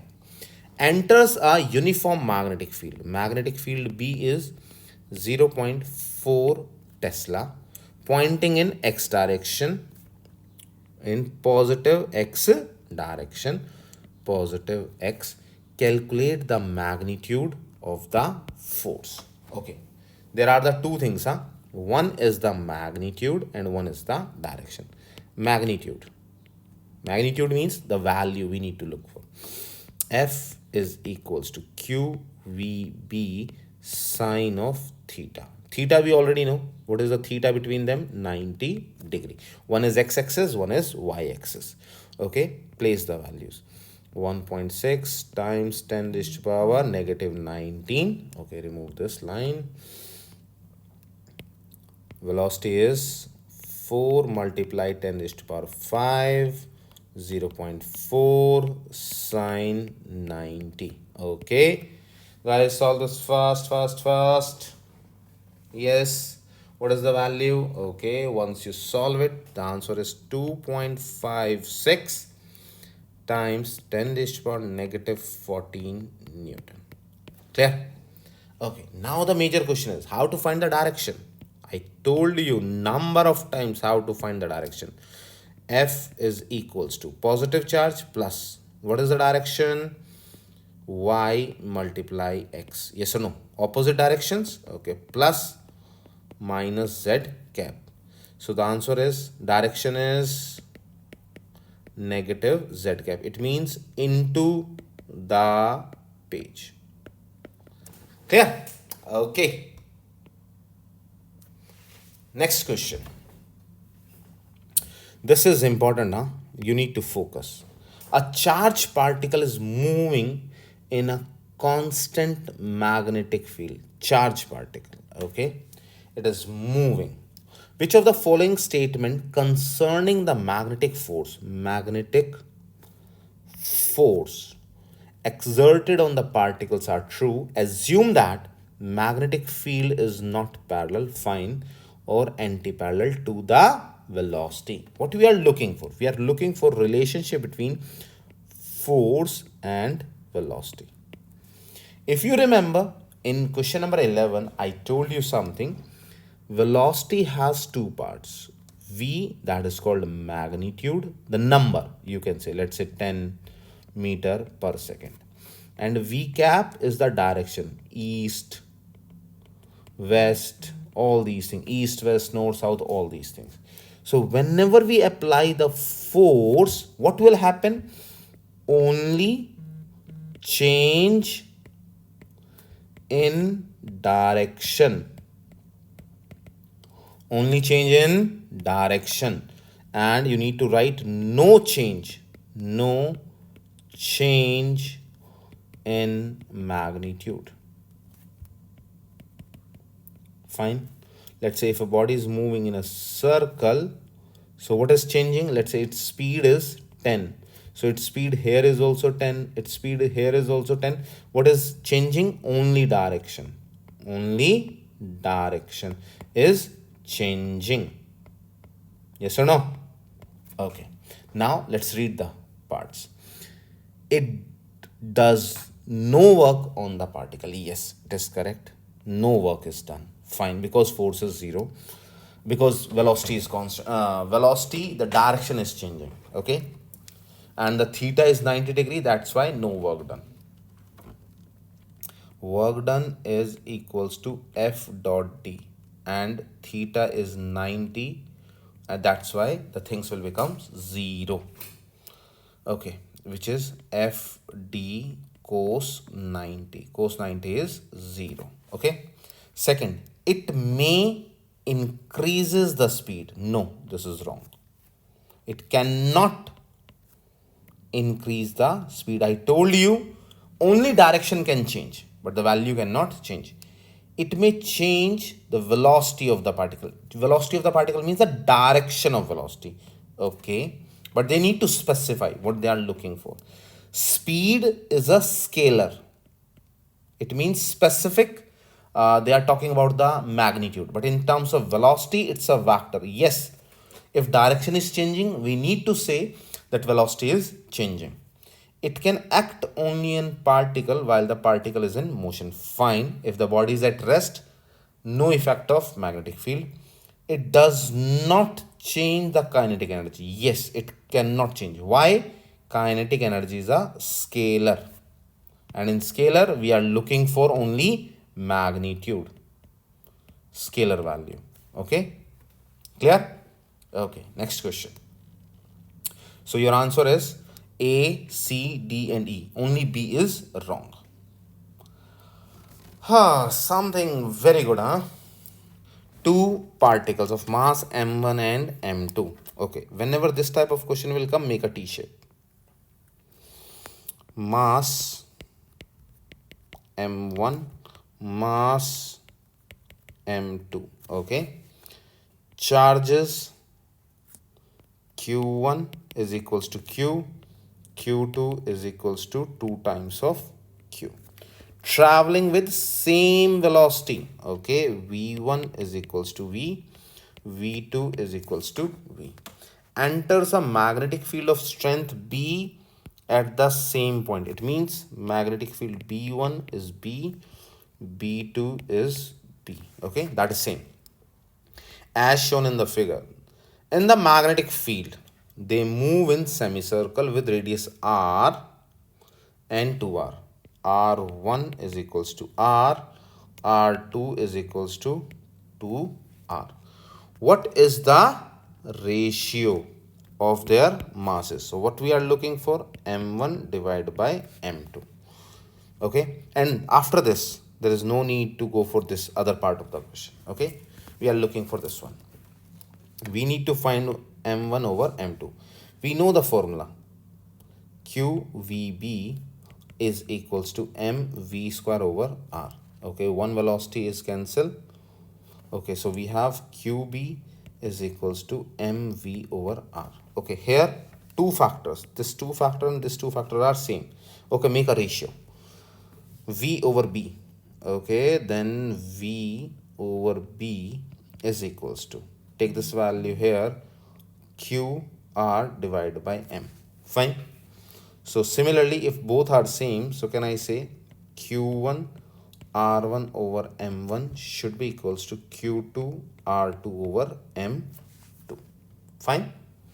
Okay, just compare these two values. m1 over m2. Take this m1 this side and q2 and r2 this side.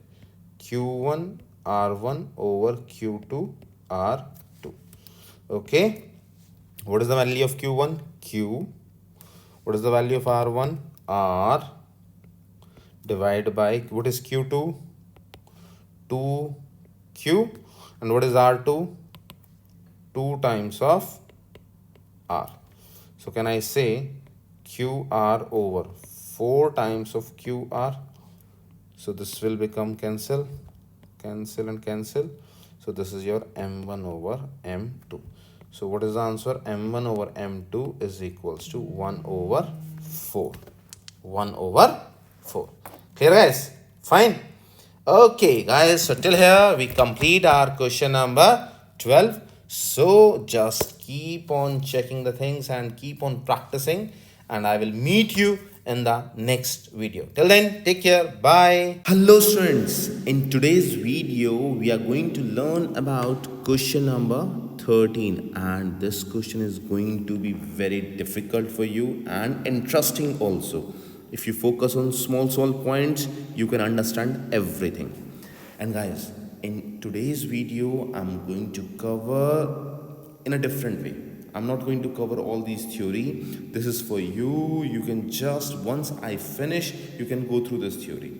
But the things which I'm going to tell you, if you focus on this point, you can solve all kind of questions. Okay? See, what we are looking for all in all these chapters. See, that is the magnetic field. Or you can say this is a chapter of magnets.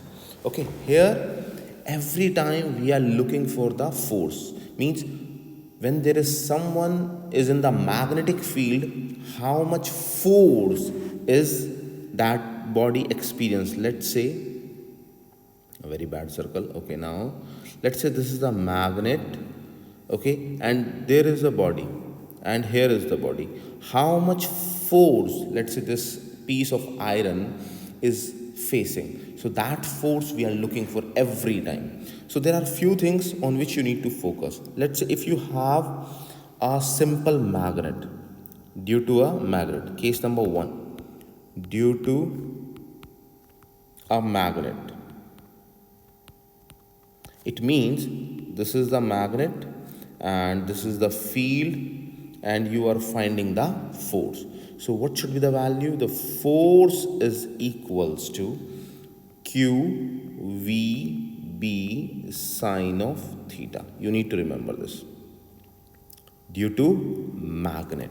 Okay, now take case number 2. Due to current carrying wire. You need to understand this part. Let's say there is a wire, we have, this is the wire, okay, and current is moving. Current is moving. Then we know this thing that around the wire we have a, you can say the magnetic field is there. The direction is wrong. So I'll change the color. So you know there is a magnetic field, okay, in a spiral form or in a circular form. So how to find out the force? We are looking for the force. So the force is, because of the current, the formula is, we have a different formula, I times length of the wire, B is the magnetic field, and the angle is sine theta. You need to remember these things, okay?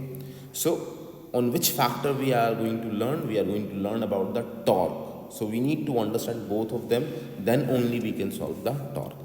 Third part is about the torque. First we should know what is the meaning of torque.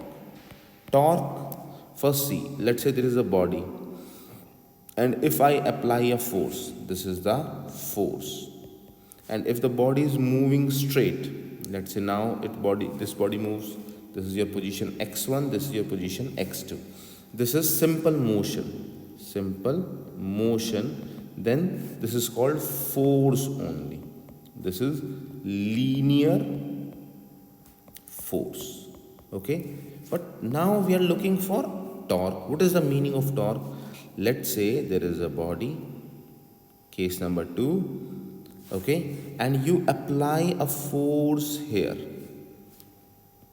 But instead of moving, it starts rotating. It starts rotating. Do you understand? Let's say now it will become like this. The body will become like this. So this is called turning effect. You are applying a force here. This is called turning effect of force. Turning effect of force. Clear? And this turning effect of force is called torque. Fine. So there is a formula for torque. Torque is equals to R cross F. Or you can simply say radius multiply force. Fine. Once we solve it, torque R cross F I already solved due to the wire. Okay. I L B sine of theta. Okay. Consider these two, R and L. So torque is equals to, see, if I say length multiply width, what is that? Area, yes or no? Sure. So here R is your radius, or you can say that in terms of distance also. So R is also in meters, your length is also in meters. So meter multiply meter, which becomes meter square, which gives you area.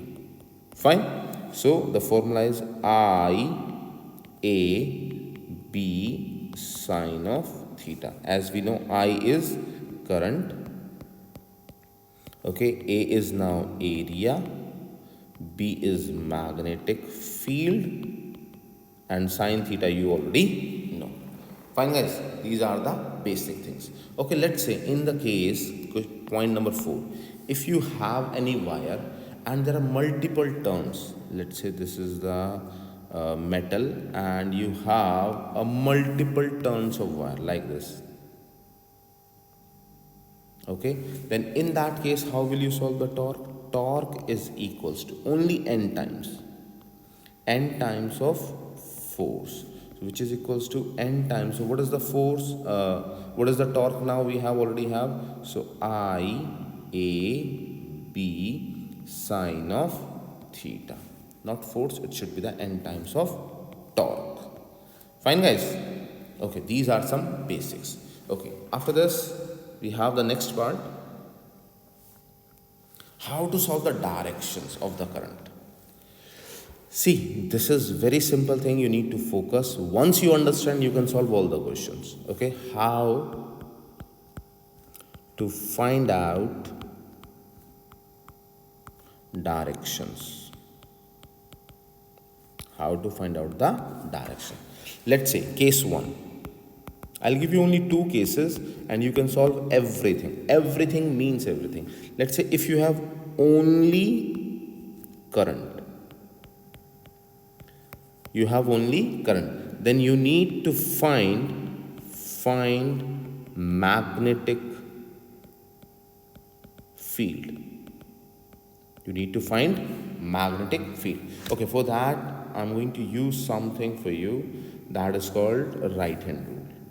Right hand screw rule. Okay, I'll take this picture, copy, and so that you can understand here. Okay, paste. You just need to use this number of times. Okay, whenever you have the current only. Okay, let's see this thumb. This thumb gives you the direction of current. Direction of current. And the curl, this finger curl, the finger curl, this gives you direction of magnetic field. Direction of magnetic field. Okay, just do the same thing. Let's say there is a wire. Okay, take a case. Let's say there is a wire. Okay, and the current is going up. Current is going up. Clear? If current is going up, just check left and right. There are the 2 things. If I say something, there is a circle, you can make a circle, yes or no, and check with the curl. First point is going inside, that is called inside, and the second side is going outside. Just check with your fingers. Just make like this. You check. If you see the screen and if you use the right hand, your hand, let's say if I make a hand here, I try to make it. Okay, let's say this is the thumb and these are the fingers. Okay, if you are trying to curl this, no, this is wrong. Huh? If just check this one. So the first part is inside and the second part is outside.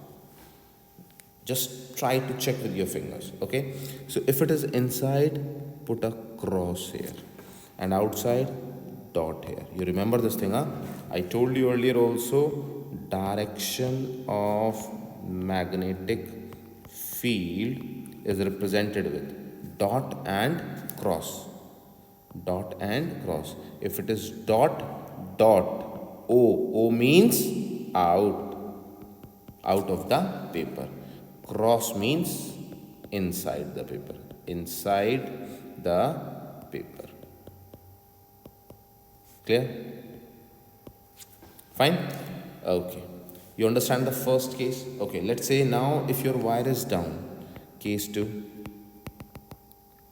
Use the same thing. Now thumb should be down. Then what will happen? See the direction. Here, what is your direction? Which type of direction you are getting? Anti-clockwise. Anti-clockwise. Okay. Now case number 2. Let's say this is the same wire and the current is going down. Current is going down, your current. Then just check with your hand which type of direction you will get. You will get clockwise.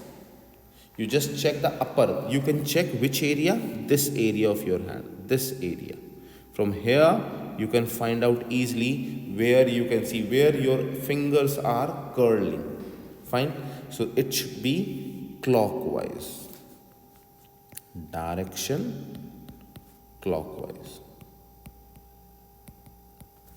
Okay, it should be like this.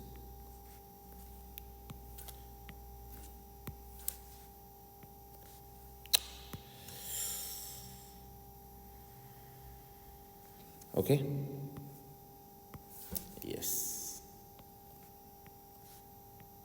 fine. So direction is clockwise, and if you do it from which part, you can easily understand where it is going out and where it is going in. So this part is your inside, that is the cross, and this is your outside, that is the dot. Clear? Okay, now I told you, I will tell you how to find the directions. Okay, this is single one, only current is there. Now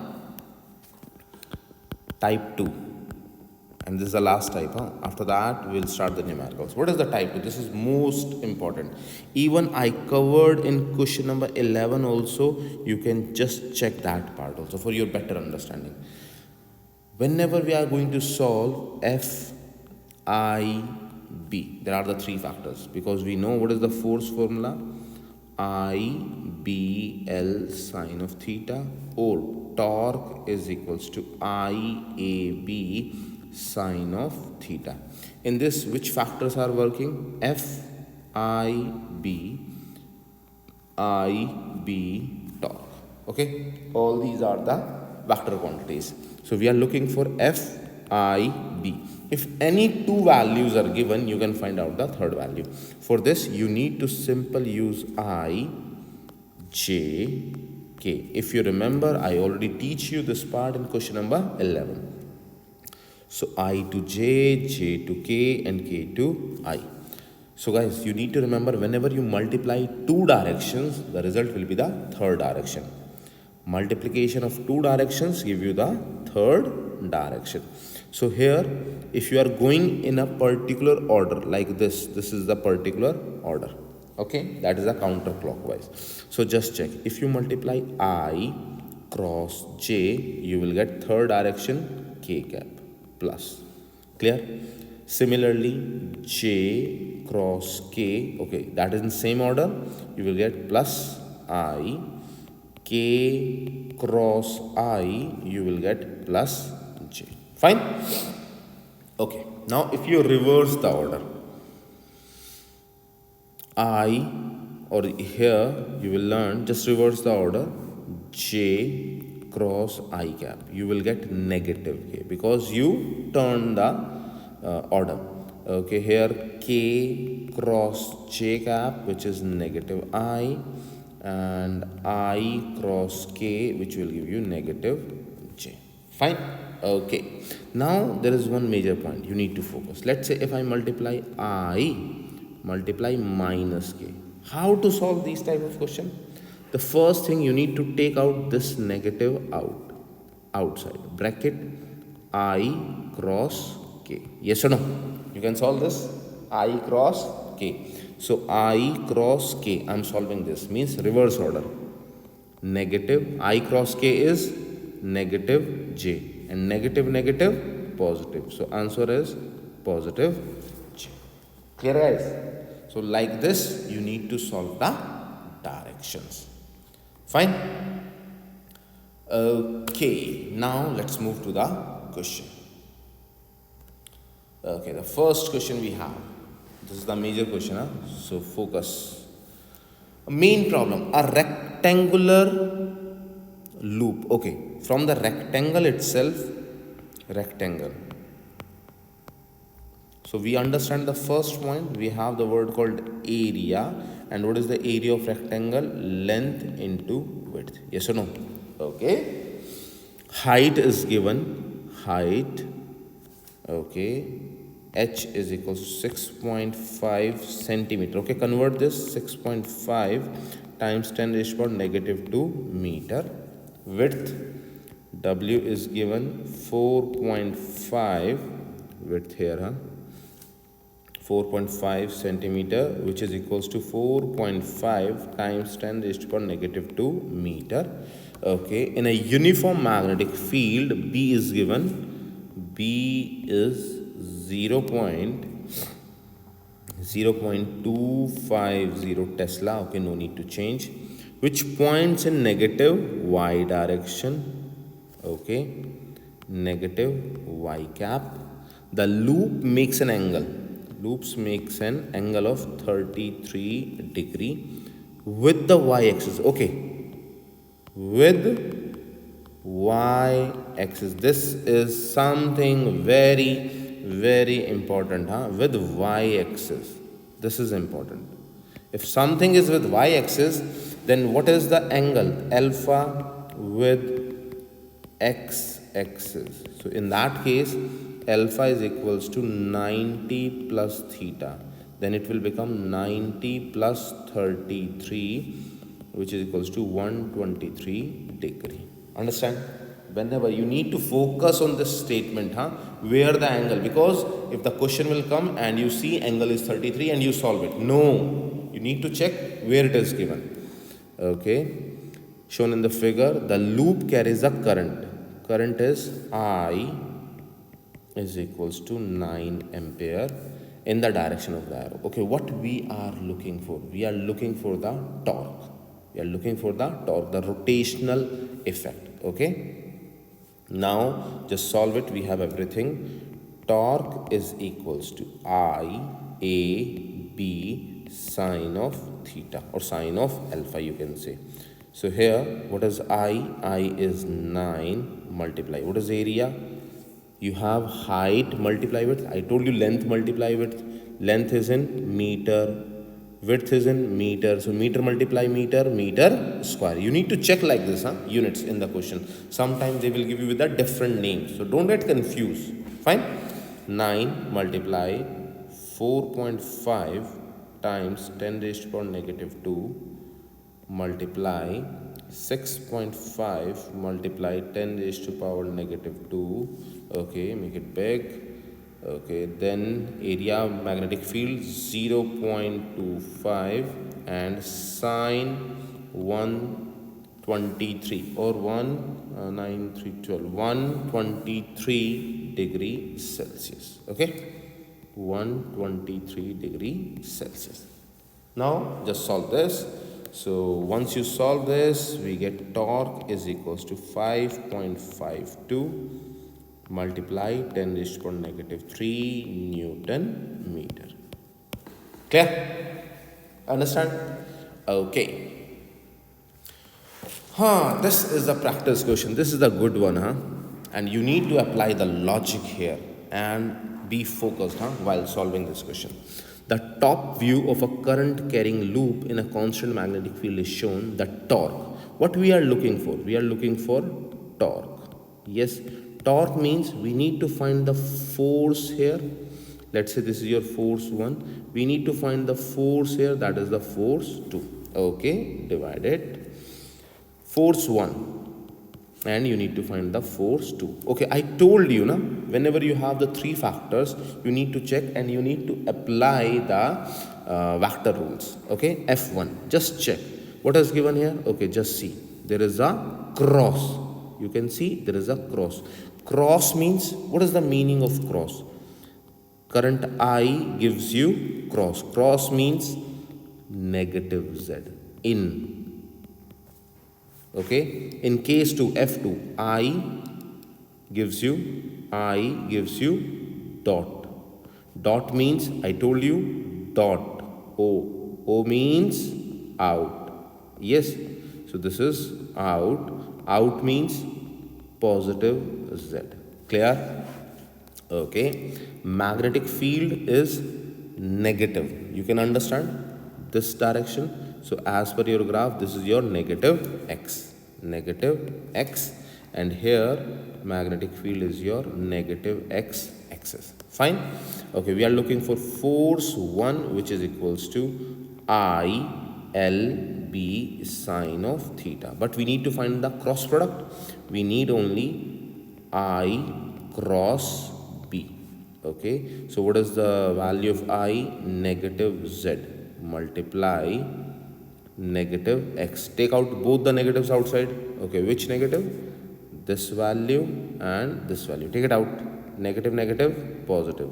Z multiply x. Okay, they are in the same z and x. So the result is positive y. The result is positive y. Positive y means up. Fine. Okay. Find the second one. Okay, dot. So just solve. F equals to I cross B. So what is I here?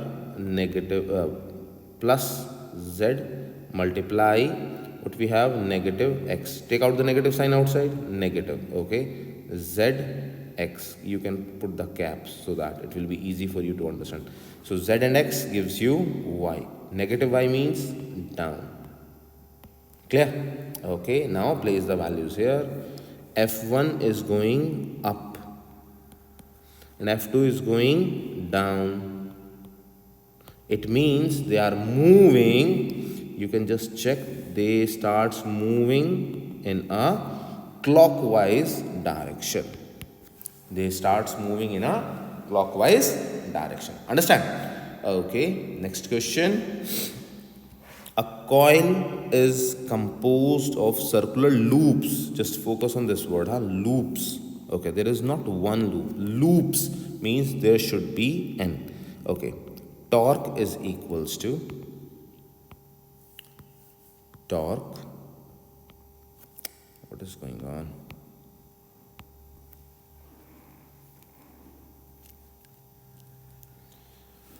Okay, change the color. Torque is equals to N times IAB sine of theta. Yes or no? Okay. So just write like this. N IAB sine theta. Okay. Let's see in the question. Radius. Okay. Radius. So can I say in terms of coil? Coil means wire. Coil. Coil means wire. So area should be pi r square. So 3.14 times. What is the radius? 5.13 centimeter times 10 raised to power negative 2 square. Clear? I can write here radius is equals to 5.13 centimeter, which should be equals to 5.13 times 10 raised to power negative 2 meter. Clear? Okay. And has n, and I told you now it will become 47 windings. Windings means the number of loops. Current I is 1.27 ampere. Okay, that is perfectly fine. Flow through the coil, which is inside a homogeneous magnetic field. Homogeneous means same. Okay, nothing to worry about this thing. Okay, magnitude. So B is given 0.911. What is the maximum torque? Okay, this is something big, maximum torque. So for in case of maximum torque, theta should be 90. Why? Sine 90 degree gives you 1, which is the maximum value. Do you understand? Okay, so theta, sine theta should be equals to 1, theta should be equals to 90. So what we are looking for? We are looking for torque. We have N, we have I, we have A, we have V, we have sine of theta. So guys, place every value. Okay, change the color and place every value. Torque is equals to N IAB sine of 90 degree. Place all the values. What you will get? 0.450 Newton meter. And guys, area you need to use pi r square. Fine guys. Okay, I thought lots of topics are clear so that you can easily find out the directions of the magnetic field. You can find the direction of the force. You can find the direction of the current. See guys, there are lots of things and there are lots of ways with the help of left hand rule, right hand rule, screw rule. I know all these things, but I know students sometimes are not able to figure out the right direction. That's why I find out this alternative, which I told you. If you use this method, I can bet you that every single question, you can solve it within 10 to 30 seconds. More you will practice, this will be clear for you. Okay? So guys, take care, bye, and I will meet you in the next video. Hello students, In this video, we are going to learn about question number 14 of EOT. Okay.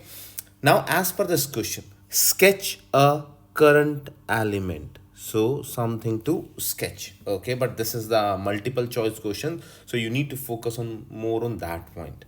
In a wire, okay, and indicate the direction. Okay, we should know the different directions, and we already discussed number of times in question number 11, 12, and 13 of the magnetic field. So we will apply the same rules of vector ijk to find the direction that is set up at a given point near the wire.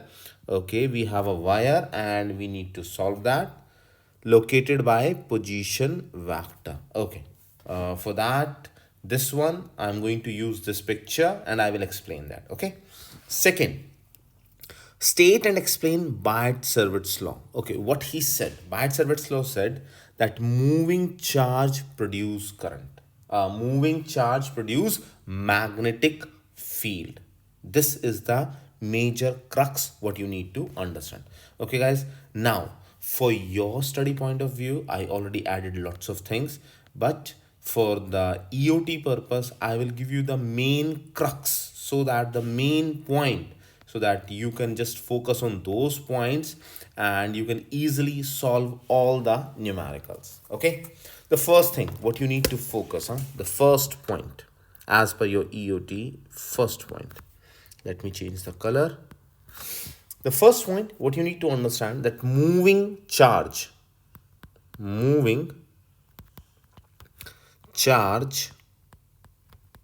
produce magnetic field.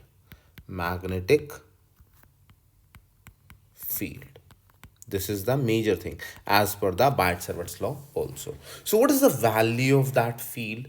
So we are looking for small amount. Okay, let's say dB, change in magnetic field, a very small amount we are looking for, that is mu naught over 4 pi, which is a constant value, I dl divided by r square. I will explain this, and you need to focus. Let's say you can understand this picture. For this picture, I'm using red color. So this is your wire. Understand? This is your wire. So let's say I will draw here one more time. Let's say this is your wire. This is the wire. Okay. From wire, we are looking the, this is, let's say there is a point P. I just want that because of this wire, find out what is the magnetic field at point P. Fine. So this wire has any length L? Yes or no? So if I take small part of this wire, very small part of this wire, let's say this much wire I'm taking. So this has the DL part, small length of wire. Fine. Okay, this distance is R. This is the perpendicular distance from the wire, and this is your point P, where we are going to find the magnetic field, small magnetic field. Why? Because if we find if we take complete wire, then we will find complete magnetic field. B is complete. Okay, and dB is the small part, because I'm using the small part of the wire. So there are few things what you need to focus. The first thing, you need to focus on DL, small part of length, small length. Okay. Second, you need to understand R, that is the perpendicular distance from wire to point P. Clear? Okay. Third point, what you need to focus. Third point is your angle. Sometimes there can be an angle also. So angle theta between wire and point P. And on point P, we are looking for magnetic field. Okay, so if we are using small length, if we are using DL, small length, small length. So it will give us small magnetic field. Small magnetic field. Clear, guys? Okay, so this is our formula. So you need to focus. And there is one more thing, that is the word called mu naught. What is the meaning of mu naught? This is a kind of permission, that how much permission. Let's say, I'll give you the example so that you can understand. The same setup is in the air. Okay, you have some magnetic field. If you take the same setup in the water, do you have the same magnetic field? Your answer is no. Why? Because of the permission, because of the material, because of the medium, you can say. So we called it magnetic permeability.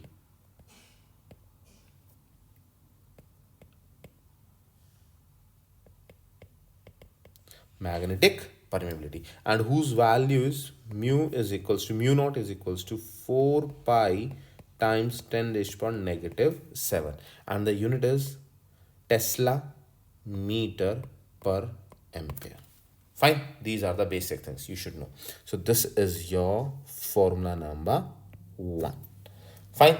Okay, now if I solve the complete this process, let's say this is the small part, this is the small part. Let's say I want to solve the full part, full magnetic field, or complete or full or complete magnetic field. In that case, what you need to do, you solve it. So you will get B is equals to mu naught I divided by 2 pi r. Mu naught I by 2 pi r. Is it fine? Okay. Now the third thing, which we already know, but just I need to place it. Okay. So we know the formula of force. Force is equals to I B L sine of theta. This we already cover in question number 12 and 13 also. Yes or no? Okay. IBL sine of theta. So if I place the same value of magnetic field here, the value of magnetic field here, then I will get the different answer. But where we are going to use this? Where we are going to use this one. So you need to understand, this is the case of double wire. Double wire. I will explain this. Let's say this is case number 1 and 2 for single wire. Single wire. Now let's say you have two wires with you. One wire is here. This is the wire 1 and this is the wire 2. Fine. This is your wire 1, wire 2. Okay. So you need to find out, let's say current is moving. The current is moving up. In this also current is moving up. So you need to find out how much force wire 1 is applying on 2 and how much force is wire 2 is applying on 1. Again, how much force? How much force wire is applying? Yes or no? Okay. For that you have a simple formula. Force is equals to, okay, force on 2 due to 1. Just try to understand. If you understand this one, you can solve everything. Very simple. Force on 2 due to 1. So we have the formula I, on which we are looking for the second one. So I B L sine of theta. Let's say theta is equals to 90 degree. Then we have I B L. Okay. Force on 2 due to 1. Now just solve this properly. So we are solving because of 1. So we already have the wire 2 which has current I2, length L. So what is the magnetic field because of 1? So magnetic field is, we already solved here, mu naught I1 over 2 pi r. So what should be the formula? We have mu naught I1 I2 L divided by 2 pi r. And remember this thing. If you remember this thing, this is your key formula. This is your formula number 3. So can I say force on 1 due to 2 is equals to force on 2 due to 1, just opposite in direction. Opposite direction. So guys, you have total 3 formulas to remember, huh? Only 3 formulas. One, this one. Remember this small part. Second, for single wire, if you have only single wire, okay, and if you have double wire, wire 1 and wire 2, so this is your formula, okay. In this, before going to proceed for the next part, I want to add few major things. Let's say cases which you need to understand. Cases, huh? Let's say you have two wires and both are moving in the same direction. Let's say you have two wires, case 1, 1, 2. Current is moving in the same direction. Current, same direction. So which type of force is applicable? So always remember, force is attractive. So they will attract each other.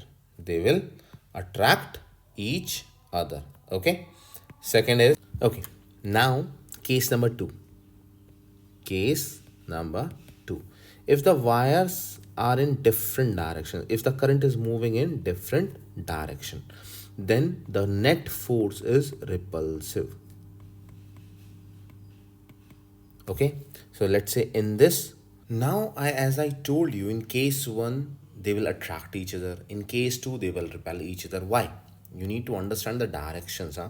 So let's say this is your wire. The current is going up. Use the right hand rule. This is your thumb, okay, and these are your fingers. Clear? This is your hand. I know my drawing is not very good, but you need to understand. So what is the direction here? You need to focus, huh? What is the direction? If you just put your hand like this, thumb is going up and your palm is like this, you just check your curl is in which direction, like this. You move your direction, you move your hand is in anti-clockwise. Anti-clockwise. Yes or no? Anti-clock. Sure. Okay. Now there are the two parts. What you need to focus. Here the thing is going inside. And here it is going outside. You can just check with your hand also. It is from when you are going from this side to this side. Left to right. So here you are closing. Here it is going up. Yes. Okay. Sure. So this is your outside, shows dot here, and here it shows cross. Fine. Okay. Now what we need to find, huh? Just if you have one wire, just focus here now. You understand now? Let's say you have this wire here and you have another wire. This is your wire 1, this is your wire 2. Okay, you need to find the impact of wire 1. Okay, this wire 1 on wire 2. So which area you want to solve? You want to solve the which part? This is your left side and this is your right side. Okay, so in the right side, what we have, just focus here, huh? So your magnetic field is inside. Inside means, just think and tell me, huh? You already learned this thing a number of times. Negative Z cap. Fine. And your current I is going up. Yes or no? So that you can understand the direction of the force. Now, if it is going up, can I say positive Y cap? Okay, as we have the simple formula, F is equals to IBL sine of theta. So solve using the I and B. We need to find the direction. So I cross B, which is equals to, what is the I? Plus Y cap multiply bracket negative Z cap. Clear? Take it out. Negative outside, so we have Y cap multiply Z cap. Yes or no? Y and Z becomes, they are in the same alignment, because xyz, so yz gives you x, yes or no? So you have negative x cap. Fine. It means your direction of force. If you see, your direction of force is in left direction. You understand? This is your force. It means it is attracting this towards. This is your force 1. Fine. Okay, similarly you can solve the second part also. Now we will solve here. Now take the two wires, because see, you will get lots of question on two wires, so the concept should be clear, huh? Okay, the wire 1 we already solved, wire 1. Now wire 2, the current is going up, current is going up, so this is your current. Right down here, current is up means plus y axis. Fine. Okay, now the directions, just as we know, it is anti-clockwise, yes or no? Okay, now where we are finding from wire 2 on wire 1, so we need to use left side, yes or no? Okay, now just tell me, here it is going, where it is going inside, here it is trying to go outside. So your magnetic field is, just check what should be the direction of your magnetic field. Plus, which direction? Plus z direction. Fine, because it is going outside the paper, outside the, yeah, from the paper. Okay, clear? Outside, plus z. Solve it. So we know F is equals to I cross B, which is equals to Y cross Z, which gives you X, and you have already plus outside. So that is your F is equals to plus X axis, yes or no? Okay, then apply here. So plus X axis is this side. Clear? So this is your F2. So means on this wire, which type of force is applied? This side. Clear? Sure. So the final conclusion is, on wire, this is wire 2, this is your wire 1, this force is feeling this side, and this will feel force this side. Clear? Understand? Okay, similarly you can solve the second part. Okay guys, now jump on the questions. Question number 1. This is something very good, huh? This will kill you. Try to understand this question. 4 wires, each carrying a current of magnitude I. Okay. And guys, whenever you are solving the questions, you should know all the formulas. You learn some formulas. So one is dB is equals to mu naught over 4 pi I dl divided by r square. Yes or no? This is your first formula. Second formula, B is equals to mu naught I divided by 2 pi r. And third is, where both the forces are there, force is equals to mu naught over 2 pi r I1 I2 L. Okay, I1 I2 times of L. These are the formulas. You need to identify what we are looking for. 4 wires are each carrying current of magnitude I. Okay, I is given 1 ampere. The wires are located at the 4 corners of a square. Okay, so it means make another diagram, proper diagram, so that you can understand in a very good way. So here 1, 2, 3, 4. Understand? Okay, so in that case we can understand this one also. This is our diagonal, we can say simply. Okay, let's say side is, okay, first we see, then we'll check the side. 4 corners of a square with side A. Side A is given. This is your side A, this is your side A, this is your side A, and this is your side A. If we solve the diagonal, okay, solve, let's say A, B, C, D. So if we want to find triangle A, D, C, okay, so we can solve AC is equals to A square plus A square, yes or no? A square plus AC square is equals to A square plus A square. So this is your diagonal D square, or you can say 2 times of R square. 2 times of r square, or diagonal d square, or 2 times of r square is equals to 2a square. 4r square is equals to 2a square. R is equals to a divided by root 2. Clear? Yes or no? Sure. So this half distance is r, and this is equals to your a divided by root 2. Okay. Now we need to use this.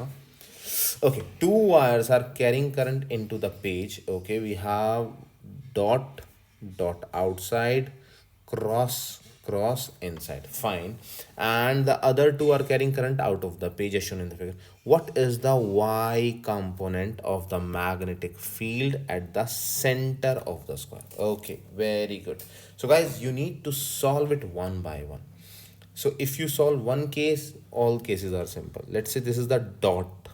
Okay, this is your wire. It means current is outside. Out means plus z. Yes or no? Out means plus z. Okay, make a circle. Now your magnetic field should be in circular form. So if it is outside, just tell me what should be the direction. See, what you need to do, you just need to take your thumb. Okay, this is your thumb, and curl your fingers like this. Yes or no?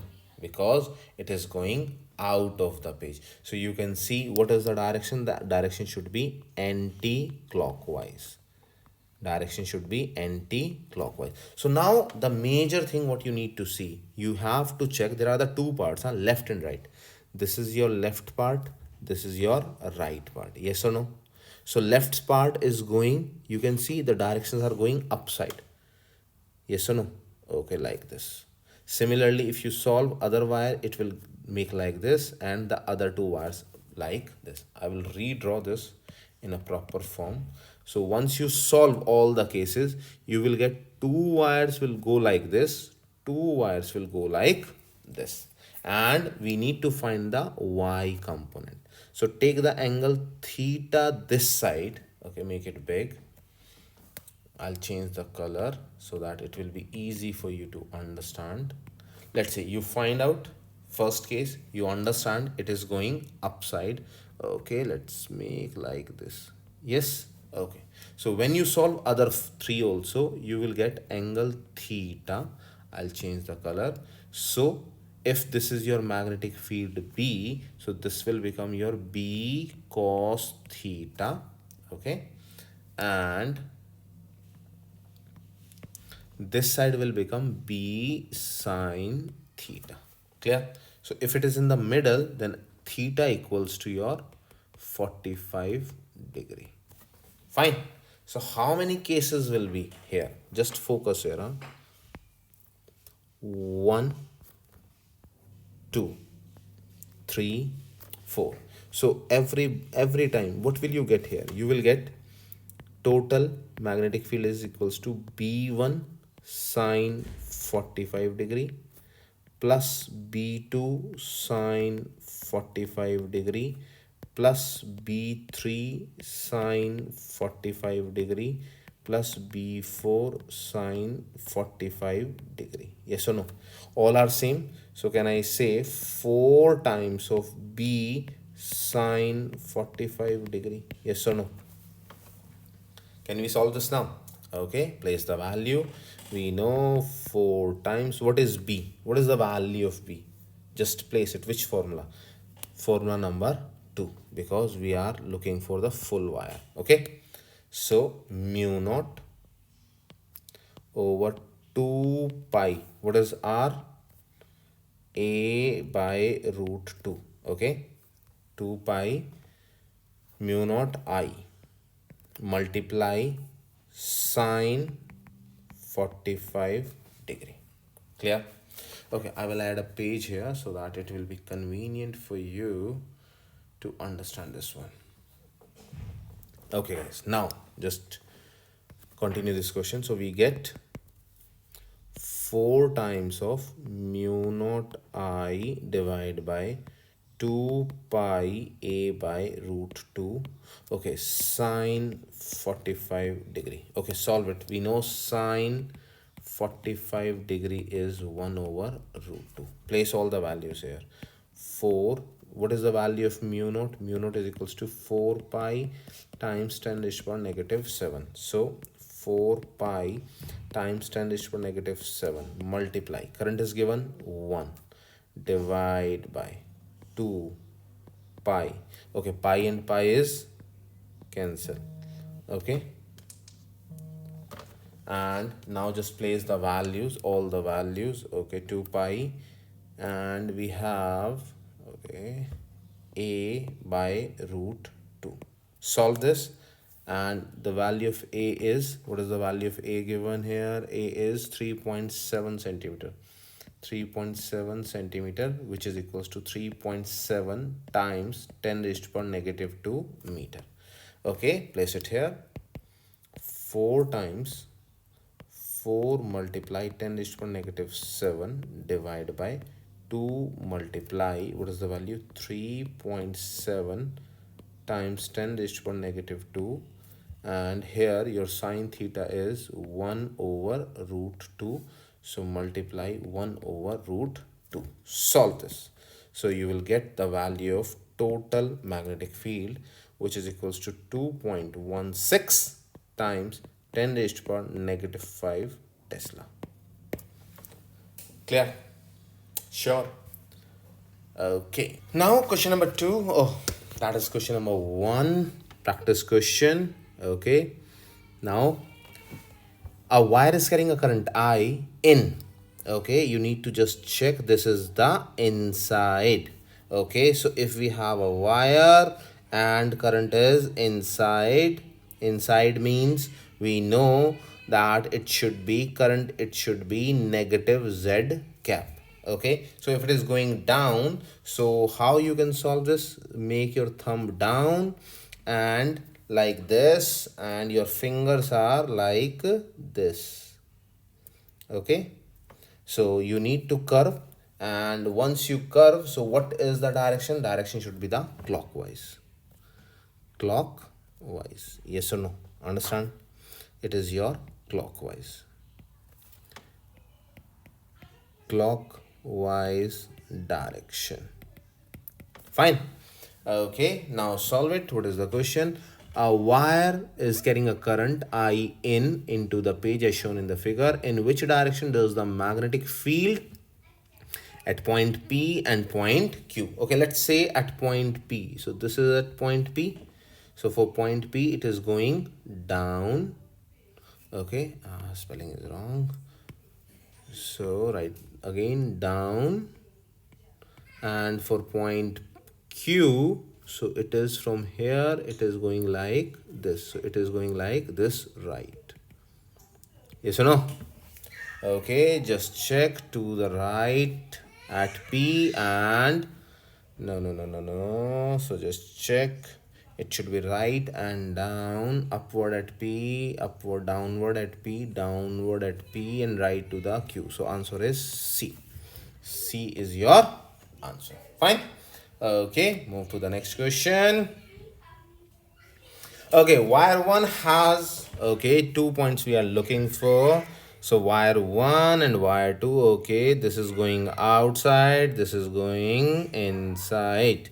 So it should be current is your Z positive, positive Z. Here Z is negative. Fine, current is negative Z. Okay, so here the current is like this. You should know na how to solve the right hand rule or a right hand thumb rule. So it is going up, just check, it is anti-clockwise. Okay, and for this I'll give you a shortcut to remember. If you puzzle at any time, scan du, du, du, lr, lr. Okay, just check this thing. You can solve any question. Just see where the current is going. Current is going down or current is going up. In case 1, where it is going up. So what is A? A is anti-clockwise. Wait, I will write everything for you. Okay, L means left. R means right. Okay, left and right. S means south, C means clockwise, clockwise. D for down, D for down. Clear? Okay, A for anti-clockwise, anti-clock. Okay, N for north.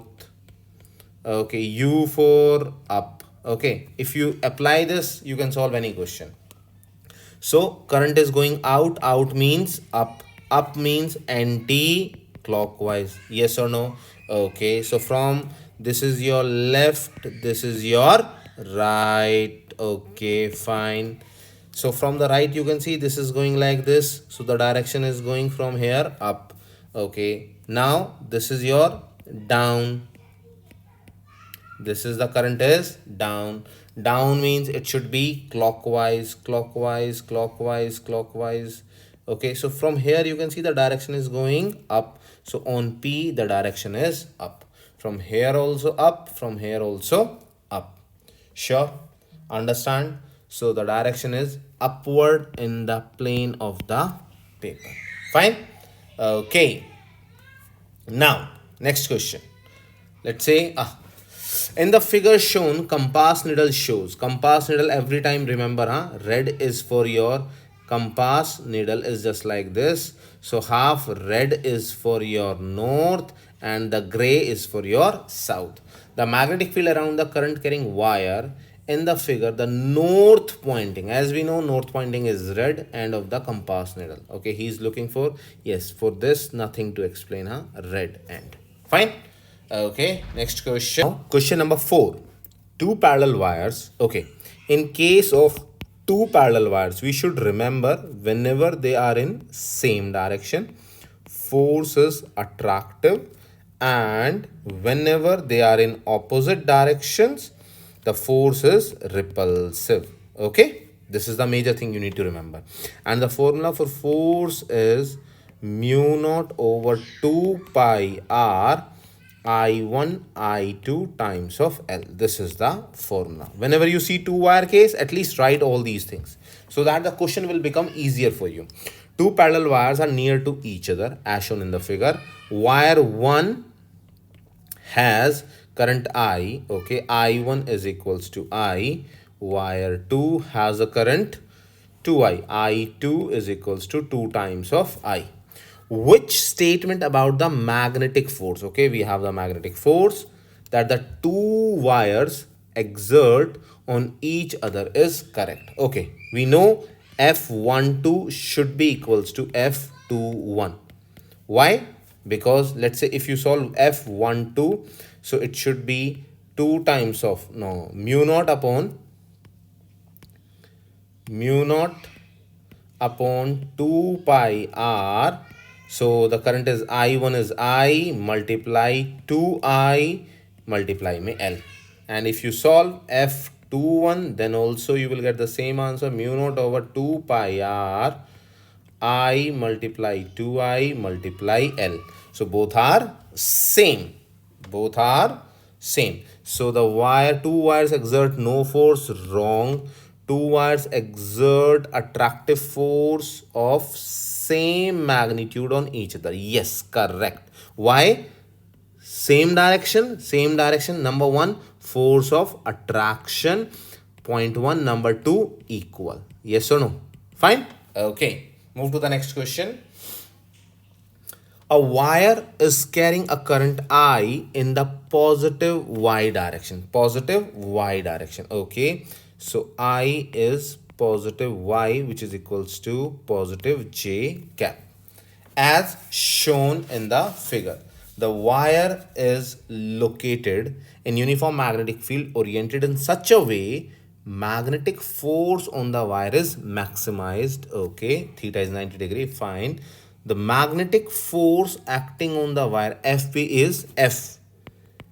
F is given negative X. So negative I cap. What is the direction of magnetic field? So you are looking for B.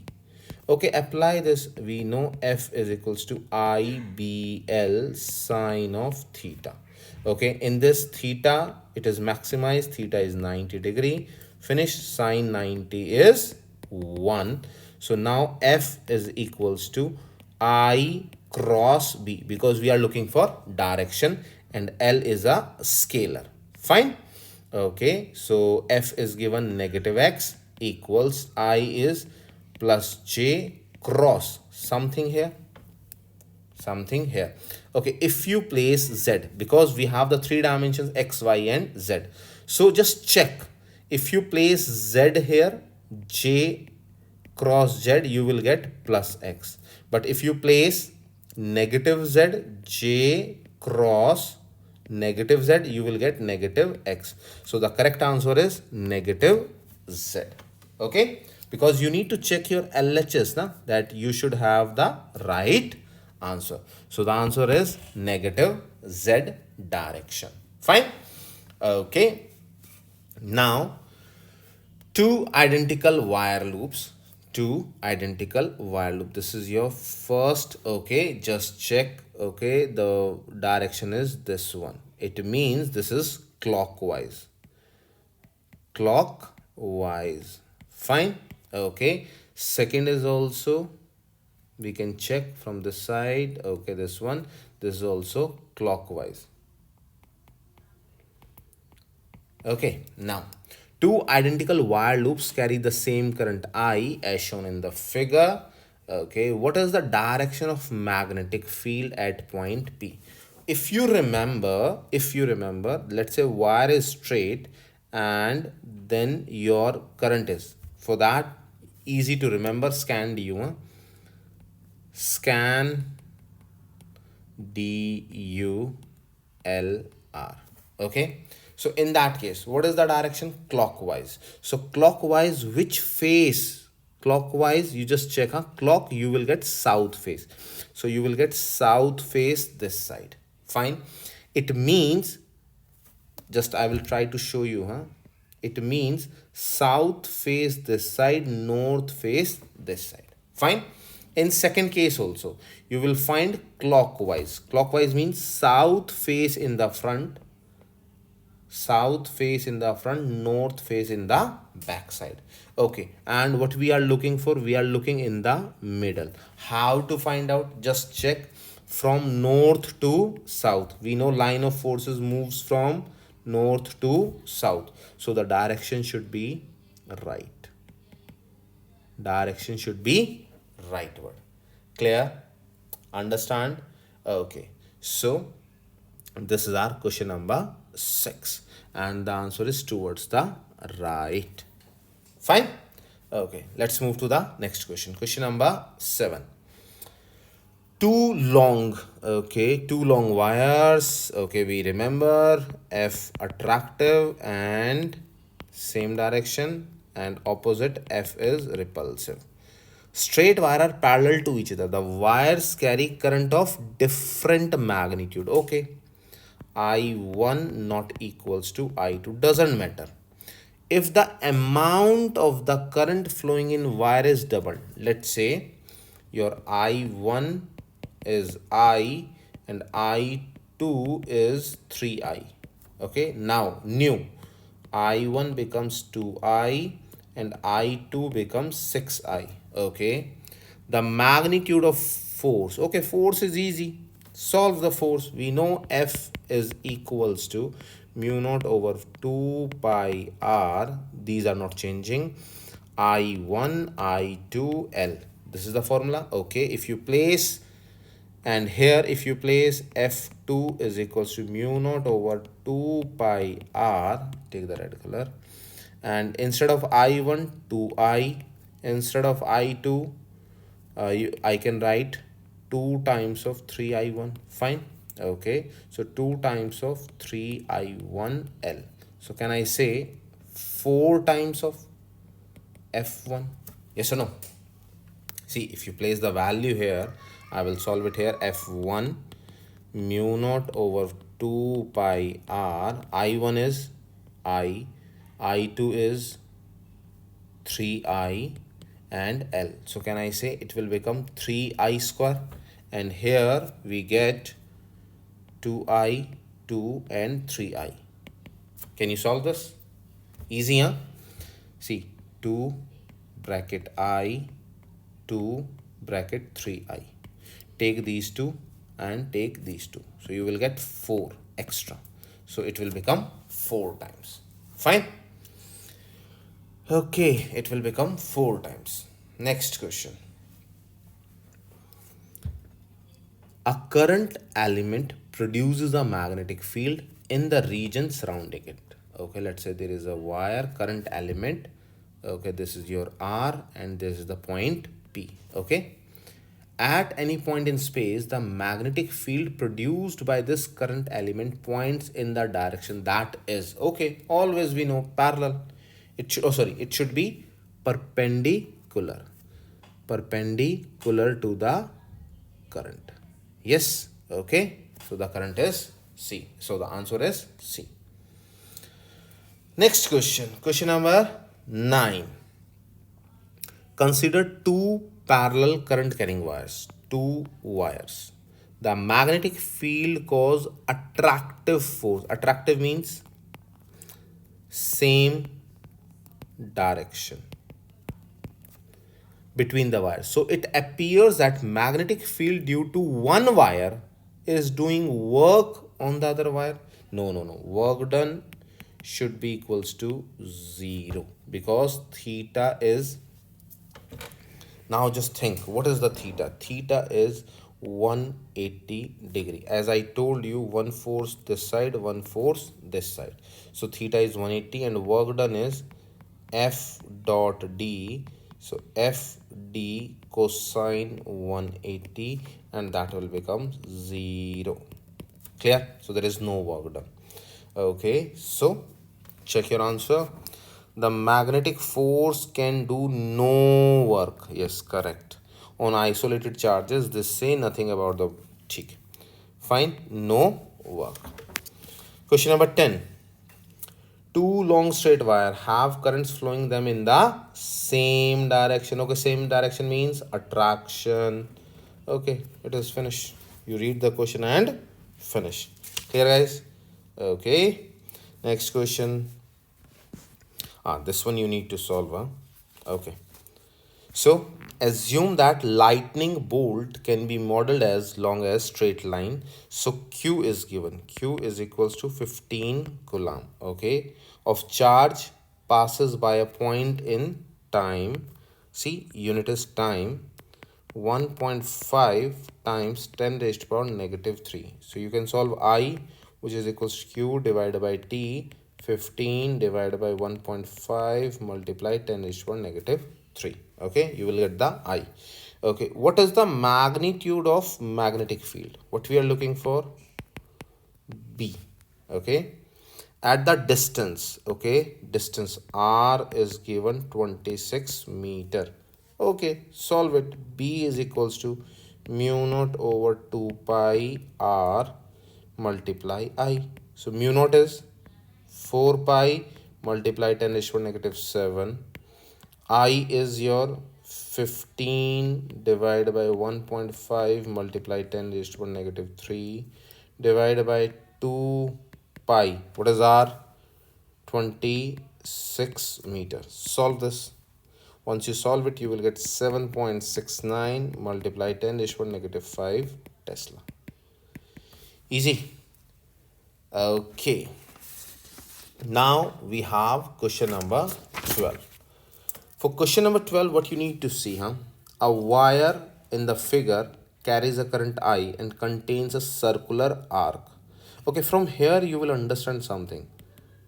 Circular arc, is that complete wire or incomplete wire? Incomplete. Okay, incomplete.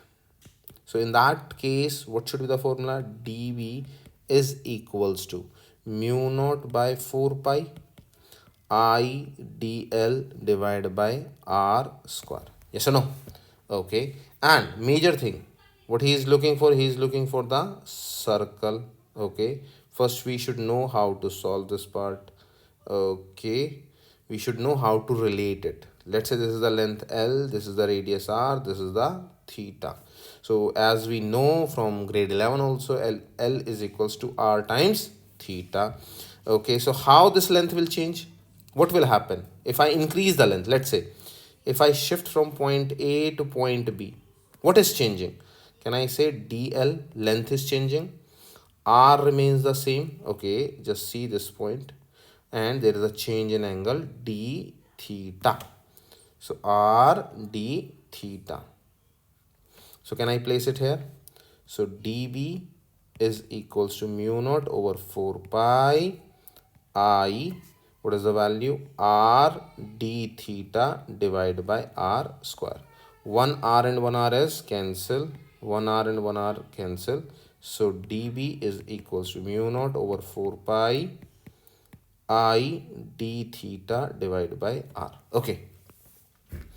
Radius is R and angle is pi by 2. Okay. So we need to solve it from 0 to 90. Two straight sections are mutually perpendicular. Okay. The mutually perpendicular one, this is 0 and 3. Okay. We are not looking for.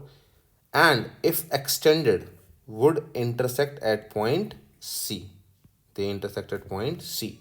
What is the magnetic field at the point C? Okay, so here, just because of this arc, just because of this arc.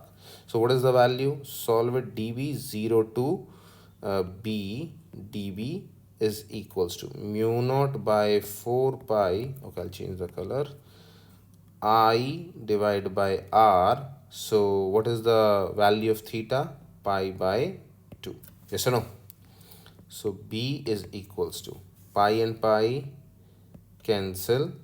So mu naught over 2 and 4, 8 I divided by R. So what is the answer? B is equals to mu naught I divided by 8 R. Clear? Okay, check it. Yes, answer number D. Fine. Okay, last question. Wire 1 carries a current I1 and wire 2 carries a current I2 in opposite direction. Opposite direction means they will repel. Yes or no? As shown in the figure. What is the direction of force? Direction of force. So they will show repulsion. Yes or no? Clear? So what should be your answer? Answer is B. Clear? Away from wire 1 because they are repelling each other. So one should be this side and one should be this side. Clear? They are repelling each other. So guys, I covered lots of questions for you for your practice, and because I know in this question they will give you the writing part also, and that can be the complicated question. That's why I cover so many practice questions for you so that you have a complete and clear idea about the topic, and in the exam you feel comfortable while solving the question. So guys, now keep on practicing and I will meet you in the next video. Till then, take care. Bye. Hello students. Now today we are on the question number 15 of EOT. That is the last question of the multiple choice. And after that, I'm going to start the writing based questions. Okay. So now this is the easy question and I already covered lots of things from question number 11 to question number 15 or question number 11 to question number 14. Okay. Now just see this. Recall that SI unit of magnetic field strength. As we know, what is the unit? Tesla. Okay, that is easy. Second thing, apply the equation to determine the magnitude of magnetic field B perpendicular distance R from a long straight current carrying wire. If you remember, guys, if you want to understand this topic, just go back question number 14. We learned B is equals to mu naught I over 2 pi R. Yes or no? This is the equation for single wire. Single wire. Yes or no? Fine. Okay, so this is the second point. First is the Tesla. So these are the basic things. Okay, so we know B is Tesla, unit is Tesla. Okay, the second thing, Tesla in terms of SI unit. You should remember Tesla. Okay, second is Newton per ampere meter. Okay, fine. Second thing, you can solve in terms of dimensions also, or the SI unit also, kg divided by second per coulomb. These are the basic thing you need to remember. Okay, so they can ask you the direct unit Tesla, but as per my understanding, they will never ask you about the Tesla. They will ask you either this part or this part. Okay, they will give you different options and they will tell you, okay, identify how to solve this. Or they will give you the four options and they will ask you, okay, which is the unit of the magnetic field, or which is the unit of the force, which is the unit of the current, but the maximum chances for the magnetic field. Clear, guys? Okay. Now, as already know about this one, we already studied, and you just need to remember the formula for this. What is the formula? B is equals to mu naught I divided by 2 pi r. Fine. Okay, let's move to the questions, and we already studied this one before also in question number 14, question number 13. So just go through this, Okay, guys, now the question number 1. What is the magnitude? What is the magnitude and direction of the magnetic field? Okay, we are looking for magnetic field, and we know the formula. B is equals to mu naught I over 2 pi r. Okay, so you have in this question, we have the value of I is equals to 3.4. Okay, second thing, what we have, just check and tell me fast. So we have the value of distance d, which is equals to r, which is equals to 6.5. Yes or no? Okay, now just place this in the formula and let's see what you will get. Okay, so we know the value of mu naught, 4 pi multiply 10 raised to power negative 7. Value of I is 3.4 divided by 2 pi. Okay, pi and pi is cancel, easy for you. And after that, 6.5 centimeter. So convert this, we can say 6.5 times 10 raised to power negative 2. So multiply 6.5 times 10 raised to power negative 2. And once you solve this, you will get 3.8 multiply 10 raised to power negative 7. This is the value. Okay, here we forget to write the values. And second thing, okay, we can check that one.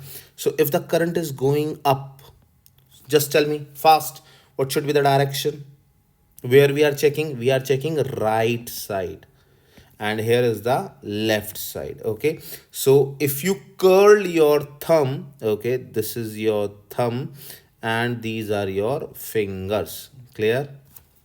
So if you curl them, it is going up, so the direction is anti-clockwise. Yes or no? So if you check from here, it is going upside. It is going upside. Upside means out, outside the page or out of the page, you can say. So the answer is B. And guys, I just forget to write the values, but yes, if we have the different values, so you can just identify with the number and the direction is out of the page. Clear? Okay, now we have one more practice question, and I thought we already discussed this question, but for your practice, as per this question, it is mandatory. Okay, let's say there is a current and current is going inside. Current is going inside. So we need to find out the direction of the magnetic field. Okay, I'll give the shortcut. If you remember from question number 14, SC, AN scan, DU, LR. Okay, S for south, C for clockwise, A for anti-clockwise, N for north, D for down, U for up, L for left, R for right. Okay, where it is going? Inside. It is going inside, or you can say down. So which kind of circle? What will happen here? Just draw the circle. And what should be the direction, guys? It is going down, so it should be clockwise. Do you understand? Clockwise. Yes or no? Okay, so if we check Okay, read the question so that you are able to solve this. A wire is carrying current into the page. In means under. It is going down or inside. Okay, or you can write in and out also for your understanding. Shown in the figure, in which direction does the magnetic field point at P and Q? Okay, it's easy now. So for P, it should be down. For Q, it should be right, it should be down. Yes or no? Okay, so read it. Down at P and right to the Q. So your answer is C. Okay, guys, and what I understand, because you already go through the question number 11 to 14, these are just means you can say a piece of cake. Very easy, easy to understand, easy to solve. Okay, guys, so I will meet you in the next video with the writing based question. So till here, guys, finish all your questions so that you have the basic understanding, so that you can solve the writing based questions. Okay, till then, take care. Bye. Hello students, in today's class we are going to learn question number 1 of the writing part, or you can say we are learning the question number 16 today. Okay, so what is this question? Distinguish between ohmic and non-ohmic resistors. Okay, we should know about the Ohm's law, and then we need to learn about the ohmic resistors and the non-ohmic resistors. Fine. Recall and apply Ohm's law. Okay, guys, it's a very simple thing. What you need to understand, first thing, we have Ohm's law. Ohm's law. So as per Ohm's law, generally when you see the formula, you will see the formula V is equals to IR. V equals to IR. Or if we, as per the law, what we said, current is directly proportional to the potential difference. Temperature remains the constant. Temperature remains constant. What is the meaning of this thing? He said that more current will flow if we have the more potential difference. Let's say there is the height, okay, and this is the second height. So from this point to this point, the ball will flow or the charge will flow, okay. But if you have more difference, and this is the second point, so if you have a more difference, the speed will be higher, means more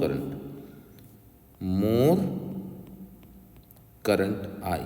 Fine, like this. So if we solve this, what we get, I is equals to V over R, and V is equals to IR. Fine. Okay, this is your Ohm's law. Second thing, what you need to focus, that is the ohmic and the non-ohmic resistor. This is something interesting, huh? What is ohmic resistor? Which obeys Ohm's law? What is the meaning of obeys the Ohm's law? The major things, what you need to focus. Okay, I'll take another page and I will explain you in detail. Let me add one page here for you. Okay. Change the color. Okay, now the word is called ohmic resistor, which obey Ohm's law. What is the meaning of obey the Ohm's law? See, if I said V is equals to IR, so R is equals to V divided by I, which remains same every time. Let's say if this is the value, see, 2, let's say 10. This is 4, let's say 20. This is your 6, let's say 30. Okay, so if you solve them, every time the ratio remains the same, or the value of R remains the same. Okay, you can keep on moving 40. This should be your 8. Fine, you understand? Okay, we will understand with the help of the numerical value. If you are going to solve this, what is the major point you need to focus? What is on the y-axis? Here is the current I, here is the voltage V. As we know, what is resistance? R is equals to V upon I. Yes or no? But generally from the graph, what we solve? We solve 1 over R, which is equals to y-axis divided by x-axis. Clear? Which is equals to your I divided by V. Once you solve this value, you can just reverse it. Clear? Okay, solve this. 1 over R1, first situation. So it should be I1 divided by V1. What is your I1? I1 is 10. 10 divided by 2. It will become 5. So can I say 1 over R1 is equals to 5. So what is R1? Which is equals to 1 divided by 5, which is equals to 0.2 ohm. Clear? Understand? Okay. Similarly, you can solve the case 2. This is the case 1. Case 2. 1 over R2 is equals to. Okay. You have value 4. You have value 20. So I2 is 20 divided by. What we have? 4. Okay. Solve it. 20 divided by 4. 5. So 1 over R2 is equals to 5. R2 is equals to 1 over 5. And the value of R2 is 0.2 ohm. Clear? Similarly, once you start solving all these things, you will get the same answer. This type of resistors are called ohmic resistors. Fine. Second, we have non-ohmic resistor. What is the meaning of non-ohmic? Which does not obey or do not obey Ohm's law. What is the meaning of this term, which do not obey? So whenever you are going to solve R1, R2, R3, so their values are not equal. R1 not equal to R2, not equal to R3. So these type of resistors are called non-ohmic resistor. Clear? Let's say resistor can be like this. So if I solve, let's say here, this is the value 2. If I solve here for different value, if I solve here for different value, every time you will get the different values. Okay. And the major point, how will you solve this? You cannot solve this directly. You cannot solve this directly because we will do the numerical on the basis of non-ohmic resistor. So there is a technique. What you need to do, let's say if you have a graph like this. Okay, if I draw a graph like this and they will give you, let's say there is a point.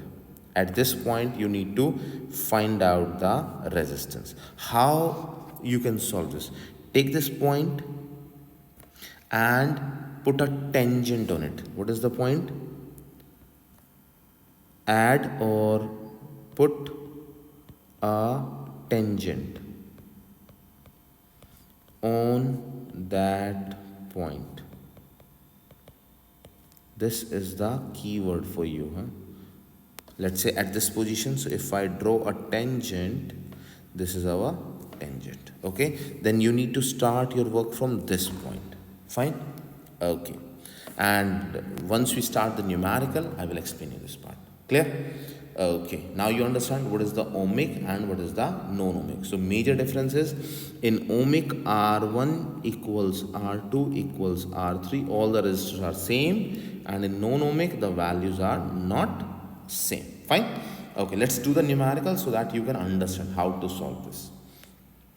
Okay, now this is the major problem you need to understand, and might be you will get the same question in your exam also.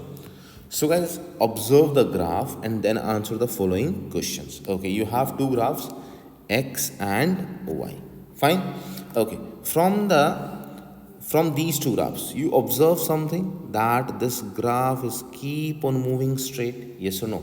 So if you observe something at every point, they are equally distributed? Yes or no? Equally distributed. So can I say this graph should be the ohmic? Okay, here you can see it is not equal. You can just check here. Let's say this is at your position 1. 1 is something very high as compared to 2. It is not exactly 2. If you make it big, you can see at 2 it is 4. You can see the gap. Okay, at 3 you can see the gap is different. Okay, so they are not same. Clear? So this type of graph is called non-ohmic. Clear? Okay, let's move to the question number 1. What is the resistance type in group X? Okay, we already discussed about this thing. That is the non-ohmic. Okay, clear? Okay, now what is the resistance at volt 2? Okay, this is something good. We need to solve this. Okay, I told you something here. This one, ohmic, is easy to solve. Okay, let's say I'll change the color. 2 volt. This is your 2 volt. Yes or no? And this is your I, that is the 4. Okay, first we solve the y part, then we will solve the x part. Okay, we know as per the graph 1 over r, because here is current I, here is voltage V. 1 over r is equals to I over V. Okay, what is the I here? 4 divided by voltage is 2. So can I solve this? This will get 2. So 1 over r, which is equals to 2. Okay, flip this. R is equals to 1 over 2, which is equals to 0.5 ohm. Clear? This is the value of resistance. Okay, now solve for x. And I told you, whenever we have the non-ohmic, you cannot solve this directly. That, okay, you take a line and you solve it. No, not at all. You need to put a tangent on this and put a tangent like this. Do you understand? I'll make a straight line so that and change the color also. And you need to put a tangent over here. Clear? Sure? Okay, so this will give you the starting point is 2. So you need to check like this. This is your voltage and this is your current. So what is the current value? Now just focus. So for group X, so 1 over R should be equals to delta I over delta V. What is delta I? Final minus initial. 4 minus 2 divided by 2 minus 0. So 4 minus 2, 2 divided by 2, which is equals to 1. So R, you can say non-ohmic is equals to 1 ohm. Clear? And for ohmic, we have 0.5. So guys, this is the difference. Clear?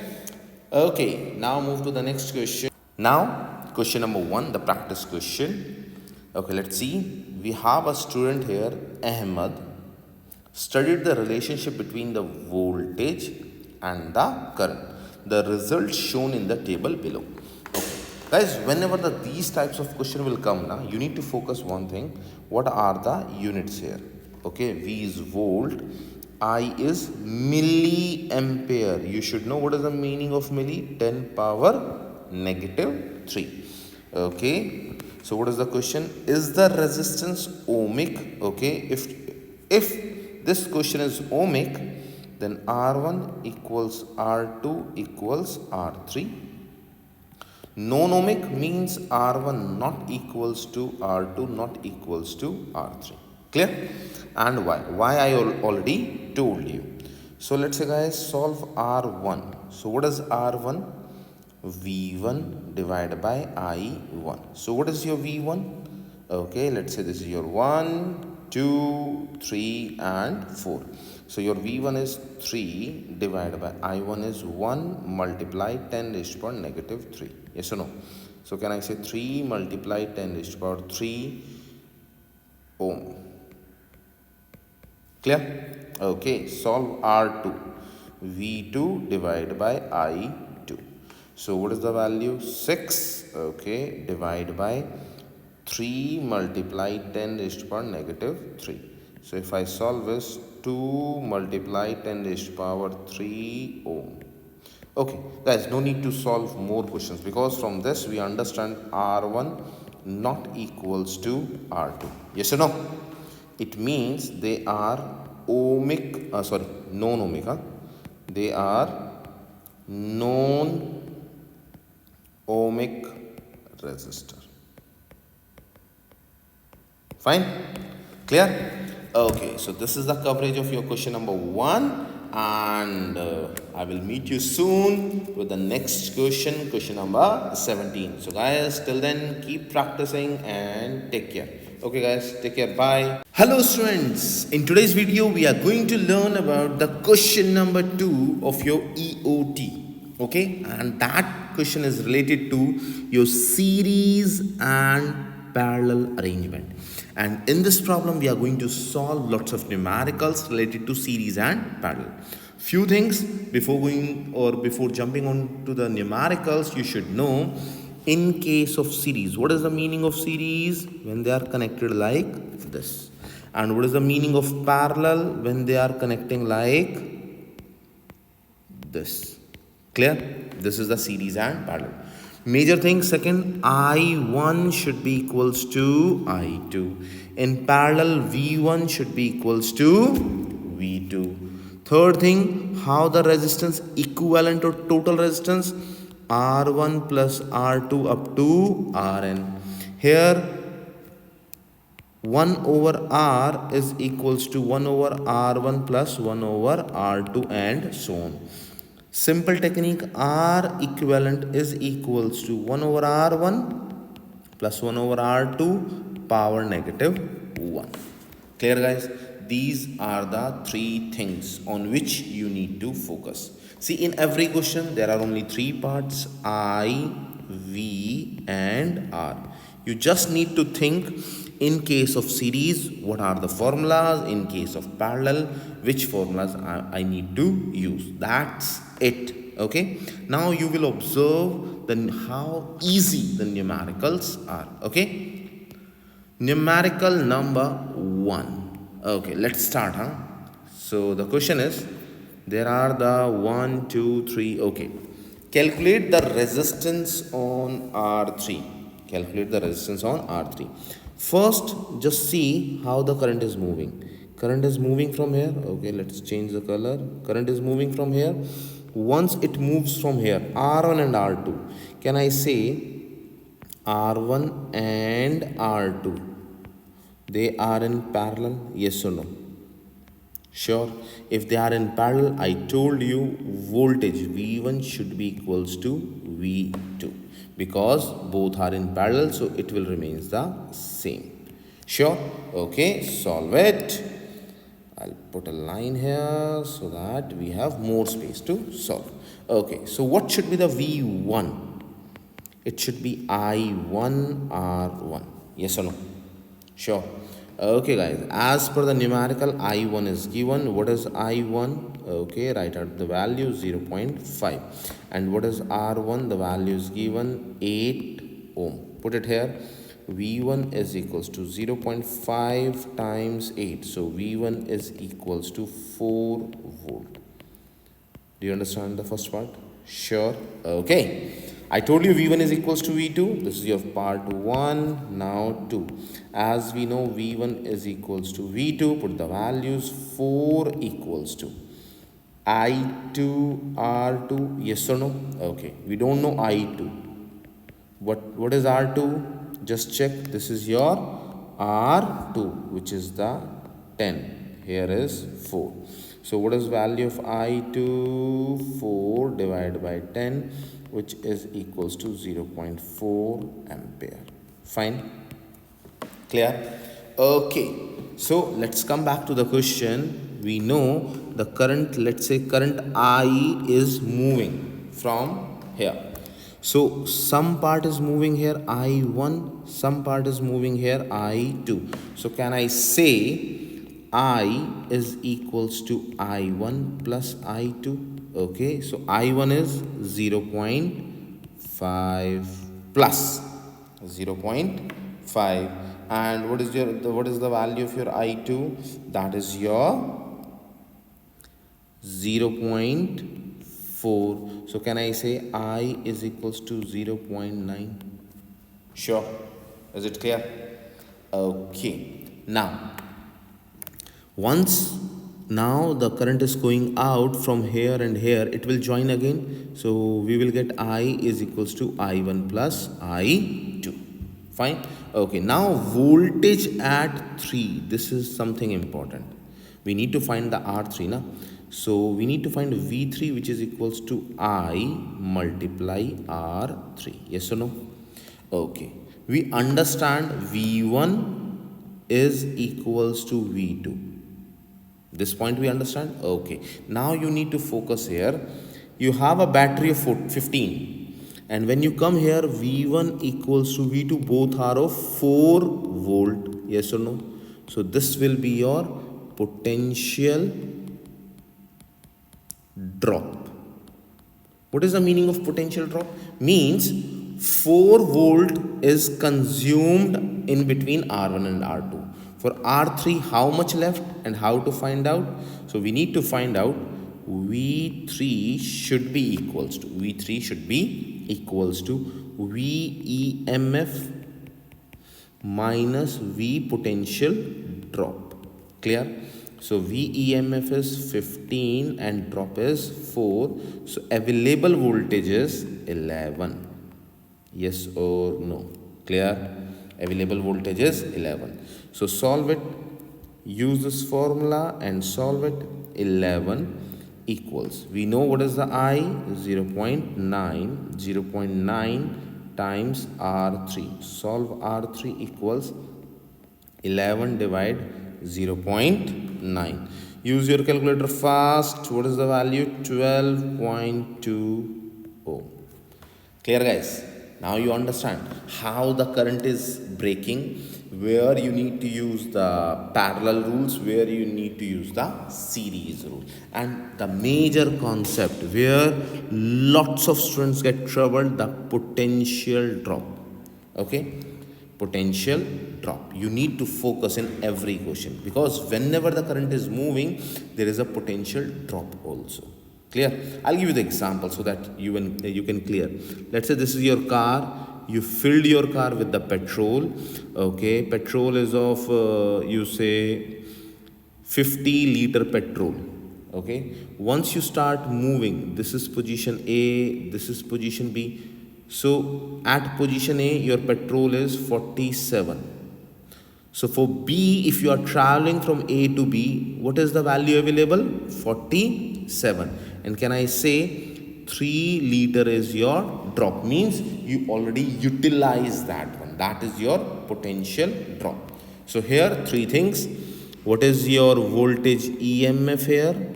You can say 50. Potential drop is your 3. And available voltage or terminal. So V is equals to VEMF minus V drop, which is equals 50 minus 3, which is equals to 47. Is it clear now? Okay. Now move to the next question. This is something very interesting. Okay, now just see. This is your VEMF. This is the source. Okay. Once you start moving from here, you see both are in parallel. Parallel means it's V1, here is V2. So V1 should be equals to V2. You have this value 12 equals. Do we have the current? No current is there. And do we have the resistance? Yes, we have the resistance 5. Clear? Yes or no? Do you understand this point? Okay, so can we solve the value of I, which is equals to 12 divided by 5? So 2.4 ampere. 2.4 ampere. So now what you need to focus, let's say from here the current is going I, that is 2.4.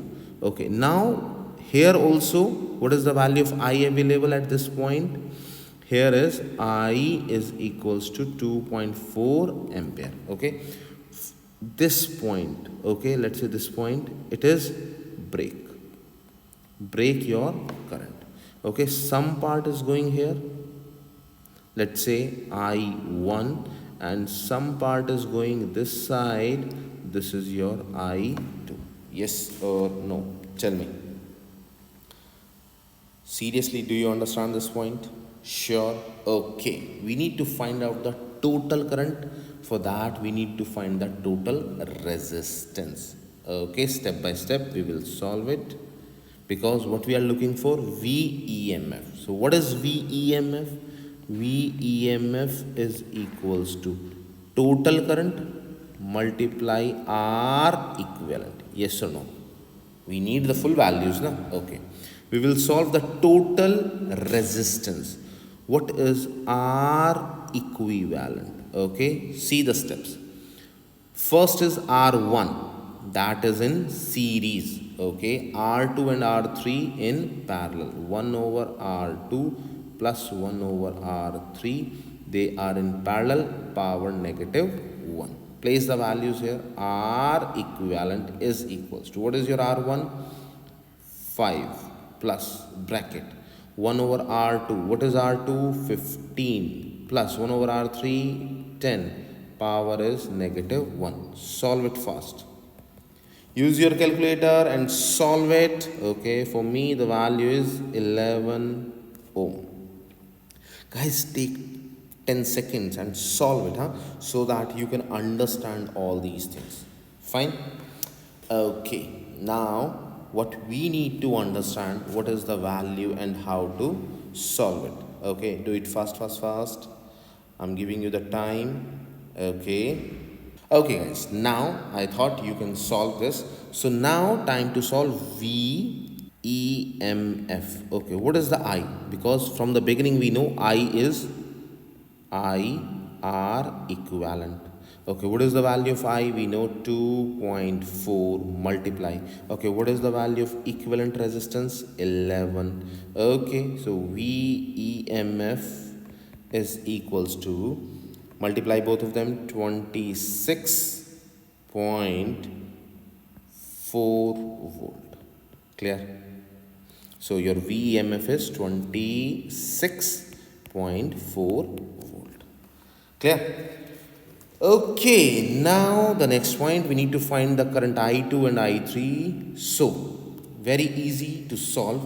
We know R2 and R3. Okay, we know V2. Okay, before that, R2 and R3, R2 and R3 are in parallel. Yes or no? Okay, from this can we conclude voltage 2 should be equals to voltage 3? Yes or no? Okay, so what should be the voltage 2 and voltage 3? First thing, voltage 2 is equals to voltage 3, but that should be equals to V2 is equals to VEMF minus V drop. We learned in the previous question also. Okay, so V2 is equals to, what is the EMF? 26.4, and drop is 12. You can see here it is given 12 here. Okay, so available voltage is V2 equal V3 is equals to, what is the value? 14.4. Fine. Do you understand? Okay, now solve this. Now you have all the values. So we know V2 is equals to I2 R2. Okay, what is the value of V2? 14.4 is equals to I2, we don't know. What is R2? R2 is 15. Yes or no? Solve it. Similarly, you can solve the V3 also. V3 is equals to I3 R3, and because in the question we need to find the R3, you can solve. So 14.4 is equals to I3. What is R3? 10. Okay, so I3 is equals to 14.4 divided by 10. You will get 1.44 ampere. Yes or no? and before that what is the value? 2.44. So if you solve this, I2 is equals to 14.4 divided by 15. So you will get 0.96. Sure? Is it clear now? I try to explain you each and every step so that you can solve them properly. Fine, guys? So we solve I3, we solve VEMF, and we should know how to solve it. Okay, next question. This is the easier one, huh? Calculate the equivalent resistance. Okay, so you need to check. Once you start from here, you are in the voltage, you are in the parallel. Okay, some current is going this side, some current is going this side. Okay, you will get, just give them the name R1, R2, R3, R4, R5. Okay, I will explain you individually so that once these type of numerical will come in the exam, you can solve it. We can see R1 and R2, they are in parallel. Yes or no? Okay, so you can solve them. 1 over, okay, R12, very simple, R12, which is equals to 1 over R1 plus 1 over R2 bracket power negative. Clear? If I include R3 also, R1, 2, 3, as we know, in this case, you need to focus, huh? Okay, this is point 1. Now your point number 2. As we know, R12 and R3 are in series. Yes or no? Okay. So I can say 1 over R1 plus 1 over R2 power negative 1 plus R3. Clear? You can solve this? Yes or no? Okay, place the values and solve it, huh? So we get 1 over R1 is 6 plus 1 over 12 power negative 1 plus 4. Okay, solve this. What you will get? 8. Similarly, solve R4 and R5. R4 and R5, they are in series. So can I say R45 is equals to R4 plus R5, so which is equals to 3 plus 5, which is equals to 8. Fine? Okay, now the new circuit. Just try to understand the new circuit. Let's say draw with the red color. You have the battery. Here is one voltage whose name is R123, value is 8. There is another circuit. You have R45 whose value is 8. Clear? Yes or no? So both are in parallel. So R1, 2, 3, 4, 5, which is equals to 1 over R1, 2, 3 plus 1 over R4, 5 bracket power negative 1. Solve it fast. So you will get 1 over 8 plus 1 over 8 power negative 1. So value of 1, 2, 3, 4, 5 is equals to 4 ohm. Clear? Sure? Okay, so this is your final answer. This is the equivalent value. Clear? Now we have question number 3. And this is something very interesting question, and we need to use all the series and parallel arrangements. So I will explain this question on the next page, okay, so that you can understand. And what we are looking for in this question, VEMF, the total value, okay, and the current I. Okay, now I'm going to explain this step by step. First thing, we are looking for VEMF, means the total value. So it should be equals to RI total multiply R equivalent. Yes or no?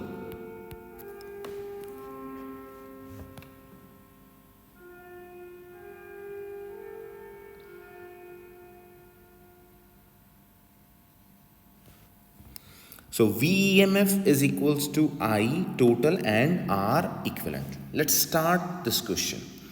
This is your VEMF. EMF which we are looking for. Fine. Let's say some current starts moving from here. So the current should be I. Okay. Now this one is in series. So the current remains the same and we will get the I here. Fine. Okay. Once the current is moving, now what will happen? It will divide here. Some part is I2 and some part will go here, that is I3. Okay, this one and down R4. If you see R3 and R4, they are in series. So here is also current I3. We know in series the current is same. Okay, it will move out from here. Okay, they will join at this point and you will get current I again.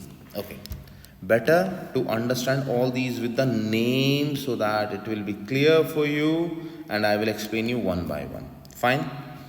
Let's say give them the name A, B, C, D, E, F. Okay, now one by one. Let's say FA, current is I. Okay, at B, at point B, divide I2. Okay, at B it is going in I2 along R2. Okay, R3 and R4, they are in series and the current is I3. So along R3 you have current I3, along R4 you have current I3 because both are in series. Clear? Okay, now just let's say read the question, what he said. Knowing the ammeter's reading, okay, we have the ammeter's reading is 1 ampere. It means the value is 1 ampere. Okay, now solve one by one. Here the ampere is equals to 1. Okay, so we need to find the VEMF. For that, what we need first, we need the total current. For total current, just take the circuit BCD. In circuit BCD. So we know BCD is in series. So can I say I3 is equals to I4? Let's say here your current is I3 and here is your current I4. Both are same. Clear? Okay, solve it. So it's very simple now. We know V3 is equals to I3R3. Okay, and V4 is equals to I4R4. And we know I3 is equals to I4, which is equals to 1 ampere, which is already given. Fine, here it is given. So place the values and solve it. Okay, so V3 is equals to I3 is 1, R3. What is the value of R3? That is the 3. So your V3 is equals to 3 volt. Fine. Okay, now solve the V4. So as per V4 is equals to, what is the value? I4 is 1 multiply, this is 4. So you will get 4 volt. Fine. So can I say V34? So V3 plus V4, which is equals to 3 plus 4, which is equals to 7 volt. Clear? Okay, now rearrange this diagram. I'm going to rearrange for you so that you can understand what I'm going to do. This is your first part. Now second part, redesign and try to understand. Let's say this is your battery. Here you have R1. Okay, after that here you have R2. Now what we have, R34. Is it clear? Sure. Okay, now there are the few things what you need to understand here. You have R34, R3 plus R4, which is equals to 3 plus 4. 3 plus 4, which is equals to 7 ohm. Okay, you have voltage 3, 4, which is already we calculate 7 volt, and I3 equal I4, which is equals to 1 ampere. These are the things you already calculated. Okay, if we see R2 and R34, they are in parallel. Yes or no? In parallel, can I say voltage at 2 is equals to voltage at 3, 4, and voltage at 3, 4 we already find out. Okay, so voltage at 2, what should be the formula? I2 R2, which is equals to voltage 3, 4. Place the value. I2 we don't know. What is R2? R2 is 5 equals, what is R34? 7. So can I say I2 is equals to 7 divided by 5, which is equals to 1.4 ampere. Yes or no? Step number 3, total current. Total current. As we know total current, what is the value of total current? I is equals to I2 plus I3, because in I3 it is same. So it is 1.4 plus 1, so which will be equals to 2.4 ampere. Fine guys. Okay, now the last part, for VEMF, which is equals to I total multiply R equivalent. Okay, for this we need to find R equivalent. Okay, R1 in series, R2 and R34 are in parallel. Okay, solve. R equivalent equals to R1 in series, R1 plus 1 over R2 plus 1 over R34 power negative 1. Yes or no? You can solve this. Okay, place the values. R1 is your 6, 5 and 7. 6 plus 1 over 5 plus, we already solved, 1 over 7 power negative 1. So R equivalent is, once you solve it, 8.92 ohm. Clear? Okay, solve the VEMF is equals to, we already find the I, that is the 2.4 times 8.92. So what is the value? Okay, solve it fast. 21.5 volt. Okay, clear? So we solve VEMF, which is 21.5 volt. We solve I total, which is 2.4 amp, and we solve R equivalent, which is 8.92 ohm. Clear? These are the values. So I thought now you are comfortable and you can easily solve all the numericals basis on series and parallel. And guys, keep on practice, because when you start practicing and when you start solving with your hand, you will feel the difference. Because see, right now I'm solving, it seems easy, but when you start solving yourself, that is a real challenge. Okay, and if you feel any problem, just send a message in the group, and as soon as possible I'll give the answer. Okay guys, till then, take care, bye. Hello students, in this video we are going to learn about multi-loop circuits, and that is your question number 18, and for your writing part, that is your question number 3. And after this video, we have only 2 questions left. Okay, so in this video, what we are going to learn about the Ohm's law and the Kirchhoff's rule, how to use them, the Kirchhoff's loop rule and Kirchhoff's junction rule. Okay, so in this, what I just want to tell you, there are few small points. If you focus on them, you can solve all the questions in a very easy way. Okay, there are 2 rules for the current, 2 rules for the voltage. Okay, let's say first you need to understand about the voltage. Just you need to follow them. In case of voltage, let's see, this is your battery or a cell. If a current, what you need to focus, if a current is moving out from positive, this is your positive, this is your negative. So current out from positive. Clear? It is going out from positive. Then your voltage is positive. Fine. And reverse, let's say like this. If the current is moving out from negative side, then your voltage is negative. Clear? Easy. Okay. Second is for your resistance or current. Current and resistance. What you need to understand, this is called in loop.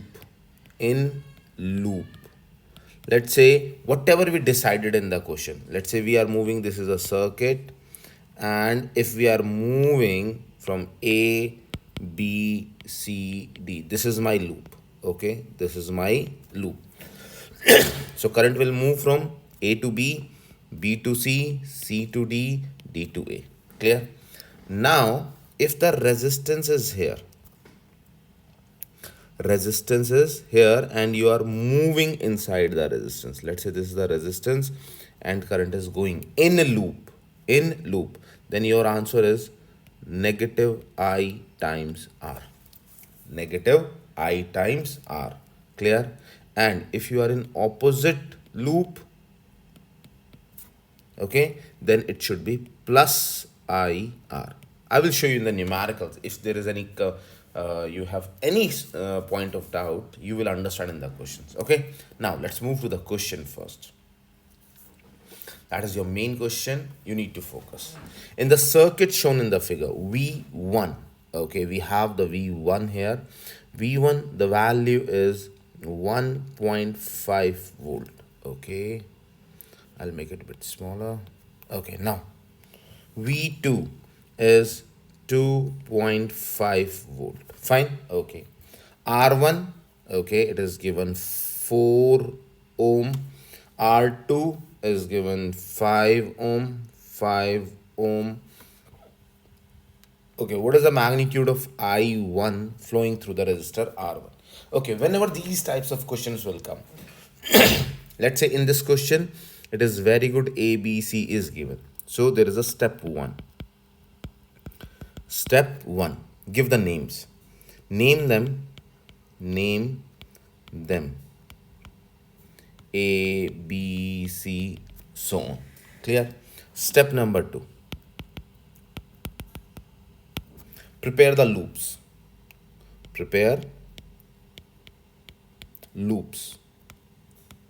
Okay, let's say in this question we are looking for I1. Okay, where is I1? Is it given here? Just tell me. Is it given there? Okay, no. So can I say it will move like how it will move? This is V1. So from here, the current which will flow, that is your I1. So shall I take a loop? I'm taking a loop, huh?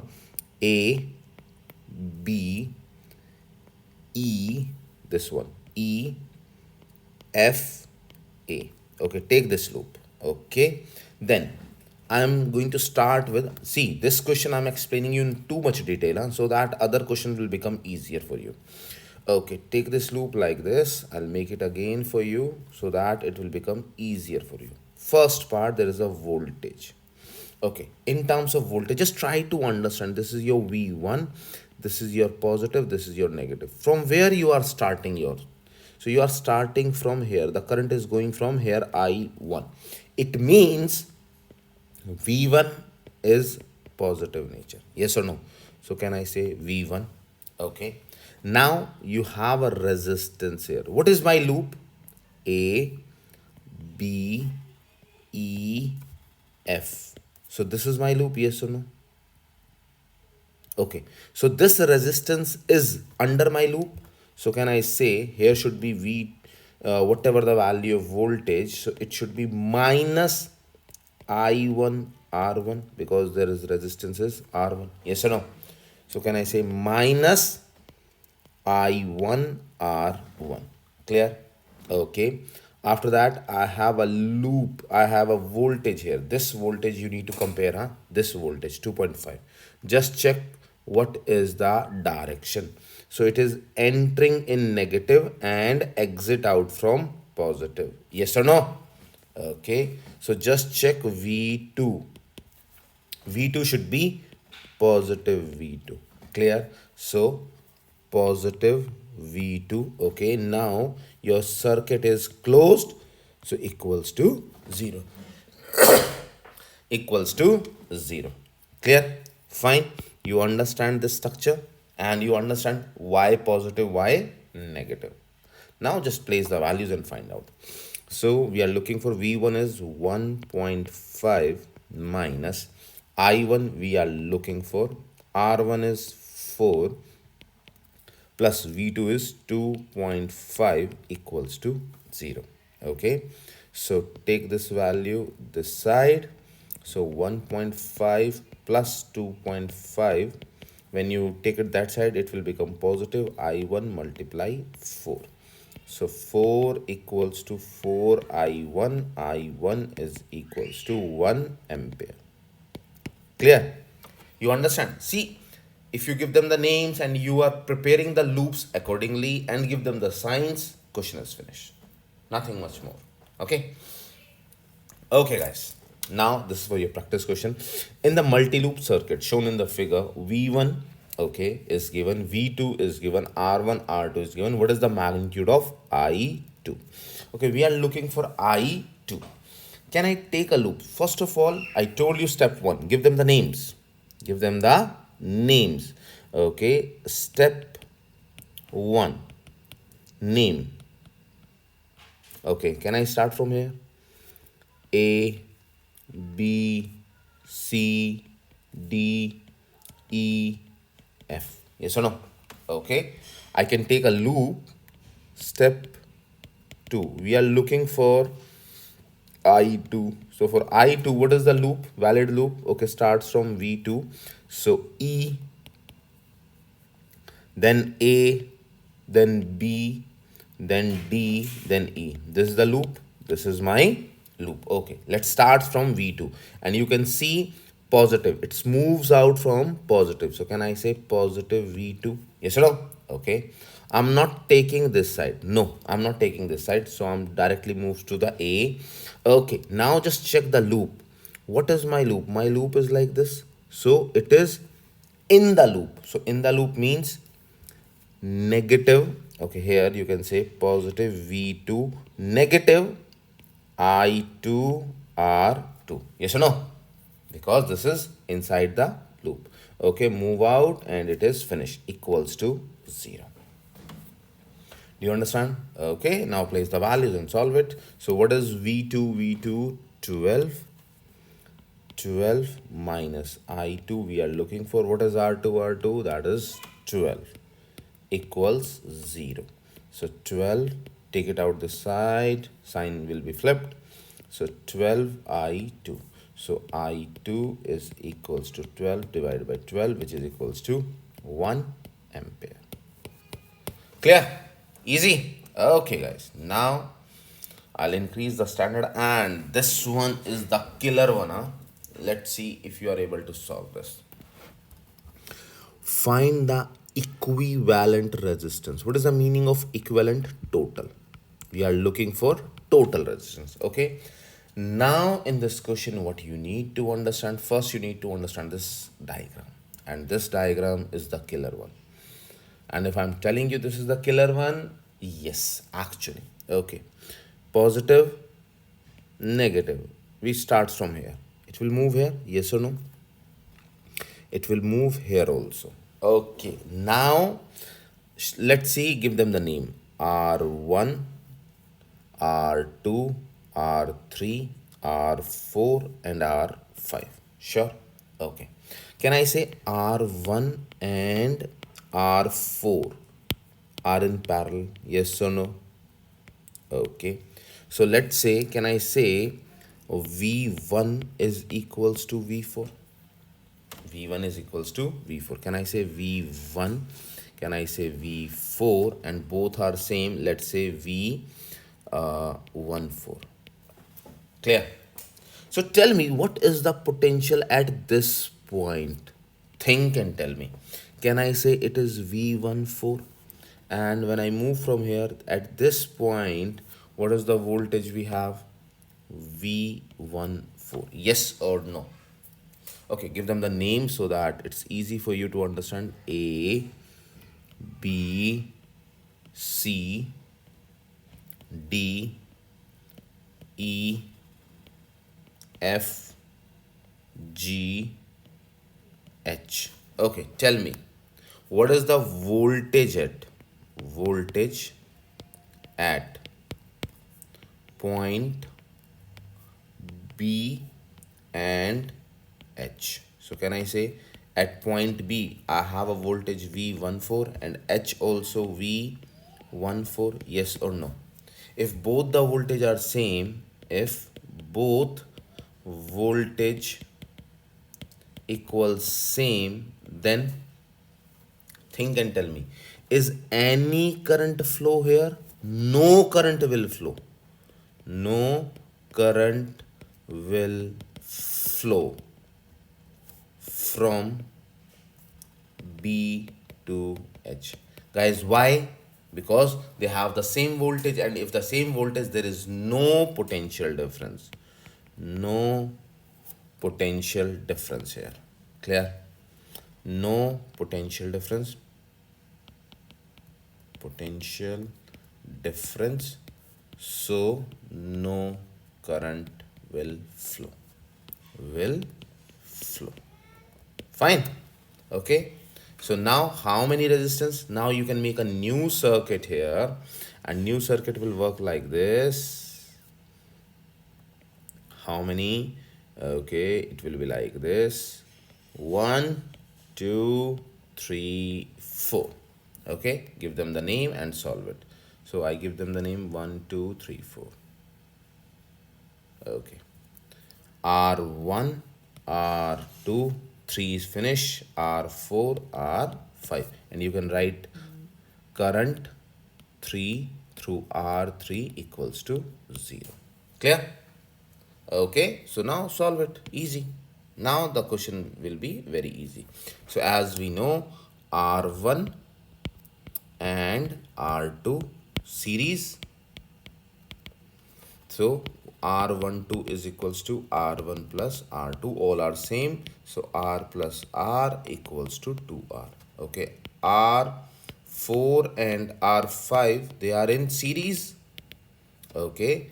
So solve it. So R4, 5 is equals to R plus R, which is equals to 2R. Clear? But as we know, R12 and R45 are in parallel. Yes or no? Okay. Solve it 1 over. Okay. Solve it. R1, 2, 3, R1, 2, 4, 5. R1245 is equals to 1 over R12 plus 1 over R45 power negative 1. Solve this. So once you place it, 1 over 2R plus 1 over 2R power negative 1, which is equals to R1245 is equals to R. This is your final answer. Clear, guys? Now you understand. So in the question or in the exam, they can give you this type of question. This is called Wheatstone bridge. This is called Wheatstone bridge. Okay, I'll write it here for you. Wheatstone bridge. Fine? Okay. Next question. Let's move there and just check everything. So what we have, the ammeter shown in the figure. Okay, ammeter, the reading of the ammeter is 2 ampere. This is something very good. You need to focus. It means ammeter gives you 2 ampere. It means the value over here of the current is 2 ampere. Okay. Now, just first go through this circuit carefully. Okay. It has given us I1 and I2. And just if you focus, both will go here. So can I say simple terms, in a simple terms, give the name I3. I3 should be equals to I2 plus I1.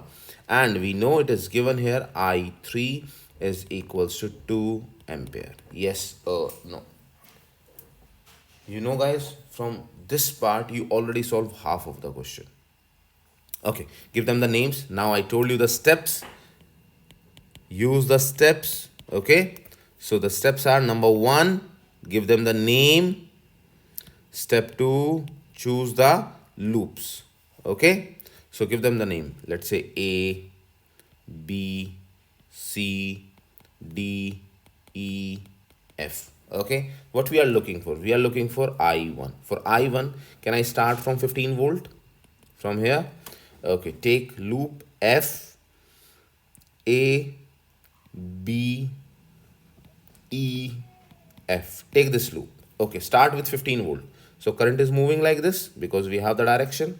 Okay, so can I say plus V, okay, then minus I1 multiply 7, okay, then go here, minus I3 multiply 5, okay, move out here, equals to 0. Yes or no? You have the loop. Okay, now solve it. Place the values. V1 is 15 minus I1 we don't know, 7. Okay, minus I3 is 2. 2 times 5, 2 multiply 5 equals 0. Okay, 15 minus 7 I1 minus 10 equals 0. Solve this equation. 15 minus 10, so 5 minus 7 I1 equals 0. Put in the calculator. 5 equals 7 I1. I1 is equals to 5 divided by 7. So which is approximate 0.7 ampere. Clear? Fine. Find the current I2. I have the two techniques. The technique one, which I solved here. Okay, there is one more technique, easy technique. We know I3 is equals to I1 plus I2. Okay, place the value I3, you know 2 equals 0.7 plus I2. Solve I2. I2 is equals to 1.3 ampere. Clear? Or you can just use the loop again, the second loop. You can use it. There is a technique too, so you can start from here and solve it. Clear? Okay, move to the next question. This is something interesting one. Okay, and this is a little bit lengthy also. First we need to understand, in the circuit R1 is given, R2, R3. Okay, R1, write them, 5 ohm, R2 we have 10 ohm, and R3 we have 15 ohm. Okay, V1 EMF1, V1 is 10 volt. Okay, V2 is 15 volt. Okay, we are looking for I1, I2 and I3. Fine. Okay, let's see. The major thing is given the direction of I1. So the current is moving like this, and this. It means V1 is positive, okay? And this is your negative. Fine. In the direction of loop, okay? From here, okay, fine. I2, it means all the current is joining here. So at this point, this is your junction point. So step number one, give them the name. Step one, give them the name. Let's say A, B, C, D, E, F. Clear? Okay, now names are given. Now take the loops. Step 2, loops. Okay, the major point, we know, make the equation so I1 plus I2 equals I3. Yes or no? See, focus here. I1 is going down from here. You can say I1 is here. I2 is coming from here. So what will happen? I3 is equals to I1 plus I2. Clear? Fine. Okay, now you can solve them easily. Take the loops and solve them. Okay, take the loop. You can take with the I3. So we know with the I3, so take loop number 1. Okay, solve it here because this is a little bit lengthy. So step by step, loop 1. Loop 1 is take A, B, C, no, A, then C, then D, then F, then A. Okay, solve this loop. In this loop, I'm covering EMF 1. So start with A. So if you start with A, then you will get VEMF 1. So V1, that is positive. Okay, once you go down, then negative. Okay, I3 R3. Okay, then go up and then again negative I1 R1 equals to 0. You understand your loop?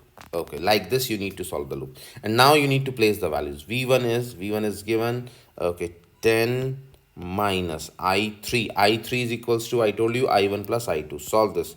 I1 plus I2 multiply. What is R3?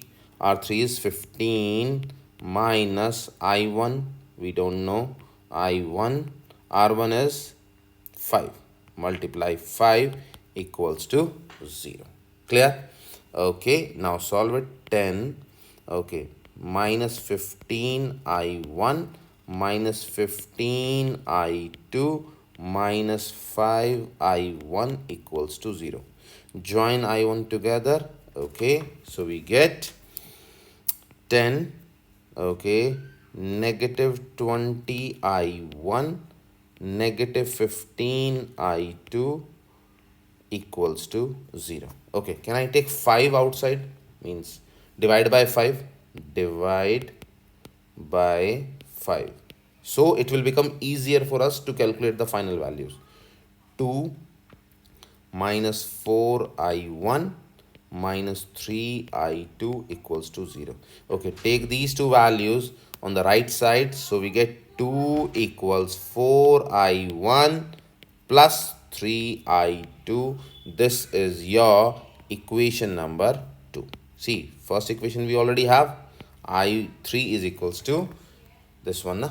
This is your equation number 1. Fine. Okay, so you will get this equation. Now take the loop number 2. Loop 2. So in the loop 2, what you will take loop number B, C, D, E, B. Okay, let's start from here. Negative I3 bracket R3. Then go here plus V2 negative I2 R2 equals to 0. Okay, now you need to just solve them step by step. So I3, I already know how to open this. So I will get negative 15 I1 negative 15 I2. What is V2? V2 15. Okay, plus 15 negative. What is I2? I don't know. Okay, what is R2? R2 is 10. Place multiply 10 equals to 0. Okay, now solve this. So you can solve I2 and I2 at one point. So negative 15 I1. Okay, 10 and minus 25 I2 plus 15 equals to 0. Okay, divide by 5. Divide by 5. Then what will you get?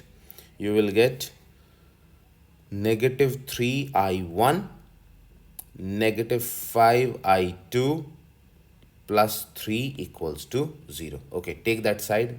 Take these two right side. So 3 equals, you will get 3 I1 plus 5 I2. Clear, guys? So this is your equation number 3. So solve equation 2 and 3. You will get the values of I1 and I2. Okay, so you will get the values of I1, I will tell you, I2 and I3. Now you know now how to solve them. Just compare them and solve them. Okay, wait. I will do it, huh? I will add a page here and I will solve it for you. That is much better because might be you get confused and that will create a problem for you. Okay. Now just see, huh? I'm not solving here. I'm solving the equation number 2 and 3. So solve from equation 1 and 2 and 3. From equation 2 and 3, place them equal.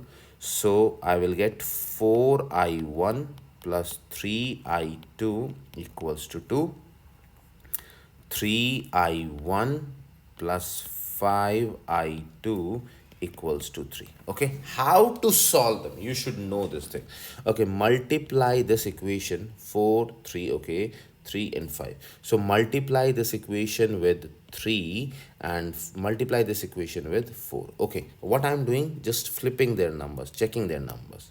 Okay, so this equation will become 12i1 plus 9i2 equals to 3 to the 6. Okay, multiply with 4, so 12 i1, 4 5 is 20 i2 equals to 12. Okay, now just subtract them, subtract, subtract and subtract. So you will get 0 here, finish. Okay, here 20 minus 9, so you will get negative 11 i2. Here you will get negative 6. So i2, negative negative become positive, i2 is equals to 6 over 11. 6 over 11, or you can say 0.545 ampere. Fine. Okay, similarly you can solve the bus. Now you can solve the i1 also. Just place them here. 4 times of i1 plus 3 times of i2. Okay, 6 over 11 equals to 2. Once you solve it, you will get i1 is equals to 0.091. And we have i3 is equals to i1 plus i2. Okay, you can just mark them up. So place the values. 0.545 plus 0.091, which is equals to 0.636 ampere. Okay, so this is the way to solve the question, and in this I included each and every step in detail, so you can solve it and practice these types of questions, and at least you practice the same question 2-3 times, then everything is fine for you. Okay guys, so I will meet you in the next video. Till then, take care. Hello students, now in today's video we are going to solve question number 4, or you can say question number 19 of your EOT and question number 4 of your writing part. In this, what we are going to learn, the first part, apply the relationship between magnetic force, okay, F, Q, V and B. Okay, so we understand F is equals to Q, V, B sine of theta. Okay, apply Newton's second law. Okay, Newton's second law. So you should know what is the second law. F equals ma. For a charge particle, okay, Q, uniform circular motion. Okay, for circular motion you should understand what is the concept of circular motion. You should know centripetal force should be equals to centrifugal force, and generally we use mv square over r. Okay, due to a magnetic force, to derive an expression for the orbital radius. Okay, here you can see there is a radius. In terms of magnetic field, we have magnetic field, and particles mass, okay, we have the mass, and the charge q, we have the q, and the speed, okay, we have the speed. Okay, we can create a relation between them easier. Apply the equation to calculate orbital radius. Okay, we need to find the r of charge particle q, uniform magnetic field B, and other non-physical quantities. Okay guys, Now I'm going to explain you all these things on a separate page so that you can easily solve the numericals. Okay, what you need to understand, the major thing, see guys, we have a word called magnetic force. Magnetic force, it is of two type. One is called for charged particle, charged particle, and second for current carrying wire, current carrying wire. Okay, so you have two different formulas here. F is equal to, because of charge, q v b sine of theta. Here force is equals to I b l sine of theta. Is it fine? Understand, there are the basic difference. Okay, whenever a charge particle, let's say there is a magnetic field, magnetic field, let's say there is a magnetic field, and whenever a charged particle enters, it starts moving in circle, starts moving in circular path. Yes or no? Okay, if it is moving in circular path, so there are few things you need to understand. There is a condition for circle. If something is moving in circle, there is a condition. Centripetal should be equals to centrifugal. So there are the two forces. One is F, which is equals to Q V B sine of theta. Second force is F is equals to M V square over R. Do you understand? This is equation 1, this is equation 2. Both are okay, put them equal. So can I say Q V B sine of theta is equals to mv square over r. Okay, let's say theta is your 90 degree. Theta is your 90 degree in case 1. Then sine 90 degree is equals to 1. So your formula will become, and remove one velocity also, velocity is cancelled with velocity. Okay, so you will get q b sine theta is 1 is equals to mv over r. Yes or no? This is your major formula. You need to focus. Okay, from this you can find different things. Okay, here you can solve the mass, m equals to mass. So if you want to find mass, so mass is equals to q r b divided by velocity. Clear? Second, if you are looking for, after mass, if you are looking for velocity, v is velocity, so v is equals to q b r divided by m. Fine. Similarly, you can solve third, which they are specifically asking, that is the radius, orbital radius, that is r is equals to mv divided by qb. And like this you can solve all the parts. Whatever you need to find, you can solve them. Okay, so guys, now move to the question number 1. Okay, now what we have, the radius. Okay, the radius of a circular, remember both should be same. So we have qvb equals to mv square over r, and I told you velocity will be cancelled, so the formula is qb is equals to mv over r. Okay, I just want to add one thing for you here. We use a word called momentum, which is equals to p, that is from your grade 11, and the formula is mass times velocity. Let's say we have a formula. Okay, we have a formula qb is equals to mv over r. Yes or no? So instead of this mv, can I place p? So p over r is equals to qb. Depending upon the question, if they are looking for momentum, use this. If they are not looking for momentum, use this one. Fine? Okay, let's move to the question. The radius of a circular trajectory. Trajectory means, what is the meaning of trajectory?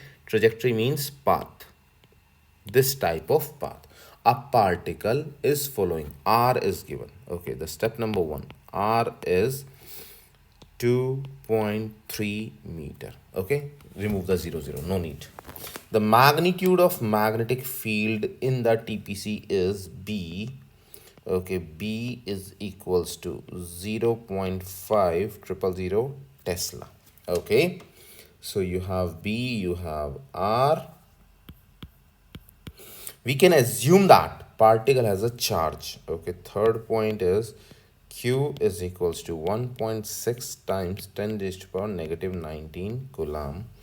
What is the component of particle's momentum? See, he is asking about the momentum. Momentum is mass times velocity. That is perpendicular. So, part 5 theta is equals to 90 degree to the magnetic field. Yes or no? Easy. Now just place the values and solve it. Okay? Yes. So here what we have, just you can say, you can simply solve this. I told you QVB sine of theta. So here I can say QB is equals to mv over r. Mv is momentum. So QB is equals to momentum over r. Take this r this side. So momentum is equals to QBR. Fine. Because we already know sine 90 is 1. So there is no need to explain it again and again. Okay. Now just place the value and solve it, guys. So P is equals to Q is 1.6 times 10 raised to power negative 19 multiply. Where is B? 0.5. Where is R? 2.3. Okay. Now put in your calculator. So P is equals to 1.84 times 10 raised to power negative 19 kg meter per second. Clear? Okay.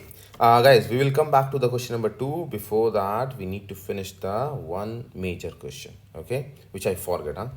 Okay. Now, solve this one. Okay, as we have the formula, what is the formula? QVB sine of theta is equals to mv square over r. Depending upon the situation, we can use them. Okay, what is your main question? Focus here. A laboratory electromagnet produce a magnetic field. Okay, magnetic field is given. So magnetic field B is 1.5 Tesla. Okay, a proton, remember this thing, proton, whenever they will give you proton or electron, proton, there are two things you should remember. One is called charge, 1.6 times 10 raised to power negative 19 coulomb. Okay, and the mass of proton is 1.67 times 10 raised to power negative 27 kg. Remember this thing. Whenever they will give you electron, charge Q is 1.6 times 10 raised to power negative 19 and mass of electron 9.31 10 raised to power negative 31 kg. And you can check these values can be given in your formula booklet also. Okay, so no need to worry, just remember all these things. Move through this field with a speed. Okay, so velocity is 6 multiply 10 raised to power 6 meter per second. Okay, three factors are given. 1, 2, okay, 3 and 4. 4 factors are given. Okay, what we are looking for? Magnetic force. What is the formula of force? F is equals to QVB sine of theta. If angle is not given, no need to use that. So Q, what is Q? 1.6 times 10 raised to power negative 19. V, velocity is 6 multiply 10 raised to power 6. B is 1.5. And if theta is not given, leave it. So what is the value? Solve it fast. Okay, the answer is 14.4 multiply 10 raised to power negative 13 Newton. Clear? Okay, now move to the next part. what is the magnitude of maximum acceleration? Do you remember we learned about the Newton's second law, F equals ma? Yes or no? So we are looking for a, F divided by m. Okay, force we already have and mass we already know. Okay, place them. A is equals to 14.4 times 10 raised to negative 13 divided by, okay, mass is 1.67 times 10 raised to negative 27. Solve the acceleration fast, fast, fast. 8.62 times 10 raised to power, yes, yes, yes, solve it, solve it, solve it. Here is negative 13, huh? Negative 13, yes. Okay, your value is 10 raised to power plus 14 meter per second square. Fine. Okay, now the C part, the proton is now replaced with electron. Okay, now we have to use the electron, and I told you the mass. Okay, we have both the things, charge and mass. Remember, charge of electron is charge of proton. Mass of electron is very less than mass of proton. Yes, okay. So what we need to find, would the field exert the same magnetic force? Okay, so F is equals to QVB sine of theta. So Q is same because charge is same. So force equals to same. Clear? Okay. Would the electron experience same acceleration? F is equals to ma. A is equals to F by m. Okay. Now in terms of electron, mass is less. So the acceleration is more. Do you understand? Less mass, more acceleration. Clear? Sure? Okay. Now move to the next question. Huh? We already covered all these things. Now question number 2. Okay. Solve this. Initially at rest, okay, initial velocity is 0. A small copper sphere with mass, okay, so mass is given, mass is 3 times 10 raised to power negative 6 kg. Okay, this is your given values. Charge Q is given, Q is 5.00 multiply 10 raised to negative 4 coulomb, is accelerated through a 700 volt is given, 7000 volt. Okay, potential difference, see, given a potential difference before entering a magnetic field.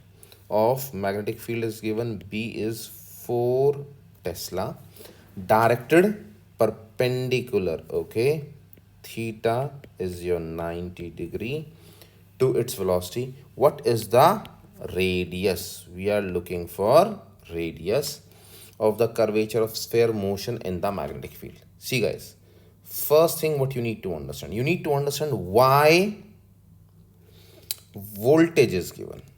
Why voltage is given? Yes or no? This is your first primary question. Second, they are asking for radius. They are asking for radius. Okay, we know what is the formula. Q B is equals to mv over r. Yes or no? So r is equals to mv over qb. Sure. We have this formula. Okay. We have the mass. Okay, change the color. We have mass, fine. We have charge, fine. We have magnetic field, fine. How to solve velocity? Okay, to find the radius, we need the velocity. Okay, now we need to use the voltage to solve the velocity. As we know, energy, energy is equals to kinetic energy is equals to potential energy. So kinetic energy, can I say half mv square, and potential energy from your term 1, you know, q times v. Yes or no? So that I can use this now, because I need to use potential difference to find velocity. Yes or no? Okay, solve this. So use half part so that we can solve the other part also. Okay, so we are looking for velocity. So take to the side. V square is equals to 2qv divided by m. So v is equals to root 2q capital V divided by m. Yes or no? Okay, solve the radius. Solve radius. Put all these values. R is equals to m divided by qb, and the velocity is 2q capital V divided by m. Now put all the values here. We have m, we have, okay, q, we have, b, we have, and we have all the values. So r is equals to, just place all these values, okay, and you will get 1.44. No, you will get radius is equals to, your radius is, okay, just solve the values. Let me check in my calculator. What is the answer? 2 point, yes, 2.29 meter. Clear? Okay. Now move to the next question. That is your last question. A proton. So guys, what is given? Proton. So you need to focus on this part. Okay, let's say proton is given. Then two things. Charge Q is 1.6 times 10 raised to power negative 19 coulomb. And the mass of proton is 1.67 times 10 raised to power negative 27 kg. Fine, these two things.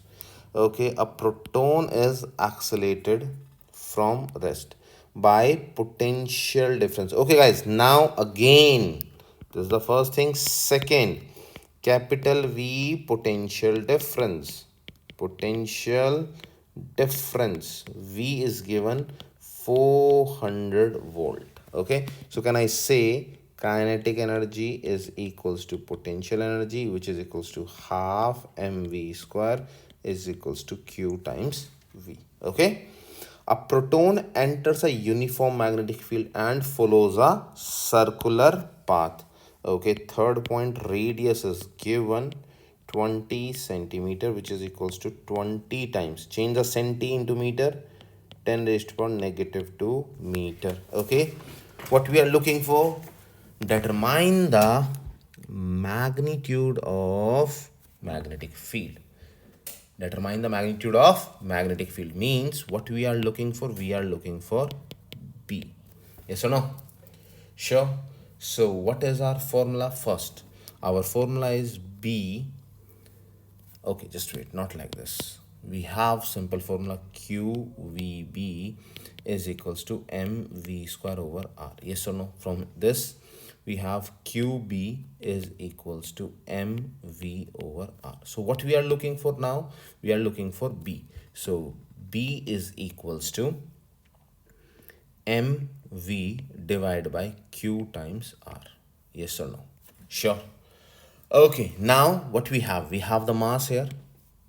Okay, we have the mass. Velocity, okay, from here we can find the velocity. Fine. Charge I have and R I have. Okay, now just place the values. Okay, from here first find the velocity from the last question itself. So velocity square is equals to 2q capital V divided by m. So we can find the velocity here and place it there. Velocity is equals to root of 2qv divided by m. So place it. B is equals to mass times qr bracket root, so 2qv divided by m. Clear guys? Now we have all the values and you can solve it. So your answer for magnetic field is 1.44 times 10 raised to power negative 2 Tesla. Clear? Now you understand the logic? And if these type of question will come, you need to think, so only 2 3 things you need to focus. One, your formula, mv square over r is equals to qvb, okay. Second thing, you should know the F is equals to ma. Third, you should know kinetic energy is equals to potential energy. Half mv square is equals to q capital V. Finish 3 formulas and your question will be finished. Clear, guys? Sure. Okay, guys, now we have only one more question that I will cover in the last video, and then your EOT coverage will be finished. So, guys, I will meet you in the last question. Till then, take care, bye, and keep on. Hello, students. Now, today we are on the last part of our journey of trimester 2. Now, today I'm going to cover question number 20, or you can say the question number 5 of your writing part. So, guys, this is something very interesting and very easy, like a easy peasy, and you can solve it in a very easy way. Okay, as I told you in question number 19, we have to solve force in 2 ways. F is equals to QVB sine of theta if we have the charge, and F is equals to IBL sine of theta if we have the wire with us. Sure. So this is the second part in case of wire. So what is the question? Apply the equation. Okay, we have the equation IBL or ILB sine of theta. Okay, and we need to use this equation to solve the numericals.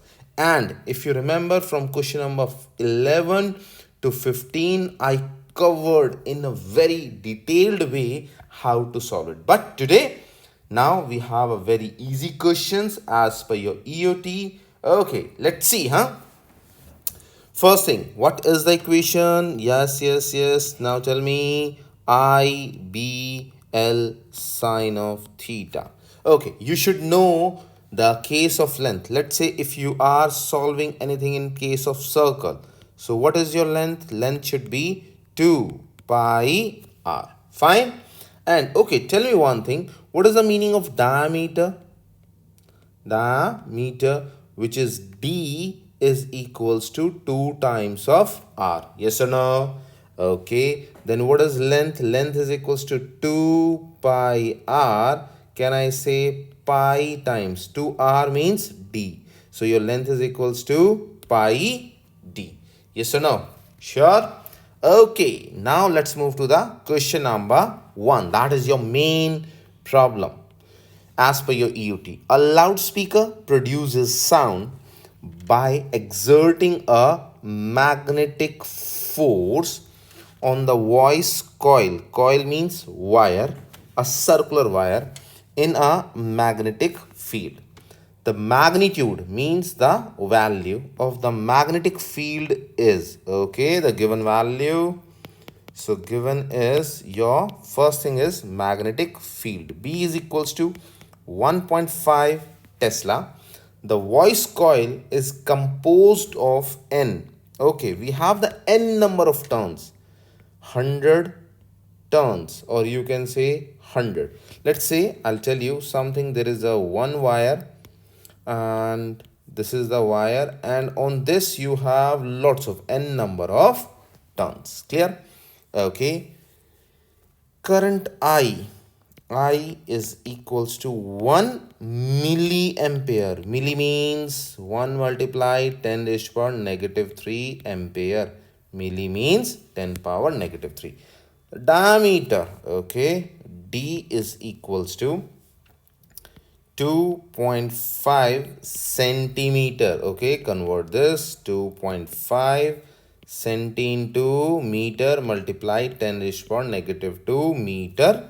Okay, what is the magnetic force? Okay, guys, we need to solve force exerted by magnetic field on the loudspeaker coil. Okay, solve it. What we have, F is equals to ILB sine of theta. Theta is not given, so no need to use it or take it 90 degree. So I is given, Okay, so in this, what you need to focus, n also given, number of turns. So it should be n times ILB. Okay, so n is 100.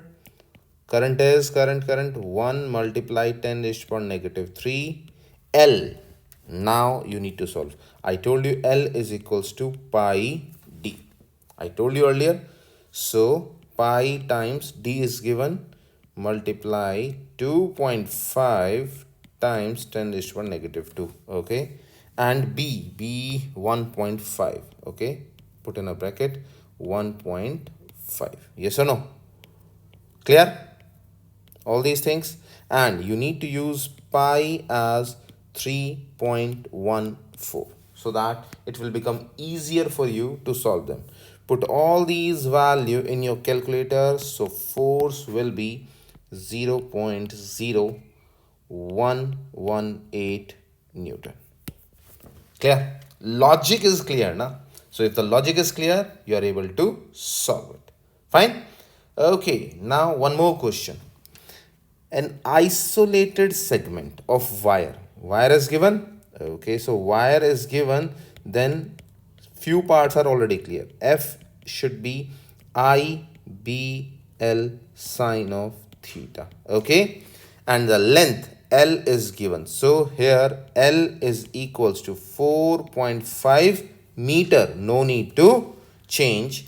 Carrying a current I, okay, I is 35.0 ampere. No need to change. Theta is theta 50.3 degree with respect to constant magnetic field. Okay, B is given.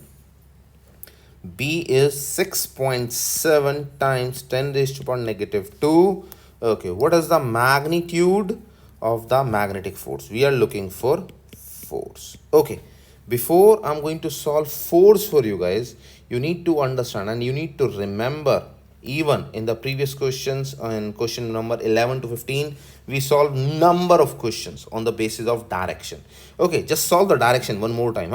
Let's see, do we remember, yes or no? This is our magnetic field B. Okay, what is the direction? Negative Y. Okay, what is the direction of I? I is like this, so take it along. I is your along negative x-axis. So we need to find the direction of force. F should be equals to ILB sine of theta. So I cross B. So what is I?